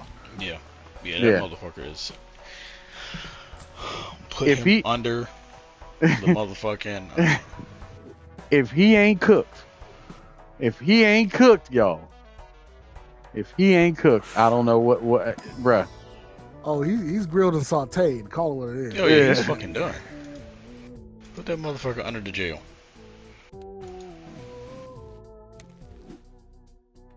Bro, that shit is wild to me, dude. That shit is wild to me, dude. He just looked rough. Mm-hmm. Him and Kills both. I told you. I looked at what you call it. Every time I see a painting from the Diddy trial, you know how they do that courtroom painting. All I see is fucking. I told you. All I keep singing is "Keep your head above water." That man he looks straight out of Good Times. I was like, okay, JJ Walker. I was like, bruh. Oh, that shit's wild, dude. Every time I see it, but man, hey, they gonna make a big deal out of this trial. It's gonna be something. So. Yeah. Again, it's probably distracted from what else is going on, but again, it's kind of wild. I mean, of course it is. I mean, you know what I'm saying? So, I mean, they're gonna keep talking about it. Hold on. Wow, God. Okay. They're gonna keep talking about it for a minute, dude. And that's what's crazy to me. Oh yeah. Yeah, I mean, it's gonna be. It's just gonna be going on a long time. Yeah. Man, this is. I think this is once again one of the situations where history is just consistently repeating itself. This is the OJ thing all over again. It's the 2025 version of OJ. Yep. Yeah, that's all it is. Because regardless of how we look at it, let's call it what it is. So. That's crazy to me, dude. Crazy. But as I've said before, Sano has said it himself. Motherfucker, I am tired of living through history every damn day, family. Every day we are living through some type of historic, crazy event. Yep. That's going on in the world. And I'm just like, yo. When we gonna chill? When are we gonna just chill the fuck out? So I can Nah, that shit. I know. I know everything is like coming together, and all I can do is just sit there and go, all right, let's just deal with it. Let's just deal with it.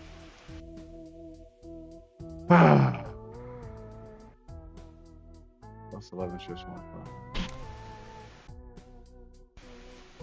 Oh my god. Hold on. Oh, yo, I'm having a blast playing this shit. Speaking of which, I do have a question for both of y'all. What is next on the list gameplay wise? Like, I know we sat there and we talked about it. I know you beat Doom Eternal, bringing the conversation back full circle. I know you beat Doom Eternal, and So my question to you is, what's next on your list? And Sano, what you got? What's gonna be next on yours?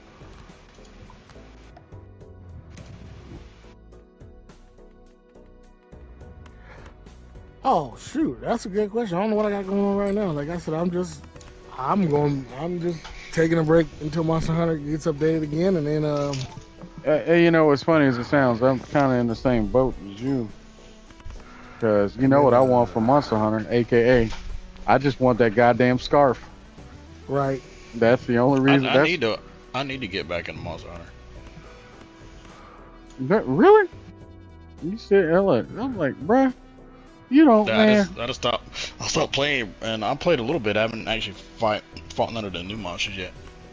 Now I've fought all the new monsters, and they're fun. Yeah. They're fun. They're fun. I have not fought the what is it, Arc Radau? Yeah. Yeah. Oh yeah, Arc Radau. Yeah, I haven't fought that. I hope there's a cutscene of him spinning back because. Bro, he needs it after Oh, he's blasting. That's the problem. That motherfucker got clapped all through that game. I'm like, bro, like you just gonna let old boy Arkvale just come in your town, not in your city?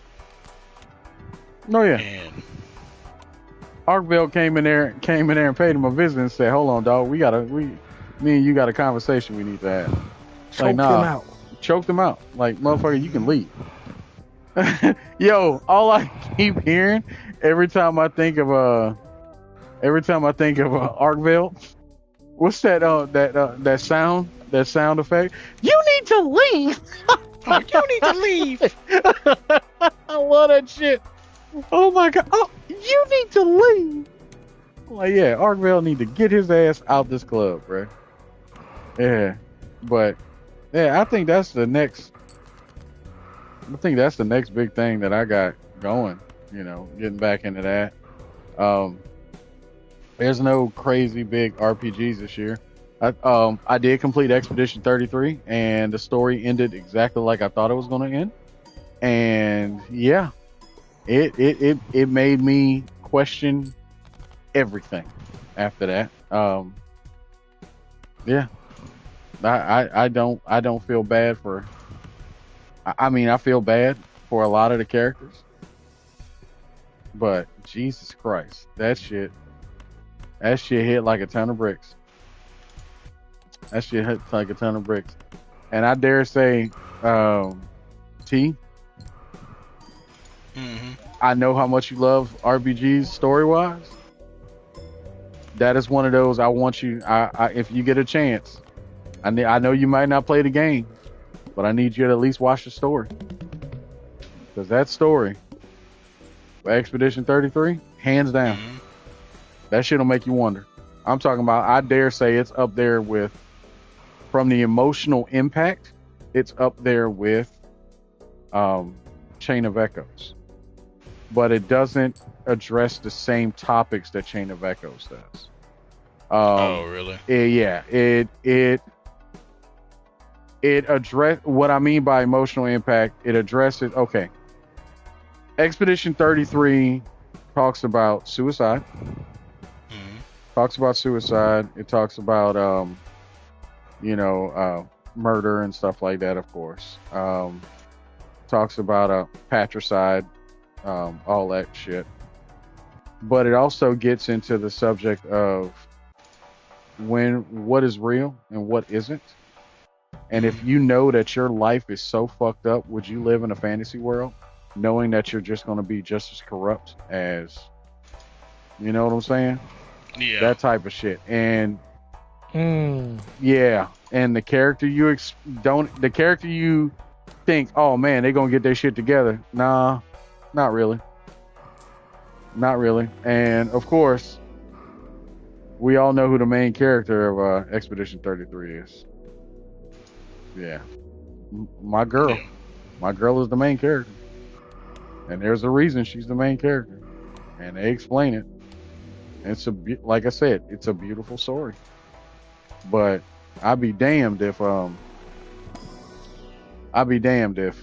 just the idea of everything and how everything went down, man, that shit It's worth watching. The game is just it's beautiful.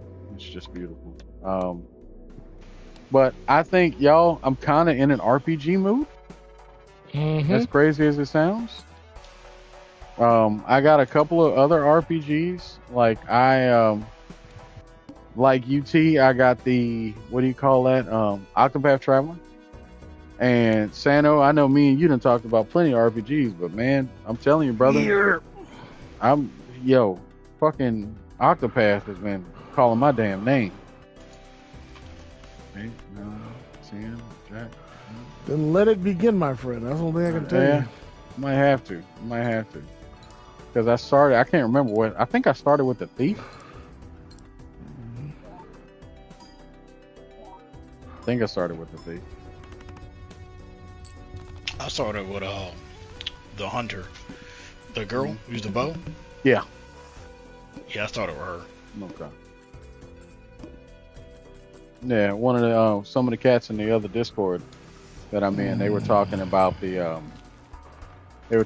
how 1 and 2 are totally different from each other. Octopath. Yeah, they're totally different. Like just the atmosphere and everything. Just it's a different game. So yeah, I'm curious as I wanna play it more and more. Can't wait. Excited. Really excited. And you just can't hide it, huh? So excited. Just can't. So excited. I'm so excited. Okay, Jesse Spano. It's funny when I think about that. Literally, I do picture her singing that and wigging out while Zach's trying to like make sure she don't fucking swallow her tongue. Yo, Saved by the Bell reference. When I wake up in the morning.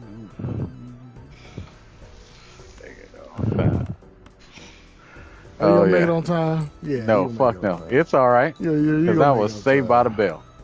It's all right. Because you're saved by the. It's all right. Because I'm saved by the. It's all right. Because you're saved by the bell. Saved by the bell. That shit. When a teacher pops a test, I know I'm in a mess. Because my dog ate all my homework last night. Oh shit. And on that note, my name is Riovane. This has been amazing. This has been fun. For my teammates, crewmates, and brothers, TeaVirus, what you got for the people, brother? Not much, you know. Hit up the channel. Make sure you get the likes up on this video. I'm gonna need y'all to sub to my channel. Absolutely. Like and subscribe, damn it. To Rio, sub to the Outpost. You know, we got. I'm not gonna speak for it. I'm not gonna speak for you, gentlemen. But you know, been doing a lot more, being a lot more consistent. But that comes with the territory of Hey, he got some premium content, people, like for real. Yes, he does. Shit, got some stuff coming. I'm up for consideration to be a partner on a partner content creator for our MMO coming out in May. Actually. What? Yeah, called Crystal of Atlan. Okay. It's like it's kind of like a Japanese style MMO, but it's not like a gacha game or anything. Okay.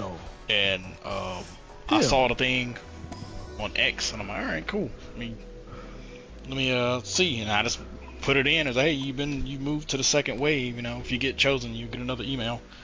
Okay. I'm like, cool. So motherfucker. That game comes out on the 28th, so I'll definitely be playing that. I'm going to be doing multiple playthroughs of Doom. Oh, okay. So I'm probably gonna do another. I'm probably just gonna go straight to Ultra Nightmare and see how that works. It ain't gonna be no hit run, so y'all can get that bullshit out your heads. No hit run, no hit run, hell no. No, absolutely not. Absolutely not. No hit run. But yeah, I got that going. Like I said, Saturdays are gonna be for like the long playthroughs. I'll start doing Octopath Traveler. starting next week. Want to get through that too, and then I want to do some retro stuff. Okay.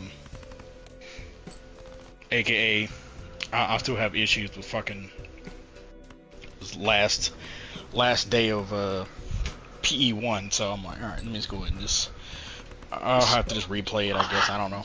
Speaking of which, not to cut you off because I want you to continue, but me and you after the end of the stream, we need to talk because I need to get my hands on an emulator for PE. I need to get PE. I need to get PE. Yeah, because no other resource do I have. Anyway, continue. If you need anything, just reach out to our mutual friend CN. Yeah, and I got it. anything. I just gotta send him a whatchamacallit. Send him a. Yeah, just shoot. You just gotta shoot him a list. Say, hey, all the stuff, and then he'll hit you up with a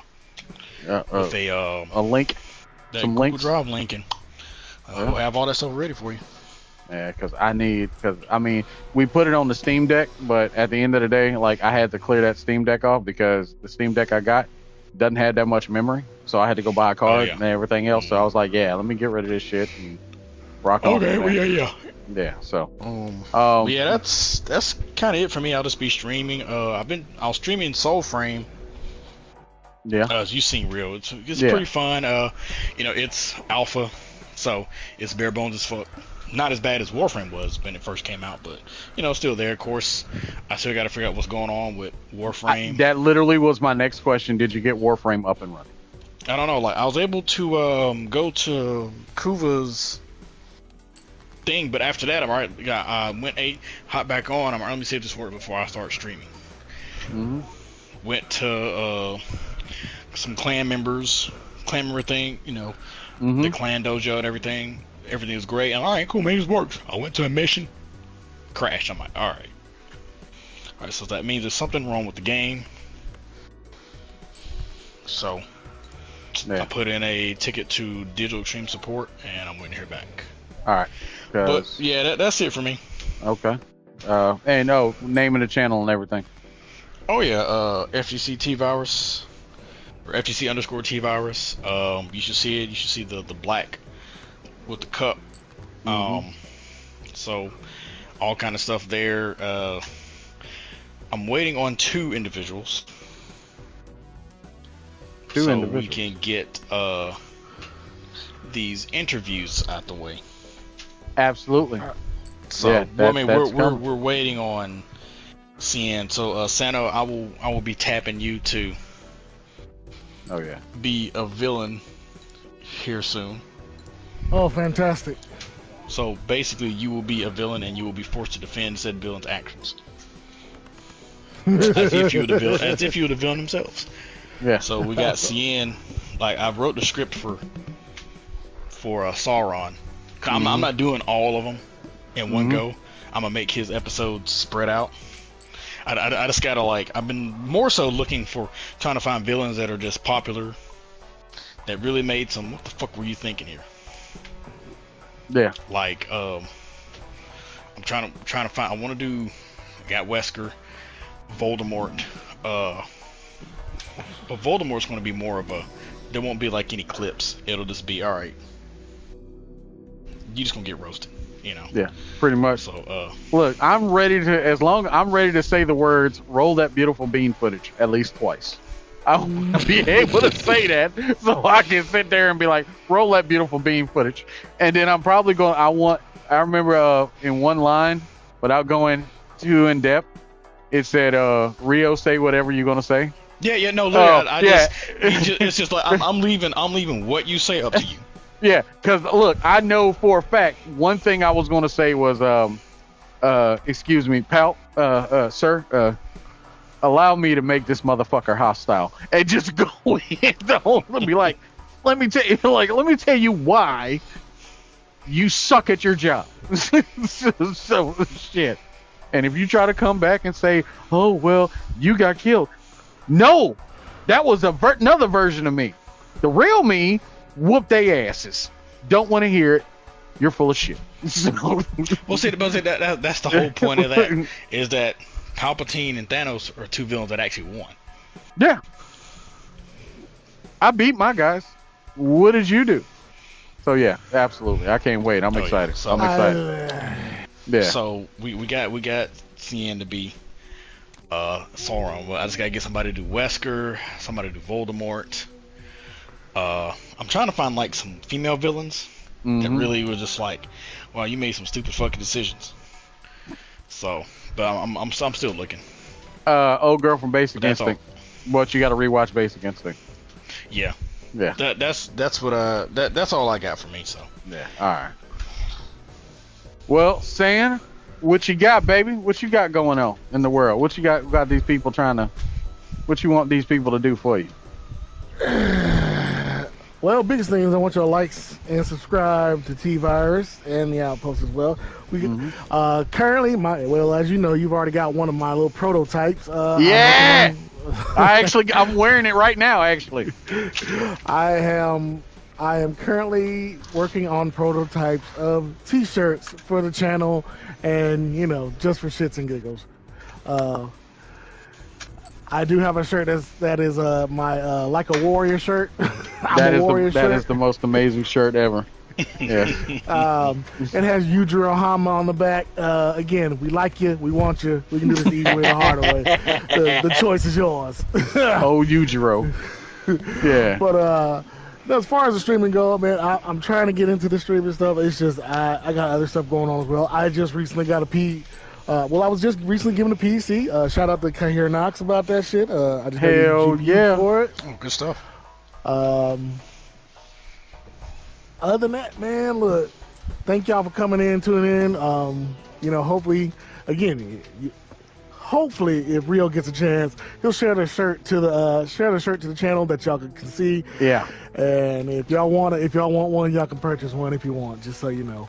But We're here. We made it. What was this? 13? Episode 13? This is episode 13. Unluckily lucky. That's right. That's what I. Unluckily really? You sure lucky. it's 13? Yeah. You sure? I thought it was I thought this is 15. Man, we missed a couple weeks, family. We actually are 13. And the episode that would have made this 14, remember, was just us watching me play Expedition 33 and getting blown up by feints. Yeah. Oh, lots yeah, of yeah, feints. That's right. Lots episode of 12, feints. 100 gorillas versus one man. Yep. Yeah. 100 gorillas versus. Yeah. So Yeah. feints, sir. Feints. Feints. I'm gonna need you to put these in playlists for the people. Oh yeah. Oh yeah. So they can actually go through the list and watch them. Yeah, I got to put through a playlist. Also, I will be investing in the editing software. Not next week, but the week after next, because next week might be the week, gentlemen. Oh yeah. Oh. Yeah. Yeah. Oh, nice. Okay. Yeah. Yeah. But that up. doesn't necessarily mean it's going to be. Yeah, I'm gonna be there day one. But exactly. You're gonna be moving in. So yeah. That's, Yeah. Well, no, I won't be moving in immediately, but we'll talk about that one. I mean, even still, it's gonna take you a minute to get out the boxes. The only good thing is like 12 minutes away. That is the greatest thing ever. Oh but, yeah. But that's more. We'll discuss more on that. What else you got, Sano? That's pretty much it. Again, people thank you again. Make sure you're staying healthy, mentally, physically, all that good stuff. If you're not feeling healthy, then hey, go see a doctor, because it's definitely worth it. I know that for a fact. Lord knows. Hey, getting your health under control, especially now that I'm older. God damn it. Yeah. But again, we already have this week's sponsor, Bros Barbecue. That's right. A little thrown out there because, cooking and whatnot. I'm done. Slap 'em. You done? Done. I'm All done right, cooking for a while, bro. Gotcha. Yeah, we ain't cooking no more. Man, but hey, there's a reason why my fucking feet still goddamn hurt. I ain't going nowhere. Like, my feet are up, dog. Like, I'm good. I'm good. I can't go nowhere. That's how bad my fucking feet hurt. Oh, I crashed on Friday. Pure Did you? Oh yeah. I got home and that was it. I was dead. Wow. Like, yeah. I woke up at 8 o'clock and went right back to sleep. Nah, see, that's too goddamn much. Shit. Hey. Again, done. I'm done for now. Done for now. They can like special circumstances. And again, they better tip their chef. That's all I'm saying. Well, shit, yeah. But yeah, no, that's it. But again, Rio, is all on you. Handle the business. All right, so for the people out there, yo, just subscribe to Outpost 406. Yep. We're gonna start doing more. We're gonna start doing more streams, especially on my end, especially within the next couple months, once everything starts to settle down. I'm thankful for my partners, my brothers, my teammates, TeaVirus and Sanosuke. I am ready for. We're ready for all the shit that's gonna come down the pipe. You know, merchandise. We got that shit lined up. Like, I'm actually rocking the Outpost 406 t-shirt right now. What's crazy is I showed this shirt to my mom and she had the biggest damn smile on her face, bro. She had the biggest shit eat. Oh, man, she loved it, dude. Oh, she loved it. She thought it was the coolest thing. She was like, that looks like something off The Simpsons. I said, Family Guy? She said, that one too. I said, all right, awesome. But yeah, mom loved it, dude. I was like, yeah, this is the shit. This is the shit. Well, she loved it. Yeah, that's all that matters. I'm glad. Mom loved it, dude. Mom loved it. So I'm very excited, you know, with everything that we got going on. Like, onward and upward is all I can say, and I'm looking forward to, you know, us going. I'm looking for. Oh shit, I fucked up. I'm looking forward to us moving forward with that. So. Hell yeah, we're gonna be all right, family. We're gonna be all right. Anyway, so on that note, as you guys watch me play Balatro and score another full house and basically eke by with the worst possible hands ever, yeah, boom, got it. Thank you guys for tuning in. This has been another one. We'll see you next week with episode 14 and 406 out.